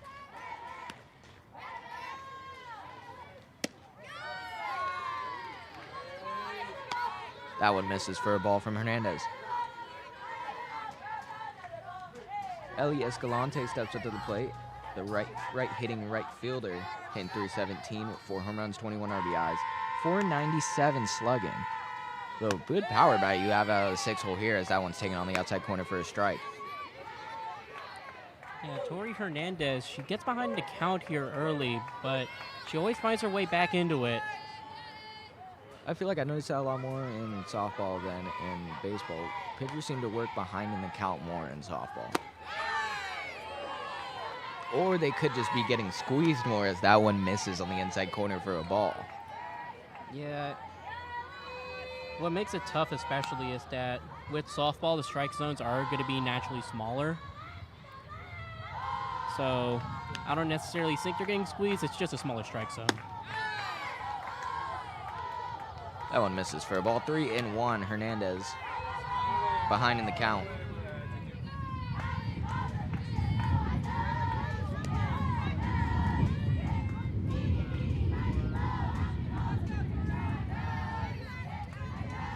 Hitters count for the Otters here. The 3-1. Ground ball. Second baseman picks it up, throws it on to first. 2 down. So the Otters getting into a lot of hitters counts, not able to hit hard contact off of Hernandez. All soft ground out so far. That was Gomez to Cardwell on the 4-3 put out there. Number 20, Amaya Lawson.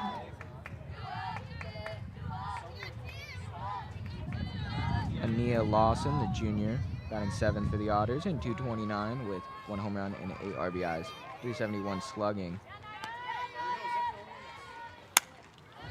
Another pinch hitting option for the Otters, only appearing in 37 games, but only starting in 25. Yeah, I find this is actually very close to the exact same lineup as they put out in the last game. The only difference is that they have substituted DeJesus out for Strecula. Making me flinch in the boot there as that one's fouled straight back, 0-2. Yeah, and so far Hernandez working through batters quite nicely here. Yeah, my mistake. I've sent 8 innings a couple times. That last game earlier in the doubleheader went 9 innings. Otters taking the lead in the 9th, 0-2. That one just misses on the outside corner. 1-2 from Hernandez.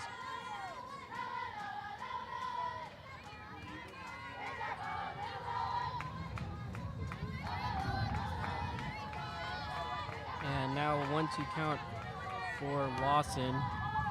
Lawson 1 for 4 in the earlier matchup. Grounds one to second base. Picked up, thrown on to first in a 1-2-3 inning for Hernandez. No runs, no hits, no errors for the Otters. We get to the bottom half of the second here on BSPN.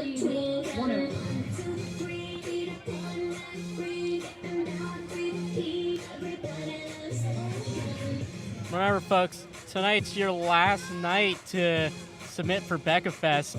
So if you haven't done so yet, do it. I don't know.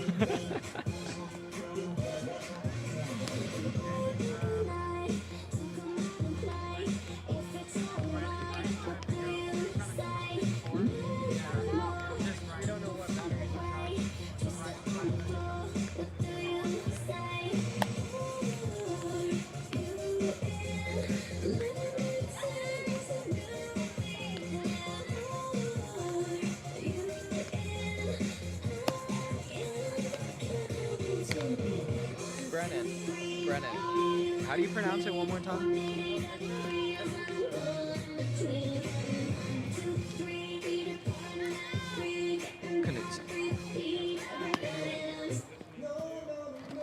Bottom half of the second here at the cloudy, overcast San Francisco State University.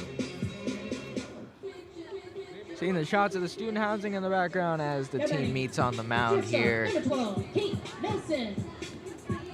Knudsen out for her second inning of work. Getting out of trouble with second and third, 1 out, only allowing 1 run and then getting a line-out double play in the last inning.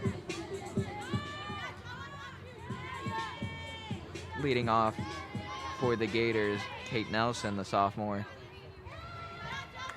Playing in 40, starting in 40, 2 home runs, 16 RBIs, and 468 slugging.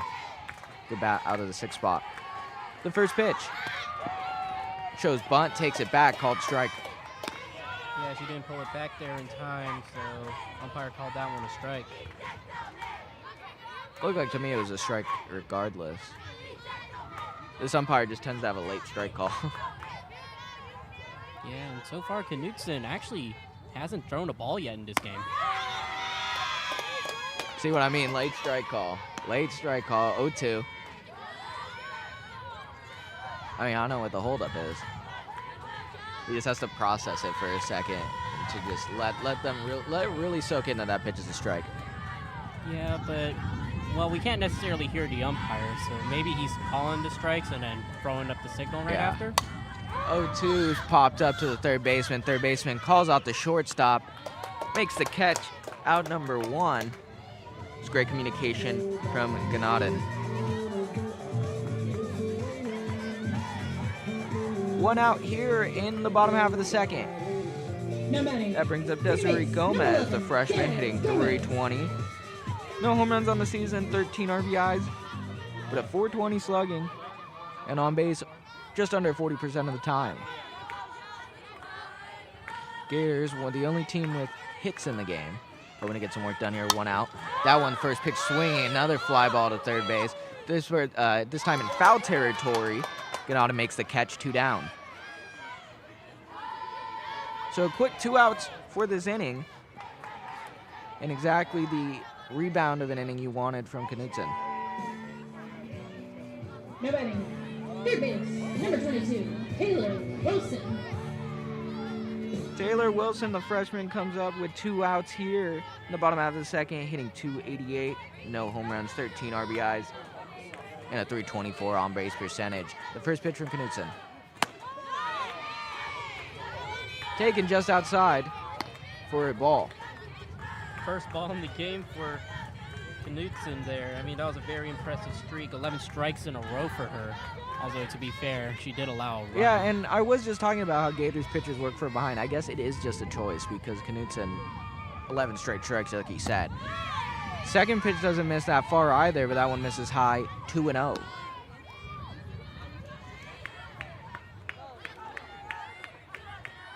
How do we feel about ABS, Renee? Bring it to softball or?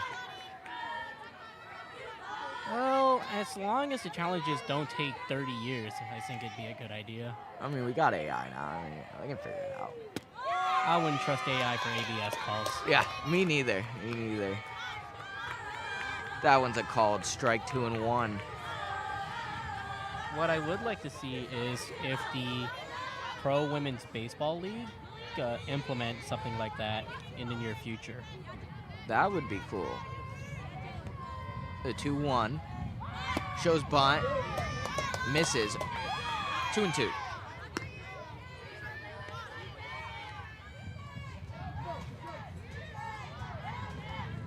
Taylor Wilson starting at third base today. Has started all 39 games coming into the weekend. The 2-2. Line foul down towards the Gator dugout on the third base side. We'll do it again. Wow. I was making a Deuces Wild joke earlier while we were watching the game, but 22 is hitting with 2 balls, 2 strikes, 2 outs in the bottom half of the second. Gators have 2 hits on the game. We just need a run here, and then the Deuces would ultimately be wild. If she hits a dinger, that would come true. Although it'd be 3 hits. That one's fouled down the first base line, heading towards Mashouf. Man, Mashouf's getting a beating today. Another strike for Knutson here. 4 strikes in a row after starting the AB with 2 straight balls. Well, I haven't seen any, if at all, tape on Knutson, but as I can tell, she doesn't like being behind on the hitters. So she made it her goal to get even very quickly as there's the 2-2. That one's taken high. So the first full count for the Otters today against the Gators.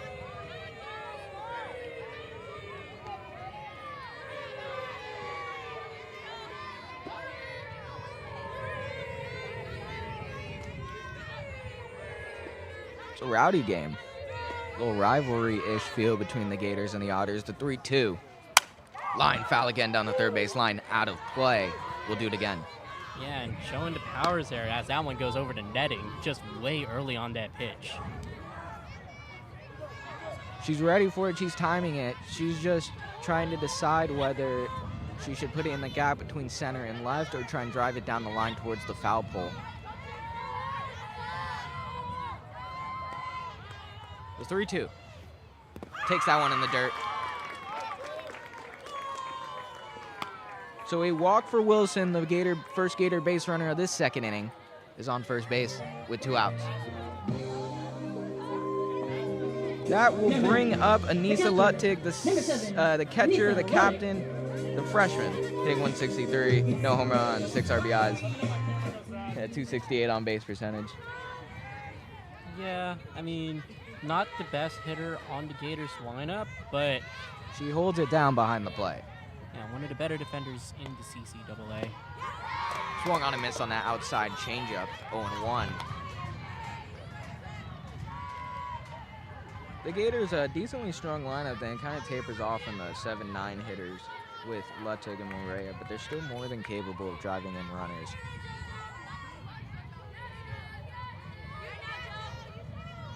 The 0-1, taken high.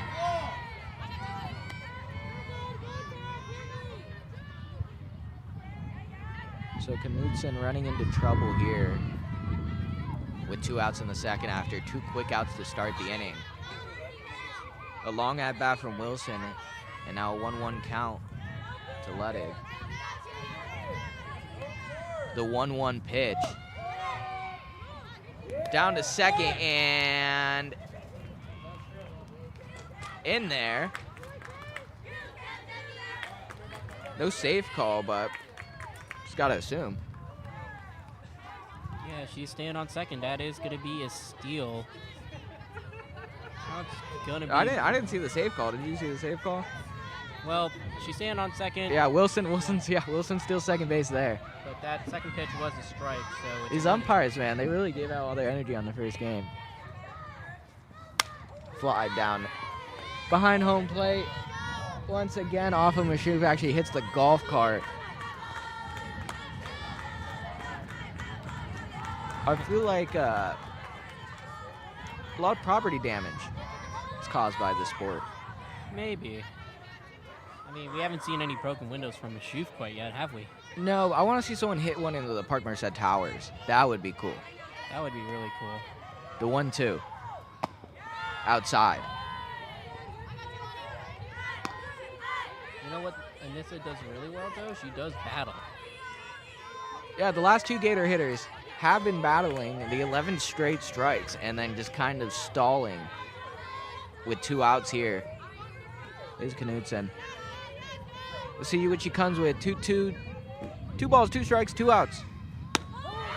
Called strike 3 on the inside corner. Knudsen gets out of it. Strands the runner on second. And the Gators end with no runs. We head to the top half of the third. Gators hold on to their 1-0 lead.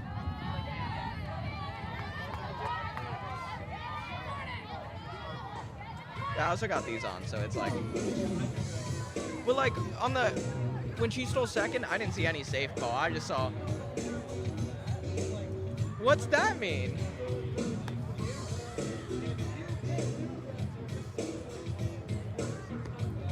Interference or something? Yeah, some sort of interference. Here, Renee, you do play-by-play. I gotta use the restroom. All right, I got you. Is Aiden still here? Maybe she'll hop on for this half. Where's Aiden? I feel like she should still be. Yeah.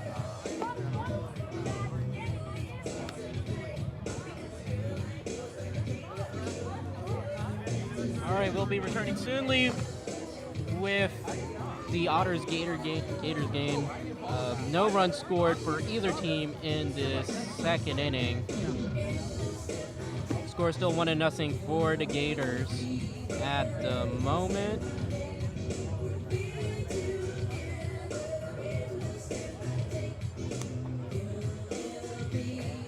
As we enter the top of the third, due up is going to be Alolani Uriarte, Gracie Strecula, and Leia Madden. So first batter in this inning is going to be their catcher, Uriarte. Number 5, Alolani Uriarte.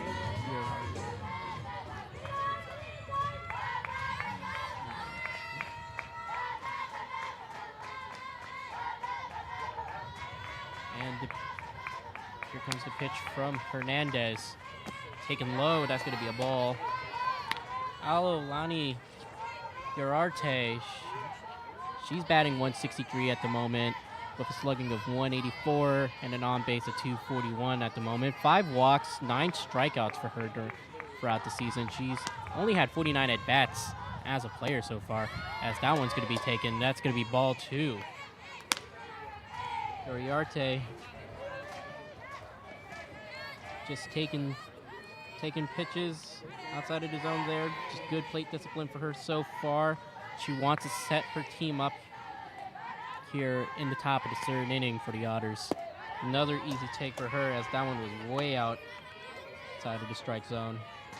And that's going to be ball 3 for Uriarte. Sophomore.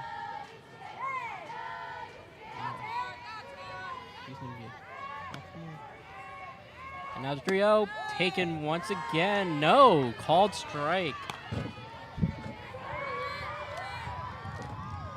Dude, that might be my record fastest restroom break ever on a broadcast. I didn't even miss a hitter. So how are we doing? 3-1? 3-1 count. Started 3-0. Finally, Hernandez finally got her first strike here. So the 3-1 from Hernandez. That one just misses the inside part of the plate, and the second base runner for the Otters is a walk. And who just walked? It is going to be Uriarte, the catcher for the Otters. Now batting, second base number 33, Gracie Stricula. So yeah, now coming up to the plate, Gracie Stricula, mostly a defensive replacement for the Otters, but she's going to be starting here today for them. Yeah, Stricula pinch hit in the last game. Did not get a hit in her single at-bat in extras.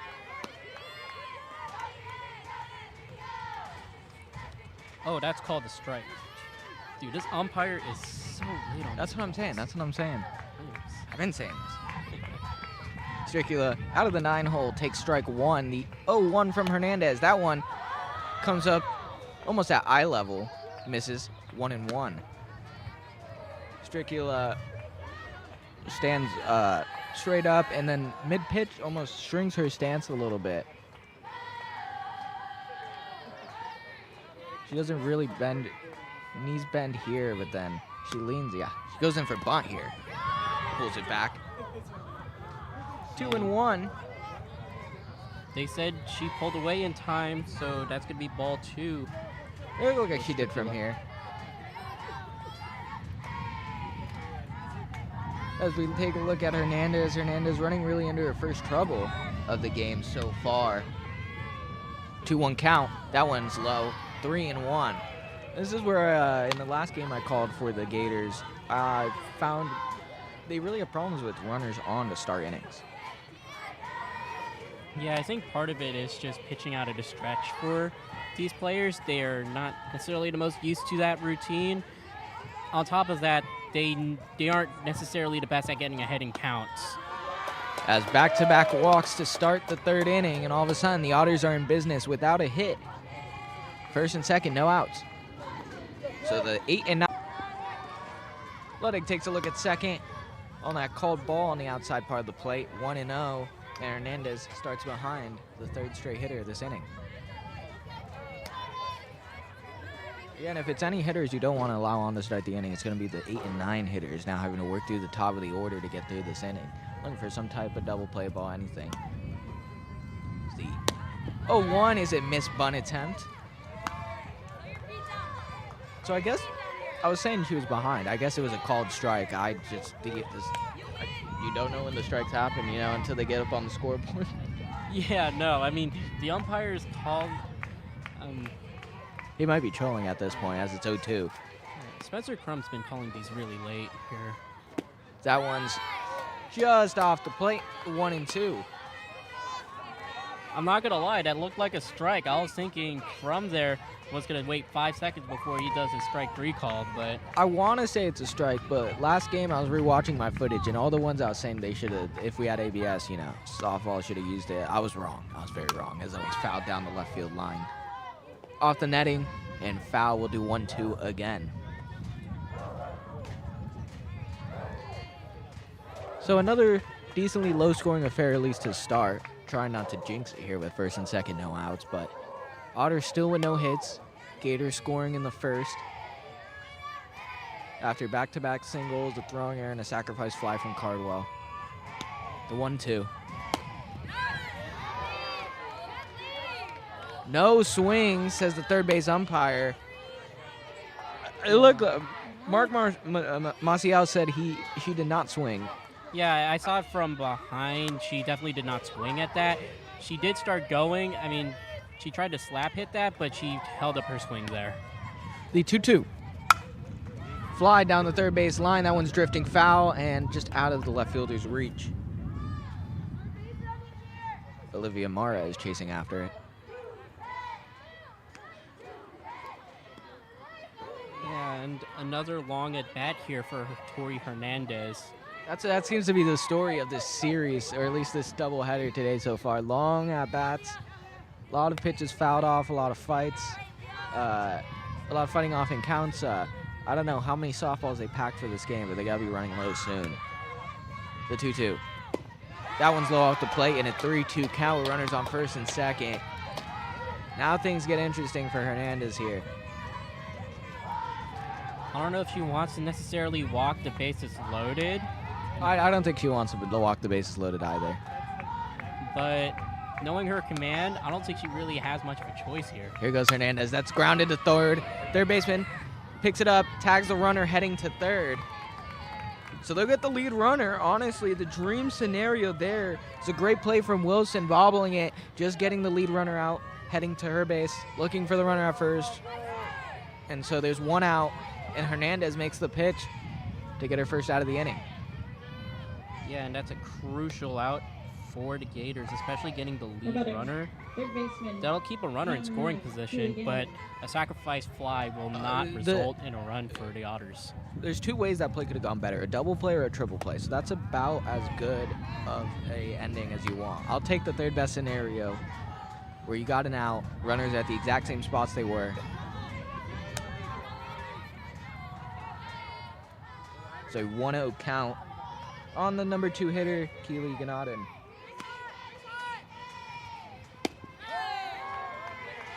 Grounded out straight to Hernandez in her first at bat. She takes called strike 1. 1 ball and 1 strike. Otters once again still searching for their first hit. It's a 1-1 from Hernandez. Grounded up the middle for a base hit. Commentators jinx in, the throw home's cut off. They'll go station to station and the bases are loaded with 1 out. So Keely Ganadin finding a pitch to driving it straight up the middle to the center fielder. Loading the bases. All of a sudden the Otters are threatening now with 2 runners in scoring position and less than 2 outs.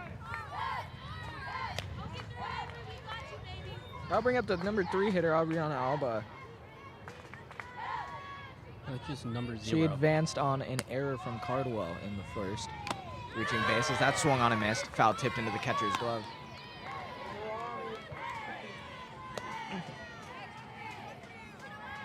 Wearing double zeros, and it's the same amount of runs the Otters have in the first and second inning. She's hoping to change that here. Well, she is wearing double 0 today, huh? That one's taken low in the dirt. No even thought of a chase of that off speed. It's 1-1. Yeah. Adriana Alba is actually the star player for CSU Monterey Bay. You know, looking at her stats, it's kind of obvious, but it's the problem you run into as that one's taken for a ball. It's the problem you run into working into that trouble early with the 8 and 9 hitters.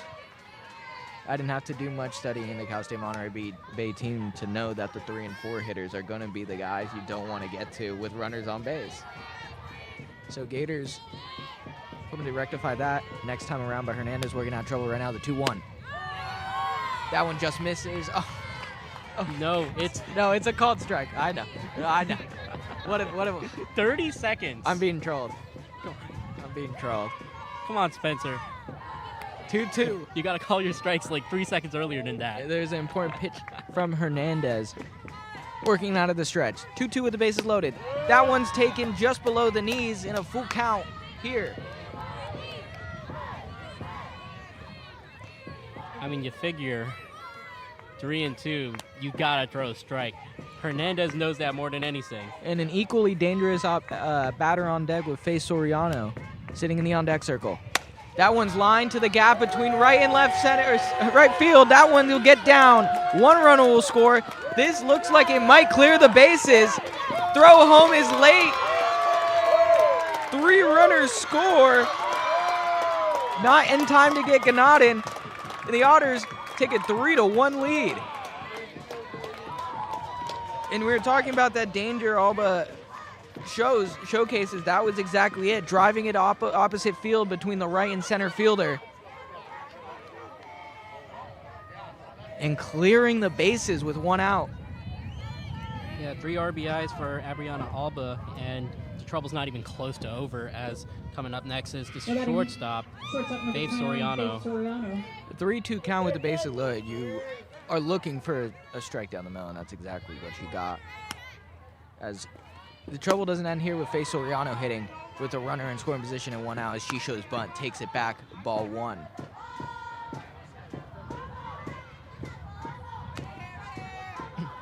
So the Gators now working from behind in the second consecutive game of this doubleheader. That one's fouled down the third base line. 1-1. I really messed up my scorecard. I had Adriana Alba on a double, but I kind of filled the entire thing. I don't know, misread it. But either way, that's 3 runs for the Otters. Faith looking to try and extend his lead here, make this one a huge inning for the Monterey Bay. She checks that swing, pulls it back 2-1. Faith Soriano popped out to the center fielder in the last at-bat.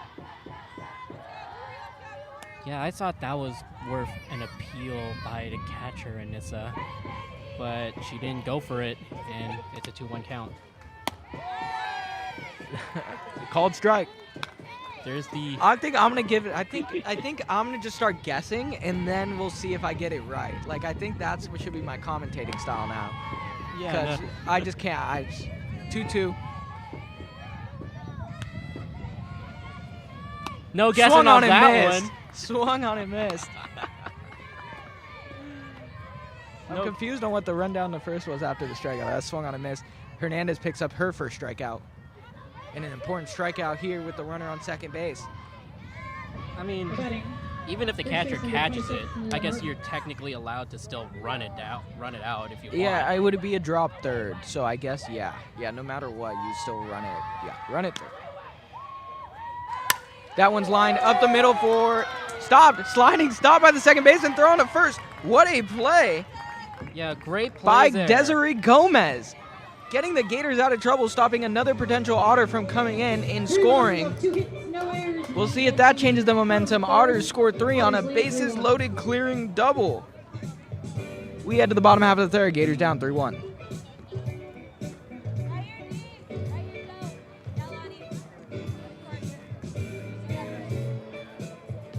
Yeah, this game's been ridiculous so far. Like, what's going on, guys?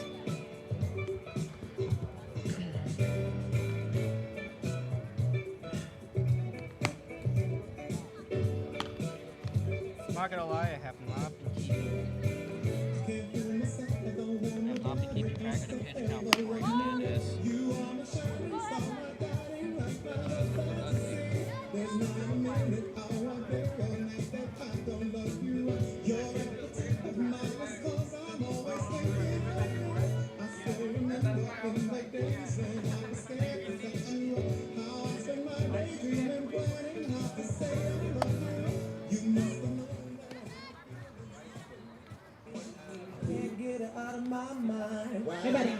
Right fielder, number 29, Leah Herrera. Bottom 3 here at San Francisco State after a long top half of the third where the Otters put up 3 runs on 1 hit. Yeah, 1 hit, right? No. Yeah, 1 hit for the Otters, I think, in that inning. I think actually it was, well, there was no, 2 hits. walks. 2 hits, 2 walks. 2 leadoff walks. Yeah. Yeah. So Gators getting themselves into trouble. Let's see if they can start some trouble themselves here with the 9-1 and 2 hitters leading off Maria Rocha and Mares. Moriera, I mean, I like her here at this leadoff spot, especially as the 9 hitter. She will turn the lineup over. This is what they call the baby leadoff spot. She puts one down the third base line, foul. It's 0-1. Yeah. Having 2 really fast runners potentially due up here, the Gators really have an opportunity to try and cause chaos along the bases. Maria, 41 games played, 39 games started, 1 home run, 26 RBIs. Driving a lot of runs out of the 9 spot. That one's fouled, out of play, and just again, poor Mashouf. Taking a beating today, 0-2. Yeah, and Knutson, she's had an impressive outing so far. I think they should install a big glove on the side of Mashouf and just see how many balls it catches. Like, I think it'd be really, like you get like everyone gets a t-shirt if it lands in the baseball glove attached to Mashouf. The 0-2, fouled away. What do you think of that, Renee? Dumb idea? It's not the worst idea in the world. Come on, it's like the glove in center, or like what? It was the truck that was in center field at Oracle for the longest time. You hit it in the bed of the truck, and then you get the truck, or like someone in the stadium gets a truck. I forget. Something dumb like that. Oh yeah, I know what you mean. It's more that, well, you should put it out in the outfield and not where Mashouf is. Fouled away again, 0-2. But look how many balls got hit like in that exact same spot right behind us. I mean, to be Yeah, fair, we got the home plate camera. So right behind the shed, there is the Mashouf Wellness Center, and we've at least seen 15 balls hit off those panels.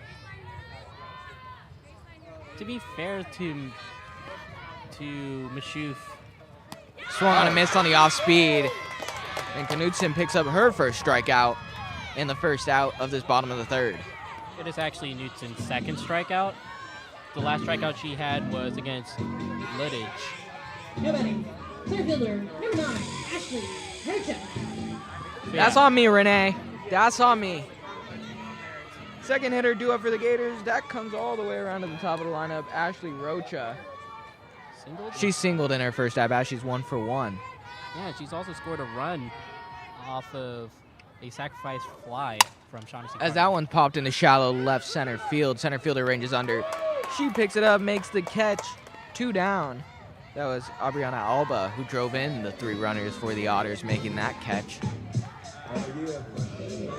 So a decently quick bottom of the third for the Gators. And that brings up Olivia Mares. You should just read what they did in their last at-bats.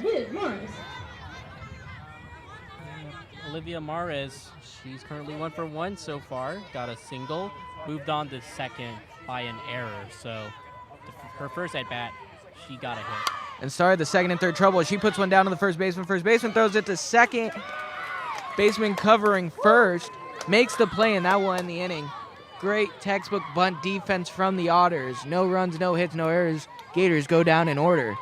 We head to the top half of the fourth. Score remains 3-1. No runs, no hits, no errors. We head to the top of the fourth. Otters lead 3-1. Who drew that ball? Was that the... Yeah, it was the... No, it was the first baseman fielded it, threw it to the second baseman covering first. Okay, so it's a 3-4. That's... Renee, did I see that? Or not Renee. Brennan, did I see that correct? That was a 3-4 out. And first baseman to second baseman at first. That's what I thought it was. No, second baseman was covered. I just want to know who fielded it. First baseman. Okay, that's what I thought. Check. That was a good play there by first baseman Maria Martin. Oh, it was a great play, like textbook bunt defense. Like, that's the thing about softball that makes it so much more entertaining than baseball is they actually have to play like elite defense. Yeah, every play is essentially a fire drill. Yeah, every play is like you got half a second to get the play done. Baseball dudes have all day, take their time, and still miss an easy 90-foot throw. Here, it's like you got 2 seconds to make a throw, make it on target, and if not, they're going to be running for a long time. As the top half of the fourth begins, here, San Francisco State, once again, you're watching BSPN's coverage of CCAA Division II softball between the Cal State Monterey Bay Otters and the San Francisco State Golden Gators. I'm joined by a crew of passionate BECA students who are working hard to bring this show to you guys, whoever may be watching. I'm also joined by my co-broadcaster, Renee Francisco. Once again, I'm Steven Agrusa. Yeah, and now up to the plate, Ellie Escalante. She's 0 for 1 so far. Grounded a 3-1 count to the second baseman. Hernandez first pitch is a ball. Yeah, if there's something I would admit in terms of my opinion on Hernandez, she's not necessarily great with command, but she has some nasty stuff.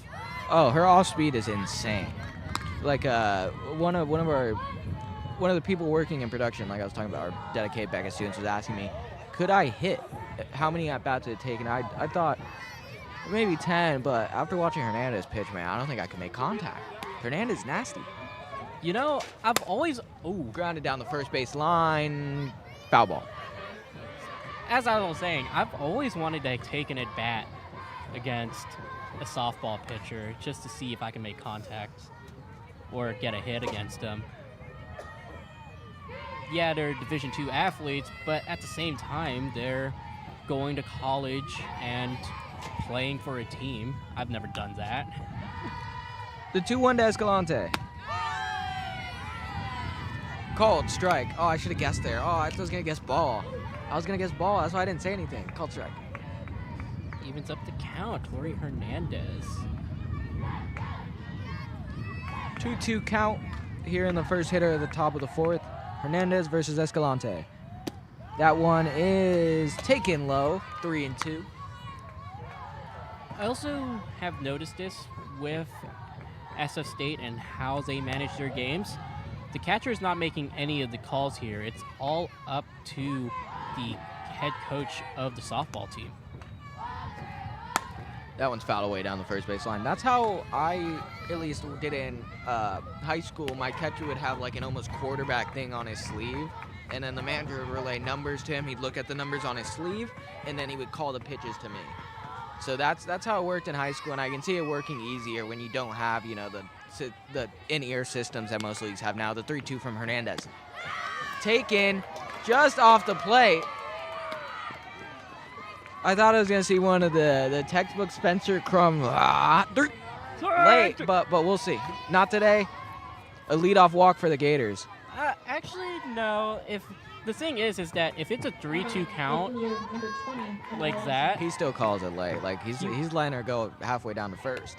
No, it's more like Spencer Crum would love. Spencer Crum loves his strike threes, especially if it's called. So he's gonna call it right away if it's a strike. If it's a call strike. He's gonna call it. That one misses high. No, never mind. That's a strike. Never mind. 0-1. Spencer Crum's evil. It's electric stuff here. I promise you, I'd be thrown out of the game if he was umpiring. The 0-1 pitch. Swung on and missed. 0-2. Hernandez ahead early. Yeah, I mean, Lawson missed that one, and she was way late on that fastball. She was so worried about Hernandez's off speed in that one. And Hernandez has an 0-2 count against her now. The 0-2, taken off the outside part of the plate, throw down to first, not in time. Sliding back in safely. That was a smart pitch. Is Escalante. Smart pitch there by Hernandez. Just throw it outside, see if Lawson would swing at it and potentially get a pitch out situation where the catcher throws it down to first. An important 1-2 pitch here, trying to keep the game 3-1. Swung on, foul straight back. Johnny Durgan flinching to my left. Count remains 1-2. Lawson was 100% on time on that fastball. She was late the first time. Now she's seeing it correct. 59 degrees here right now. Maybe a little colder due to the wind.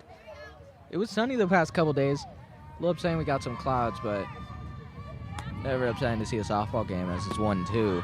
Just misses outside. 2-2. Ania Lawson also grounded to second baseman Desiree Gomez in her first at-bat, and that happened in the second inning. The 2-2 pitch from Hernandez. That one swung on and fouled back once again, and she is right on top of that fastball. Johnny, I didn't see a flinch that time.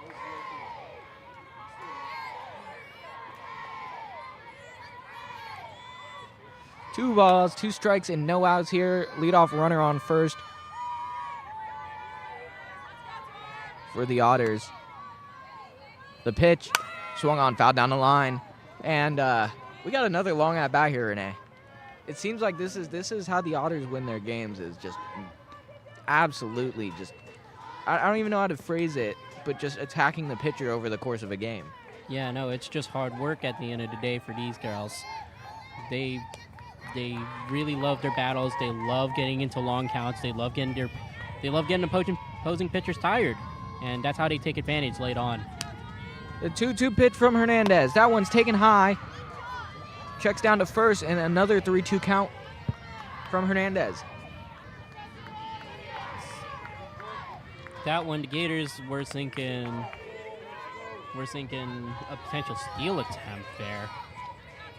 Escalante on first. Swung on and missed. Throw down to second. Not in time. So no, they don't get to strike him out, throw him out. But Lawson struck out by Hernandez. Hernandez picks up her second strikeout. Escalante picks up the second base on the steal.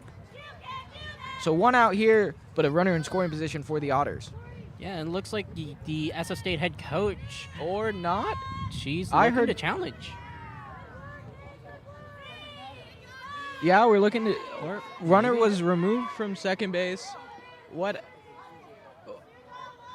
is I wanted, like, they know they got broadcasters and people doing stats, right? Like, they know they got to inform the crowd what's going on. There's one out, no runners on base. No, it's two. Yeah, so I guess it was a strike 'em out, throw 'em out. So absolutely electric stuff going on today. Yeah, I thought that was an out too, just based off of what I saw. That's what I thought. I was ready for the strike 'em out, throw 'em out call. I'm upset that the umpires messed up my call. You know. Yeah, I think it was the third base umpire or third base umpire who called her safe at first, but home plate umpire Spencer Crum corrected her. Overruled. And since he's the captain here today, we got the crew chief. The 0-1. That one misses outside. So Hernandez walked the first hitter? Yeah, she walked. Yeah, Hernandez walks the first hitter, and just like that, works out of the trouble with the strike him out, throw him out, and is even in the count with the Otter 8th hitter, the catcher, Uriarte. Fouled back, 1-2. Uriarte, in her last plate appearance, she actually walked. And while she was tagged out at third, that walk was what started a 3-run rally for the Otters at the top of the third inning. And she's partially the reason why the Otters are ahead 3-1 right now. 1-1 is in the dirt. 2-1, but a lot less urgency now for Hernandez after she gets the lead runner out, picks up the strikeout, now 2 outs. Maybe a little momentum shift for the Gators there. The 2-1 pitch. Swung on, fouled straight back. That ball had seeking eyes for Brennan. I don't necessarily think that was straight at Brennan. That was no. more towards Michelle. Yeah, that was going straight for the glove. You see, we got to build the glove on my shoe. So you see, I have a vision. I have a vision, Renee. You just don't. I think the glove should be over that roof of that house, above the scoreboard or behind the scoreboard. Strike 3 called, and Hernandez back-to-back strikeouts to end the top of the 4th inning. Otters technically go down in order after the strike him out, throw him out, no runs, no hits, no runners left on base. We head to the bottom half of the 4th. Gators look for some offense here in a cold afternoon in San Francisco. Look, I'm telling you, Spencer Crum loves his strike 3 calls. Yeah.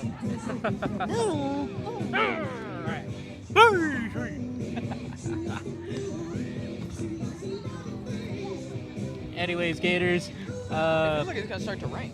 It does feel like it's going to start to rain low-key, but I don't know. We're already over halfway through the game now. So if they call the game, they're going to call the game. Although it is not forecasted to rain today. You out of here, Brandon? All right, peace, brother. See you later, Brandon.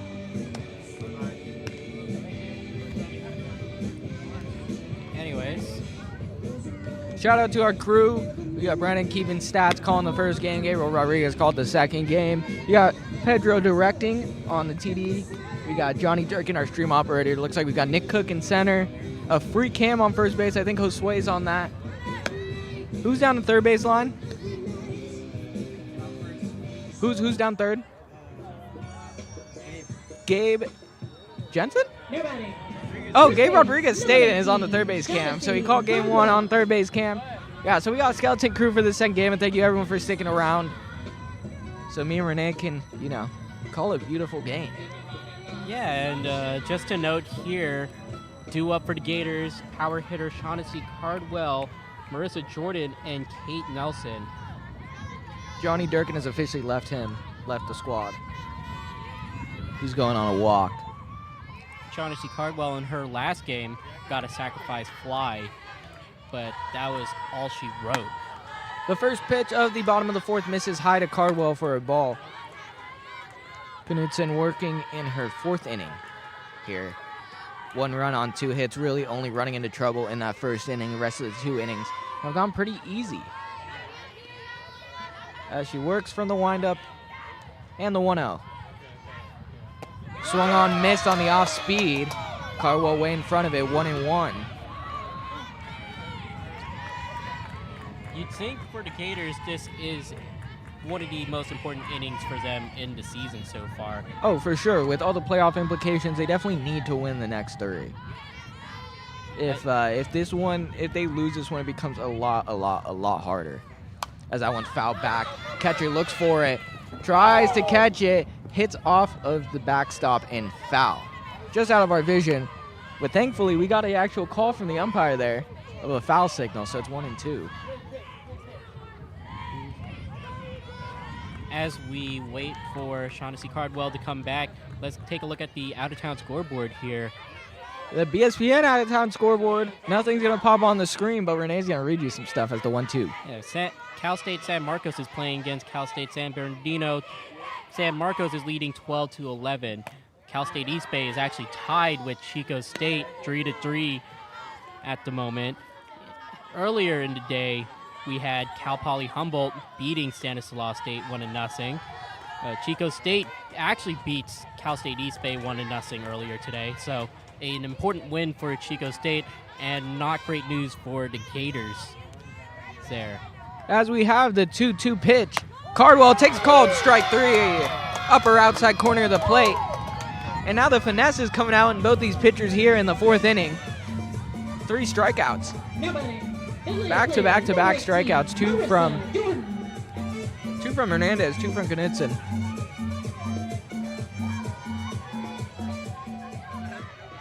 Jordan comes up to the plate. Marissa Jordan, the designated player. And Nelson on deck. Marissa Jordan, unfortunate in her last at-bat, lined straight to the third baseman, which ended up being a double play, which killed a potential first inning rally for the Gators. And it was the only Gators rally they have so far in this game, and that felt like it could have gone big, but that line out just such unfortunate timing here. Here, bottom 4, it's, I just read out 68 degrees. I think it's dropped 4 degrees since I read that. As the 1-0. Taken off the plate, 2-0. I thought I was going to be wrong there. I really thought I was going to be wrong there. I got it, though. You hear the dugouts getting loud here. Kind of the first time in the game we've heard chanting. Heard it a couple times sporadically. As the 2-0 comes. That one's fouled. Looking out of play behind the first base dugout. 2-1. I consider, and as someone who never hit in high school, I consider 2-1 more of a hitter's count than 2-0. Because you really don't want to bring the count to 3-1. So you're probably going to see another strike here. Will it be a good strike is the question. It depends on the situation. 2-0 with runners on is definitely a hitter's count. As that one's fouled down the line, foul. So she did see another strike, lower in. It looked like some heat. 2-1 against a 2-1 count. I could see it being more of a hitter's count if you're thinking no one on base. Well, that's what I'm saying, You don't want to walk a runner or at least get into a 3-1 count. Especially, I think, no matter what the situation is, with runners on base, not runners on base, 2-0. 2-0 is like, you got to get it over, but I don't know. The 2-2. Off speed is taken about chest high for a ball, full count.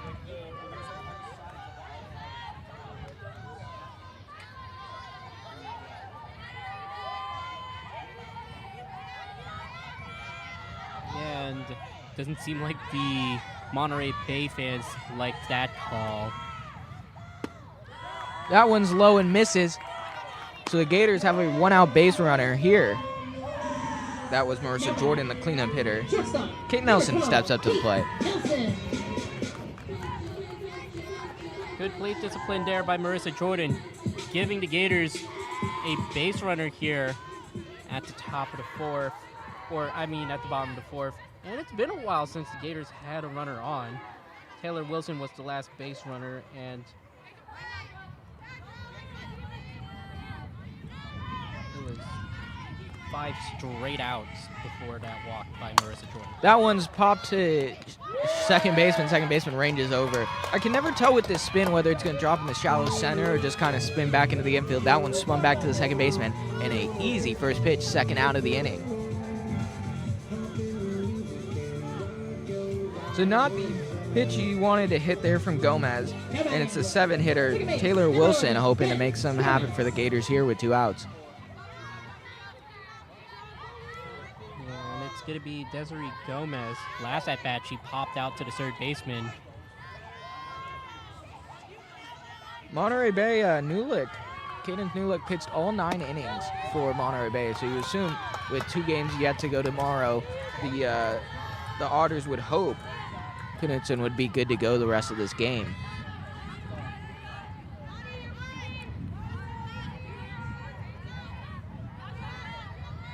She's up ahead early, 0-1. 45 pitches so far for Knudsen. That one's flied. Right field, hits off the top of the dugout. Martin was ranging over, trying to make the catch. Barely ran out of room. I think, like, with these, there's ample Spider-Man room. I just don't think the ball hangs up long enough for a player to be able to climb up on this fencing. Yeah, I mean, one of the biggest changes the netting has over plays are really those foul pop-ups.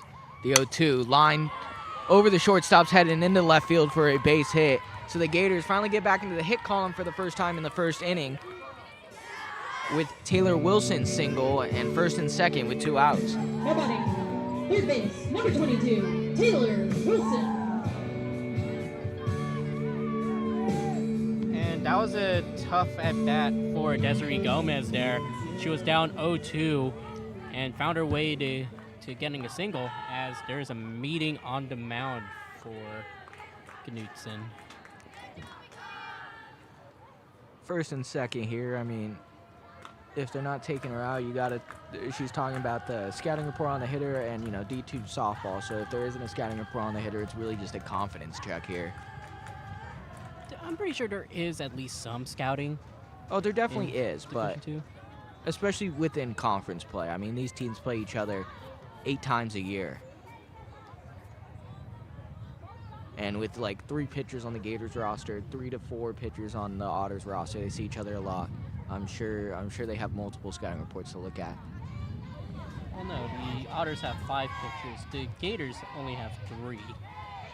That is what I find interesting about the SF State Gators is that softball is a long season. You play over 50 games throughout that span, and they're relying on 3 pitchers to get through an entire season. But I look at a lot of D1 rosters, and some of them are very similar. It's just really you have 1 or 2 studs on the team that pitch really well. As that one's low. Or never mind, that one's called for a strike. 0-1 here with 2 outs, runners on first and second.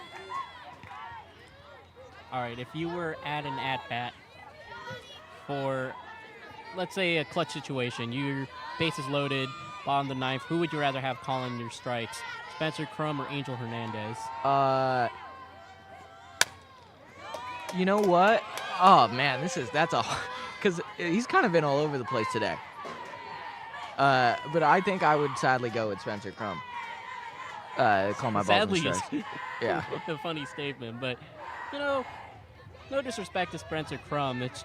I think he actually has been quite accurate today. It's more the style of how he calls his strikes. I'm not necessarily asking the question based off of their ability as umpires, more just the style of how they call strikes and balls. Important pitch here, 0-2. Taken just high and inside, 1-2. Gators with the runner in scoring position for the first time since I think last inning after they got the stolen base. Yeah, actually, no, the first time since... Is this the first time since the first inning? Taylor Wilson actually got to second. That's what I thought. The 1-2 pitch. Out of the windup. Swung on and missed on the off speed, and he was way ahead of it through the brain destroyer there on 1-2. We head to the top half of the 5th. The Otters still holding on to their 3-1 lead. 3-1 Otters. The brain destroyer right there, dude. She threw the brain destroyer.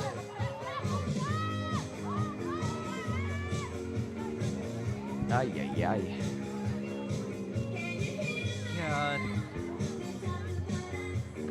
Yeah, no. Honestly, Spencer Crum, I'd rather have like strikes and balls be called by Angel Hernandez, because at the very least he calls them kind of quickly. Spencer Crum takes forever for his calls, and I don't know, I feel a little bit more anxious if I were to go up in an at-bat against Crum. If I had to pitch against Spencer Crum, he'd probably take me yard.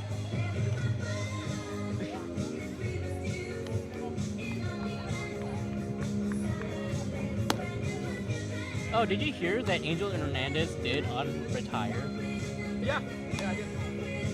He's in AAA, which is fun. Oh, he didn't retire? He's in AAA? What? I thought he retired. That's funny. Oh, no. He unretired. Oh, what a goat. So, yeah, now he's in AAA. Hernandez back out for her 5th inning of work here in a low-scoring game. Otters taking a 3-0 lead in the 3rd with a bases-clearing double from Aubriana Alba. That is the difference in this game. Gators putting up a run in the 1st. And once again, you're watching CCAA Division II Conference Softball here on BSPN. Yeah, and due up here is going to be Gracie Stricula, Leah Madden, and Kylie Ganadin for the Otters here. 2 of the best hitters coming up here, as well as someone who can set the table very well in Stricula. And both scored on that bases clearing double, as that one's taken low from a ball.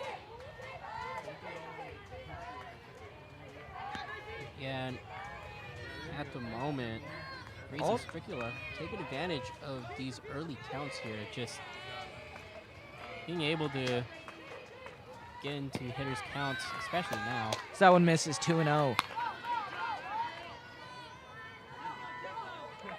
Her last time up, Gracie Stricula actually walked. And it only took her 5 pitches to get on to first.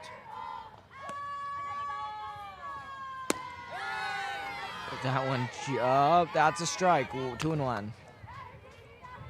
Yeah, you know how much anxiety that the late strike call adds? Dude, I'm getting so much anxiety here just trying to call these pitches. But I like it. It's like I'm playing Jeopardy. What is a strike? 2-1. That one misses low for a ball. Well, at least that one was easy. Yeah, that one was easy. But I would have been impressed. I would have been genuinely impressed if he called that a strike, because that would have thrown me off. It's like the trick question in the quiz, you know. 3-1 from Hernandez. Top half of the 5th. Line to the third baseman, diving snag. What a catch. That is a great play from Taylor Wilson. Just using her cat-like reflexes to catch a line drive. I mean, that was certainly going foul. But Wilson, full extension, catching it just over the third base line in foul territory. I'm not sure if it was guaranteed foul, because that went over third base in fair territory. So if it landed in fair territory past the line, it's a big ball too. I think she saved extra bases there. And a great first out for the Gators. That one misses low and outside to Madden. Yeah, Madden 1 for... Well, actually, she's actually 0 for 2 so far in this game. She did score a run, but in her second at-bat, she hit a ground ball straight to the third baseman, where the third baseman tagged the running Uriarte out in her second at-bat. The classic third, what is it, just a 5? Yeah, 5U. It's an unassisted 5. Yeah, 5U fielder's choice.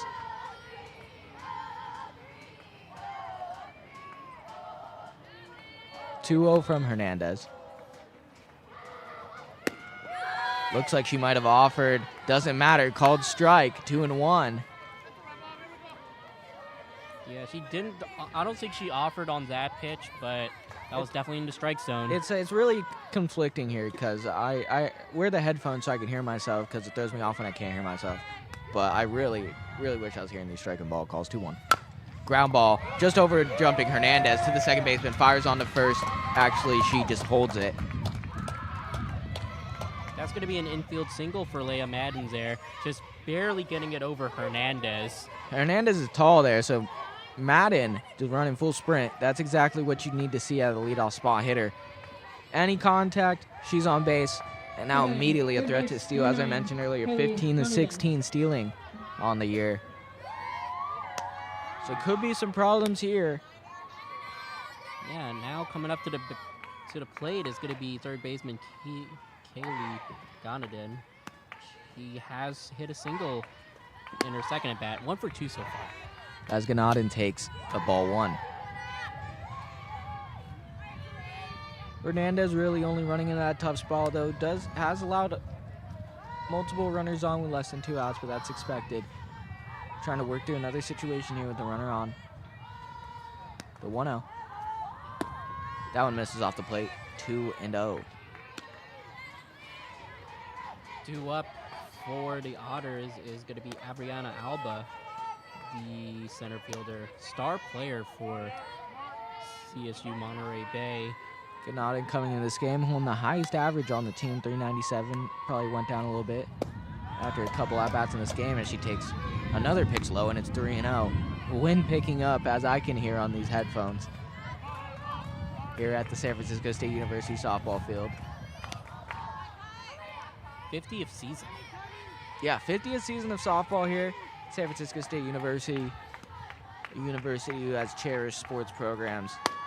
Maybe aren't too cherished by the administration, as that one is outside for a ball. First and second now for the Otters, and once again they're threatening here in the top of the 5th. I'm going to be real with you. I just intentionally walk Alba. I'm not. With first and second, 1 out. With first and second, 1 out, intentionally walking Alba here, I think big mistake. You got to face the hitter here. You can't allow any more runners to get on base. Yeah, Faith Soriano is 0 for 2, and Alba, last time out, she hit a bases clearing double. With the cleanup hitters do on deck. Just not good baseball, intentionally walk the number 3 hitter. But you were correct, in her last at bat, Alba did clear the bases on a bases clearing double. Gap between the right fielder and the center fielder. Yeah, but Abriana, she also had an RBI in her last game as The well. 1-0 from Hernandez, lying down the left field, third base line, off of the dugout, 1-1.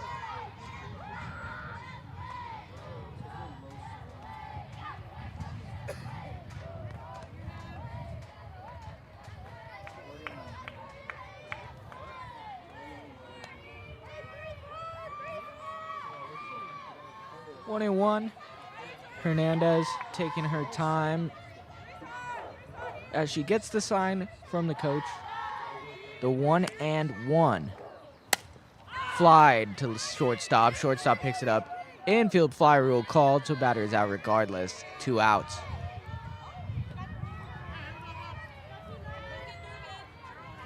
So the Gators, like you said, celebrating 50 seasons of softball. What's your favorite softball moment you've called, Renee? Number 29. Or you at least witnessed? I've only called 2 games so far. Honestly, I think the best call I've had. It was for Humboldt. Humboldt had a home run in one of those games. Actually, I don't think I really had a notable call with softball at the very least. Any favorite games that stand out that you've watched? I mean, that last game that was played earlier, man, that was a classic. Yeah, that was a great game. I mean, the Gators had plenty of mistakes, but they still found a way to keep it close. Full 9 innings, too. Hernandez throws a ball. Throw down to first, not in time. 2-0, Hernandez falling behind here with 2 outs. You know, common sight, if I'm being honest with you here. Hernandez once again. Falling behind early. Running into trouble, getting the pitch count high, 2-0.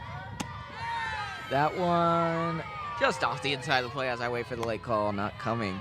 3-0. And with two on, this could be a potential bases loaded situation for Maria Martin. Yeah, but you do have like a 351 hitter hitting right now compared to a 250 hitter on deck. So I see the case here of pitching around here more than the last hitter. You know what I mean? Yeah, it would make sense. It makes more sense to. Maria Martin comes in hitting 250, only starting in 6 games this season, but this would be a big spot for her to come through for the Otters and potentially put this game away here in the top of the 5th. First base number 26, Maria Martin. Bases loaded, 2 outs. 3-1 game. If she hits a grand slam, she's 7-1. starting next year. Mercy Rule will require a 10-run deficit. So not necessarily Mercy Rule qualifying quite yet for Maria Martin, but I mean, blowing the game open would be something that the Otters look forward to trying to do here at the top of the 5th inning. Hernandez looks for the sign, gets it out of the windup for the 1-0 pitch to Martin. That one's lined to the shortstop, just out of her reach, into left field. One runner will score, another one rounding third, into home will also score, and Martin comes through and gives the Otters a 5-1 lead. So the Gators playing the stats correctly, but still, Martin comes through, drives in 2 runners, and advances to second on the throw home. Otters looking like they're going to win back-to-back games. Yeah, and that was a great at-bat there for Martin. Got ahead of the count there early with the 1-0 count and found a pitch she wanted to hit. And it was a changeup that certainly wasn't in a spot that Hernandez wanted it to be. And it found a way As that out. one's louned down the right field line. Right fielder ranges under. She'll make the catch to end the inning, but not before. Malia Martin comes through in the clutch with bases loaded, 2 outs, drives in 2 runners. The Otters now hold command of this game, 5-1 as we head to the bottom half of the 5th.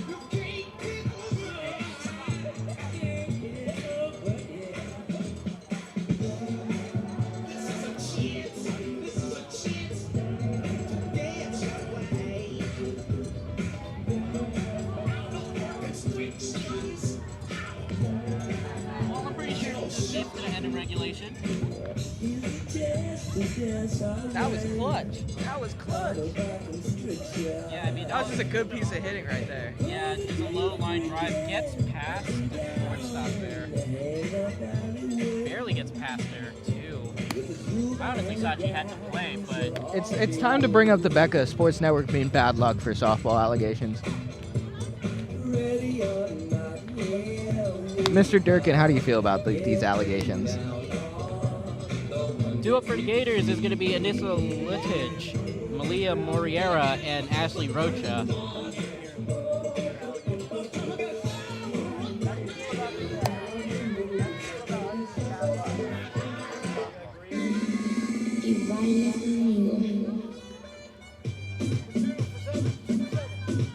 Oh, actually, it's not going to be Anissa Littich.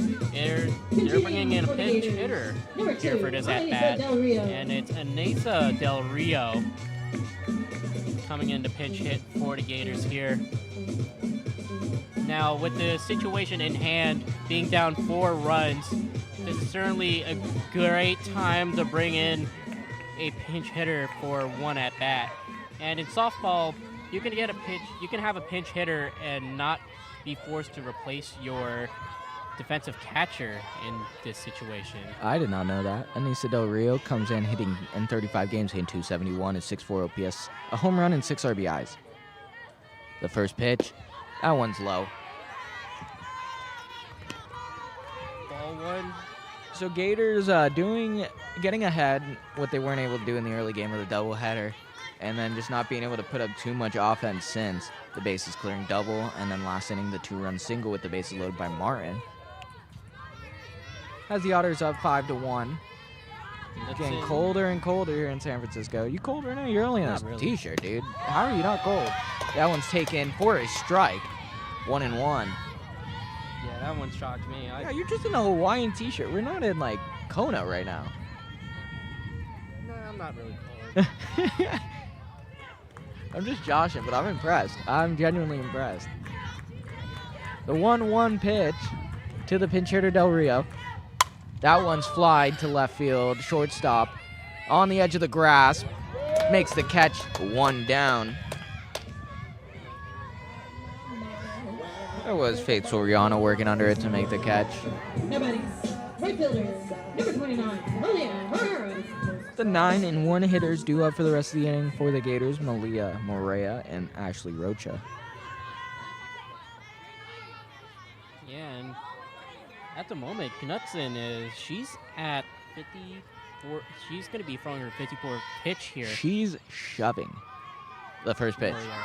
Bunts, loud, opposite field, foul. rolling to the dugout with some spin, 0-1.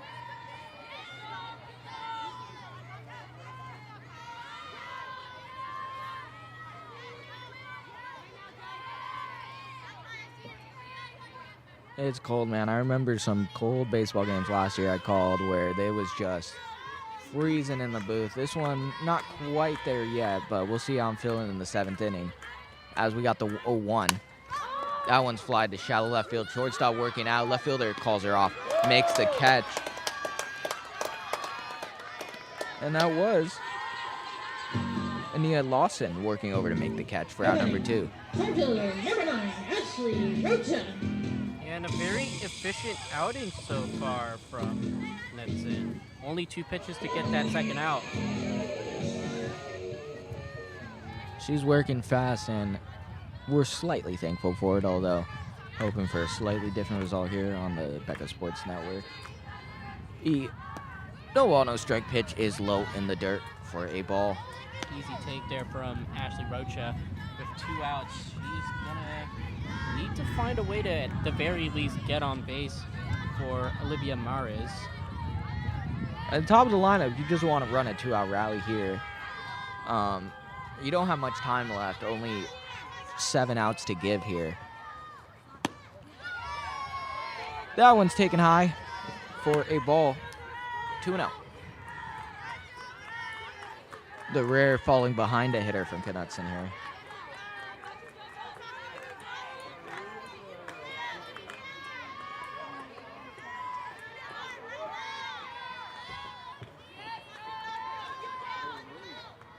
The 2-0 pitch.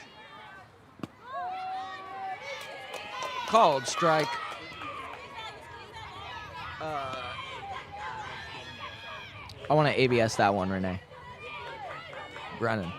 That's a fair point. Brennan. I mean, come on. Yeah, she's short. That should be a ball. But even the Great scoreboard thought reasoning. it was That's a ball great too. reasoning. Everyone in the stadium thought it was a ball, except for the umpire. I like the reasoning though. She's short. The 2-1. That was definitely high. 3-1. And Rocha looking to try and get on base here. She has an opportunity to get her first walk. Interesting decision for the Gators as there's 2 outs here. Will they trot out Hernandez for her 6th inning of work, or will they go to a bullpen arm knowing they got 2 games tomorrow? The 3-1. That one just called for a strike on the outside corner. 3 balls, 2 strikes. The entire stadium again thought that was a ball. Even Ashley Rocha herself thought that was a ball. Look, if this was MLB, Well, to be fair, if I'm the hitter, on the floor. To be fair, if I'm the hitter, I'm thinking it's a ball. But, I mean, 3-2. 3 balls, 2 strikes, 2 outs. Bottom 5, called strike 3. And Spencer Crum's getting here a little bit after the game from the SF State coaching, I think, as that ends the inning. We head to the top half of the 6th. Otters still holding that 5-1 lead. Knudsen there with her 5th strikeout, and that's a strikeout looking. Rocha has to be very unhappy with that. I mean, she thought she walked twice in that at-bat.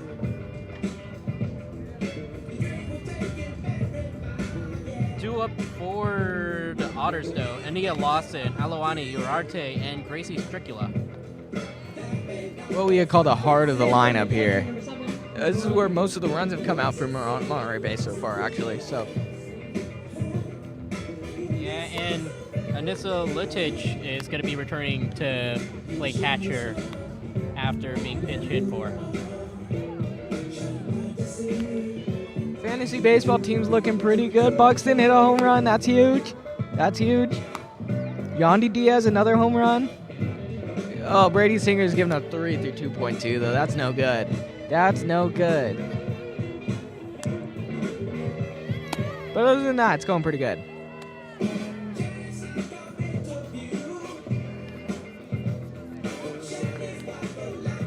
No, I'm not necessarily too surprised at the score right now.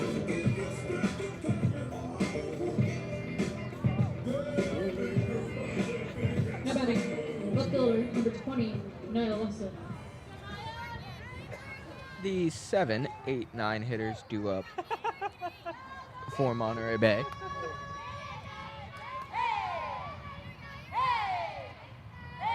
Yeah, 7, 8, 9 hitters here. Ania Lawson 0 for 2 so far with 1 strikeout. That one's taken low. Hernandez does indeed come out for a 6th inning. Now more in a innings eater role here, just trying to get through the inning to get the pitchers some rest for tomorrow. Again, I think we got another doubleheader tomorrow, probably same times, 12 and 2. Those will be on Flow Sports. This will be BECA Sports Network's last coverage of the season on softball. That one's lined to right field. Right fielder range over and makes the catch. 1 down. That was Malia Morea. Another F9 here. Second F9 in a row for the Otters so far. So they're late, but they're putting the ball in play. Looks like there's going to be a pinch hitter this time around. This is Actually, huge. No, it is. There is no pinch hitter. This might be game changing. There's no pinch hitter. It's actually Uriarte. I'm upset now, Renee. Renee, you've ruined my day. Honestly, it did look like when they were doing that little exchange, it did look like there was a pinch hitter coming on. No, it did. I 100% concur. Hernandez with the first pitch to Eolani Uriarte. So far. Get on the mic, Johnny. This is torturous. It was a great game so far here. I wouldn't call it a great game. I think it's called strike. You know, that was obviously a strike. We all saw it. 100, 250%. I thought that was a ball. No, it's a strike, Renee. Renee, you just don't understand. 1-1, 1 out. Top 6. Hernandez. That one's lined. More like popped up to shortstop. 2 down. That is Soriano making the catch. Yeah, Not Soriano. That's the Monterey Bay. That was Nelson making the catch. 2 up, 2 down here for the Gators so far. You know, I've been saying this all day, but this might be the time for the momentum to get on their side here. Top 6, you know, have a quick inning, get the offense up. So 3, 4, 5 hitters due up.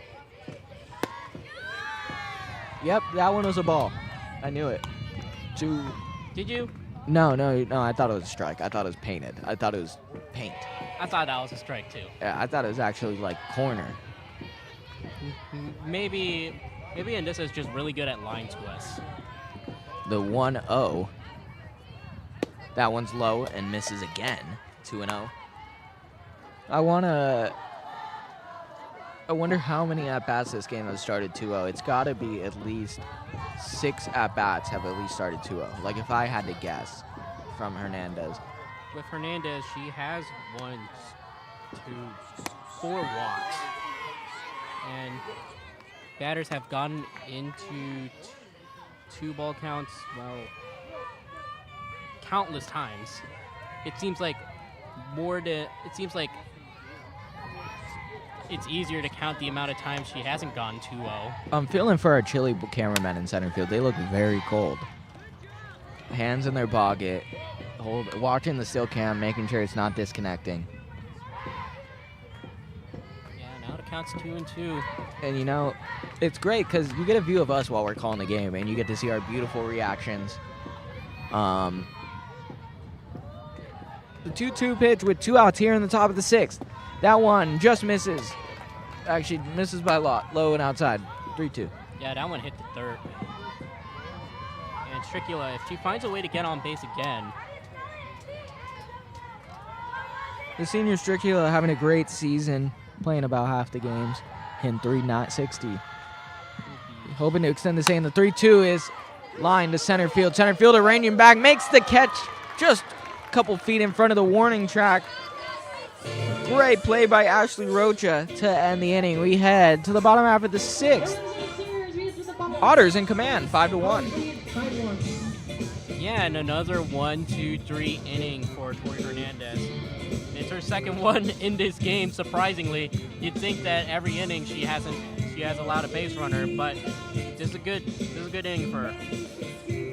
It doesn't even she's just behind in a lot of the hitters. It's not even that she has base runners, it's that she's just having to throw strikes. Or it's just long at-bats almost every at-bat. She's pitched very well. I think the one mistake really cost her 3 runs. And then, a lot of the loaded bases and the 5th inning was also, just due to those at-bats where they'd walk, You can't win a lot of games with more than 4 walks.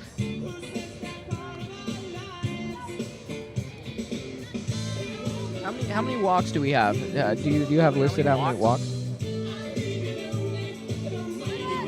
Yeah, how many walks? Hernandez, she has 4 walks. So Yeah. So you're not going to win. Actually, no, 5 walks. Yeah, you're not going to win a lot of games. You see, I was right on the spot. More than 4 walks? Yeah, right on the spot. So the Gators back up here in the bottom half of the 6th.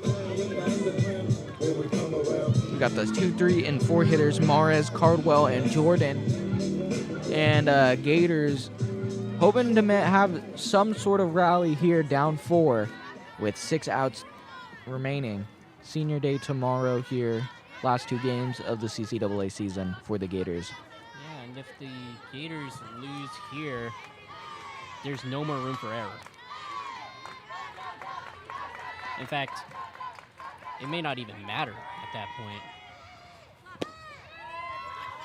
That one misses outside for a ball. And the first pitch at the bottom of the 6th is a low ball. Knudsen with 5 innings of work. How many strikeouts? 6 strikeouts?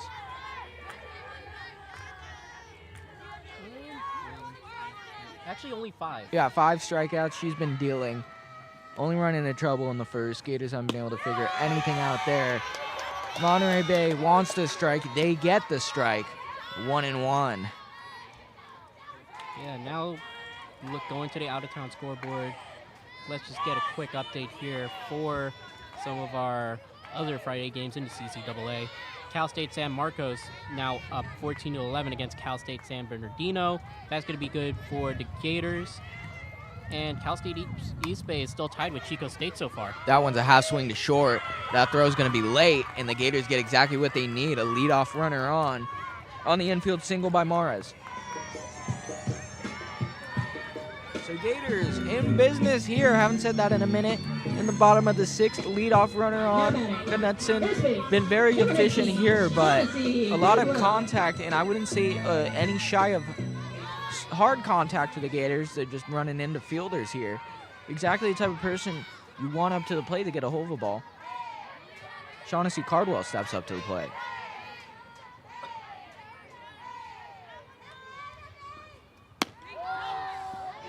That one, a called strike to Cardwell. Actually, now that I look at it, Cal Poly Humboldt should have secured a spot in the playoffs by now. But they aren't marked as being part of it. Asking the CCAA to update any of their websites is too much. The 0-1. It's fouled straight back. I blinked. You blinked. We all blinked. 0-2. Honestly, it might just be because Cal Poly Humboldt, this could be their first season in Division II, isn't it? No. Humboldt's played all 3 years up called here. Oh, okay. It would be Merced's in their first year Division II play. Right. And Fresno Pacific. I know they're... Fresno Pacific's been playing D2, just not here. Oh, okay. It's their first year in the CCAA. Gotcha. Okay. Yeah, they were in the Pac West or something with Menlo and Academy of Art, but that conference kind of fell apart in the last couple years, like a lot of conferences are with the kind of crisis we have ongoing in D2 sports. But that's for another day. 1-2 count to Cardwell. That one's fouled in front of the catcher. Catcher unable to grab it. That was Uriarte trying to make the snag. We'll go again at 1-2. San Francisco State 5 runs on 4 hits. No, the Gators 1 run on 4 hits, 1 error. The Otters 5 runs on 4 hits, 1 error. 3 runs in the 3rd, 2 runs in the 5th. Gators gain their lone run and lone lead in the 1st.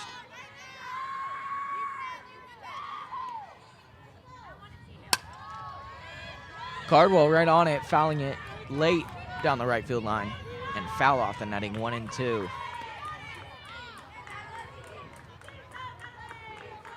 The encouragement coming from the left side of the infield from Cal State Monterey Bay is palpable. I would have loved that in high school. get yelled at by my shortstop and third baseman that I'm doing fantastic every pitch. That would have boosted my confidence. The 1-2. Cardwell fouls it back. I thought I was gonna get a souvenir there. Not today. Not yet. We still got time. 1-2. Yeah, this is a long at-bat for Shaughnessy Cardwell. This is the type of at-bat she needs at the moment. It's cold, so we haven't seen anything lifted too far other than the Alba double here.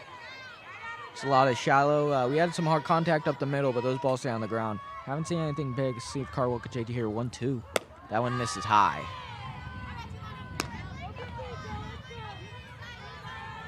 On deck, Marissa Jordan, and in the hole, Kate Nelson for the Gators. Oh, I stand corrected. It's only 5 teams that make the playoff. Oh, so Gators are... I don't know why the CCAA says that 6 teams make the playoff, but you know what? That's neither here nor there. The 2-2 to Cardwell. That one's fouled down the third base line, just over the third base dugout and into foul territory. We'll do it again. Yeah, no, if San Francisco State loses this game, they're out of the playoffs. And it's not looking good for them. Let's get a Brennan fact check on this. Brennan, are they out of the playoffs already? Brennan has no idea. The 2-2 to Cardwell. Cardwell lines one up the middle for a base hit. Rounding second and going to third on the bobble from the center fielder is Mares, and the Gators in business. First and third, no outs. That's all the hard contact we've seen today is up the middle of Knudsen, and Cardwell finds one to drive straight up the middle past the diving second baseman. A little bobble from Alba, and Mara's able to advance on that bobble. Business player number 18, Marissa Jordan. So it's 5-1. Gators now in business with runners on first and third, no outs. And the 4-5 hitters due up. Yeah, season on the line here. You know, I got my information a little bit wrong there. I thought 6 teams made the playoff. No, it's only 5 this season. So this is really do or die for the San Francisco State Gators, especially as the Otters are going to be in that 5th seed. They still have to hope that San Bernardino falls to San Marcos and don't win any more of their games, as they are going to be ahead of San Francisco State. So the Gators are holding what we call in the world a dollar and a dream.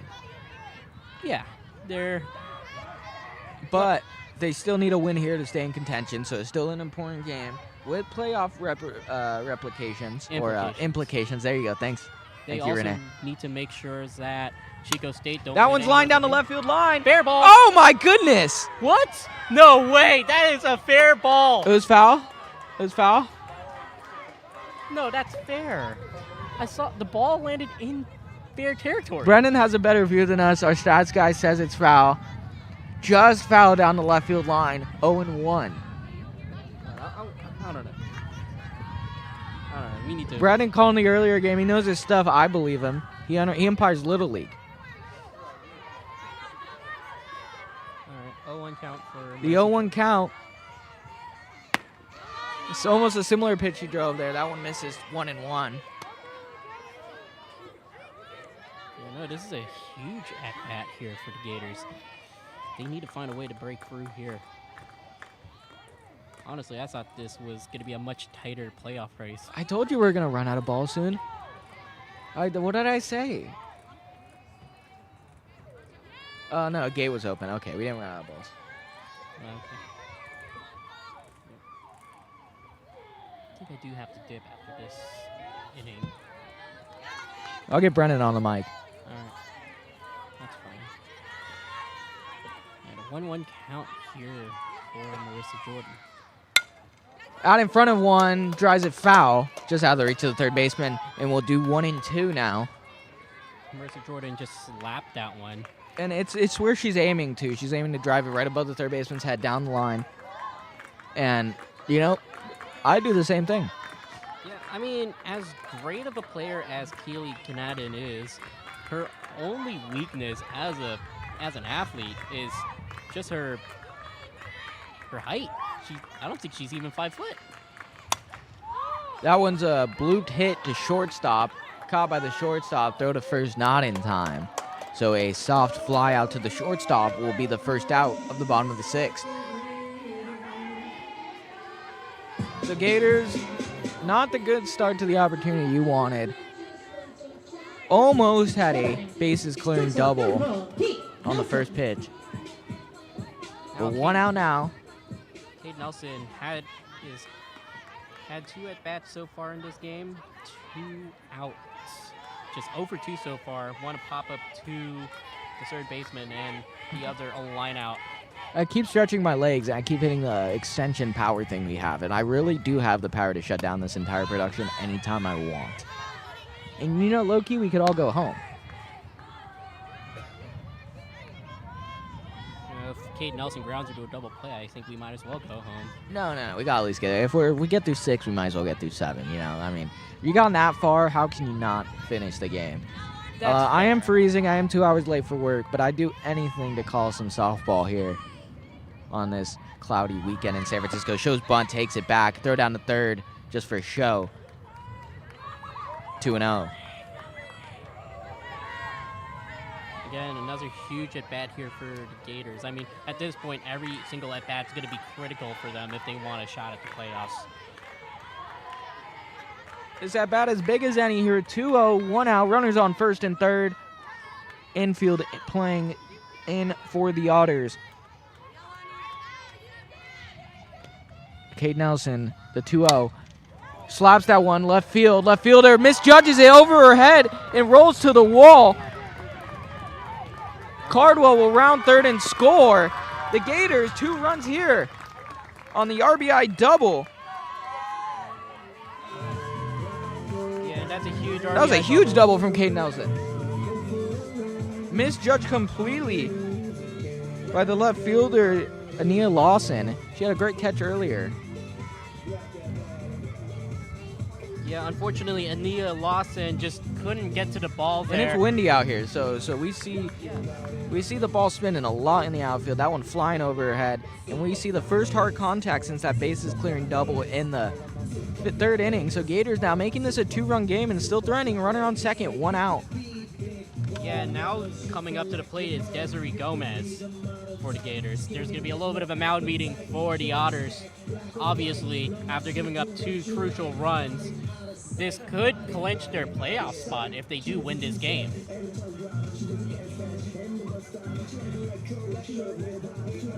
As if the Otters do reach 14 games, it would be actually, it wouldn't necessarily have them clinch. The only other team that could try and clinch that spot over Monterey Bay would be Chico State, unless Chico State loses. I told my work I can be in at 6:30. It takes half an hour or 15 minutes to get there. It is 6:17 now.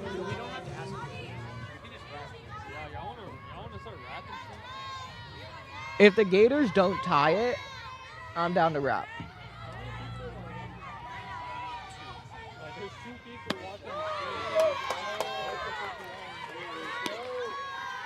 Okay. There's one person watching the stream. Y'all want to get out of here? Go. Well, let's see here. We actually got some important final scores. We got some important final scores for you from the out-of-town scoreboard. Cal Poly Humboldt does beat Stanislaus State 1-0.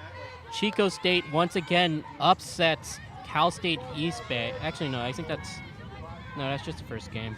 Where is this? There's still one more inning after.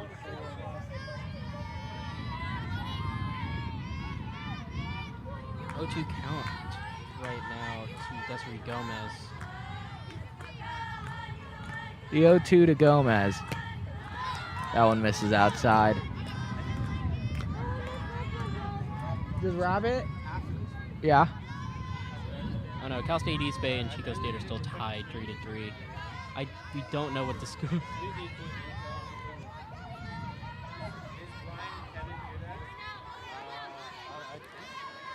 The 1-1 pitch. No, it's a 1-2. Fly to first baseman. First baseman ranges over, makes the catch. And 2 down. That is not what you wanted to see with the runner on 2nd and 1 out. Gators running out of time. We're running out of time here. We will cut off our broadcast after this 6th inning. Thank you to everyone who's been joining us. It's been fun. It's cold out here, and we got like 5 people. You guys are going tossing? Yeah, we're good. Yeah, they're good. I gotta go to work. Yeah, honestly, I think the Gators are just eliminated. I'm not bored. I just gotta go to work. I think Chico State's Swung on a miss on the off-speed pitch. He chases.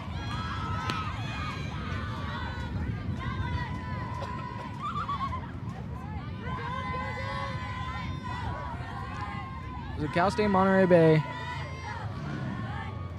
looking to get out of this inning and clinch at least a series push. Okay, so CSU San Marcos does beat Strike 2. CSU San Bernardino 14-11. So big win for the Gators there. But the other game, Chico State versus Cal State East Bay, they are in the bottom of the 9th. And from what I'm looking at, it seems like Chico State is threatening to score here. If Chico State walks it off against CSU East Bay, that might actually just eliminate the Gators from the playoff contention. The 0-2. Swung or called strike 3. That will end the inning. Gators scored 2, but not able to tie it. That will do it for us here at the BECA Sports Network. You can watch the last inning on Flow Sports to our one viewer who's probably Carp. I've been Steven DeCruz. I've been joined with Renee Francisco. It's been great. Thank you to everyone who's worked with us. Thank you to the production who's helped out. Last call for the season for BECA Sports Network. Thank you so much. Adios. Hasta luego. Stream's over. He already ended the stream. End the stream.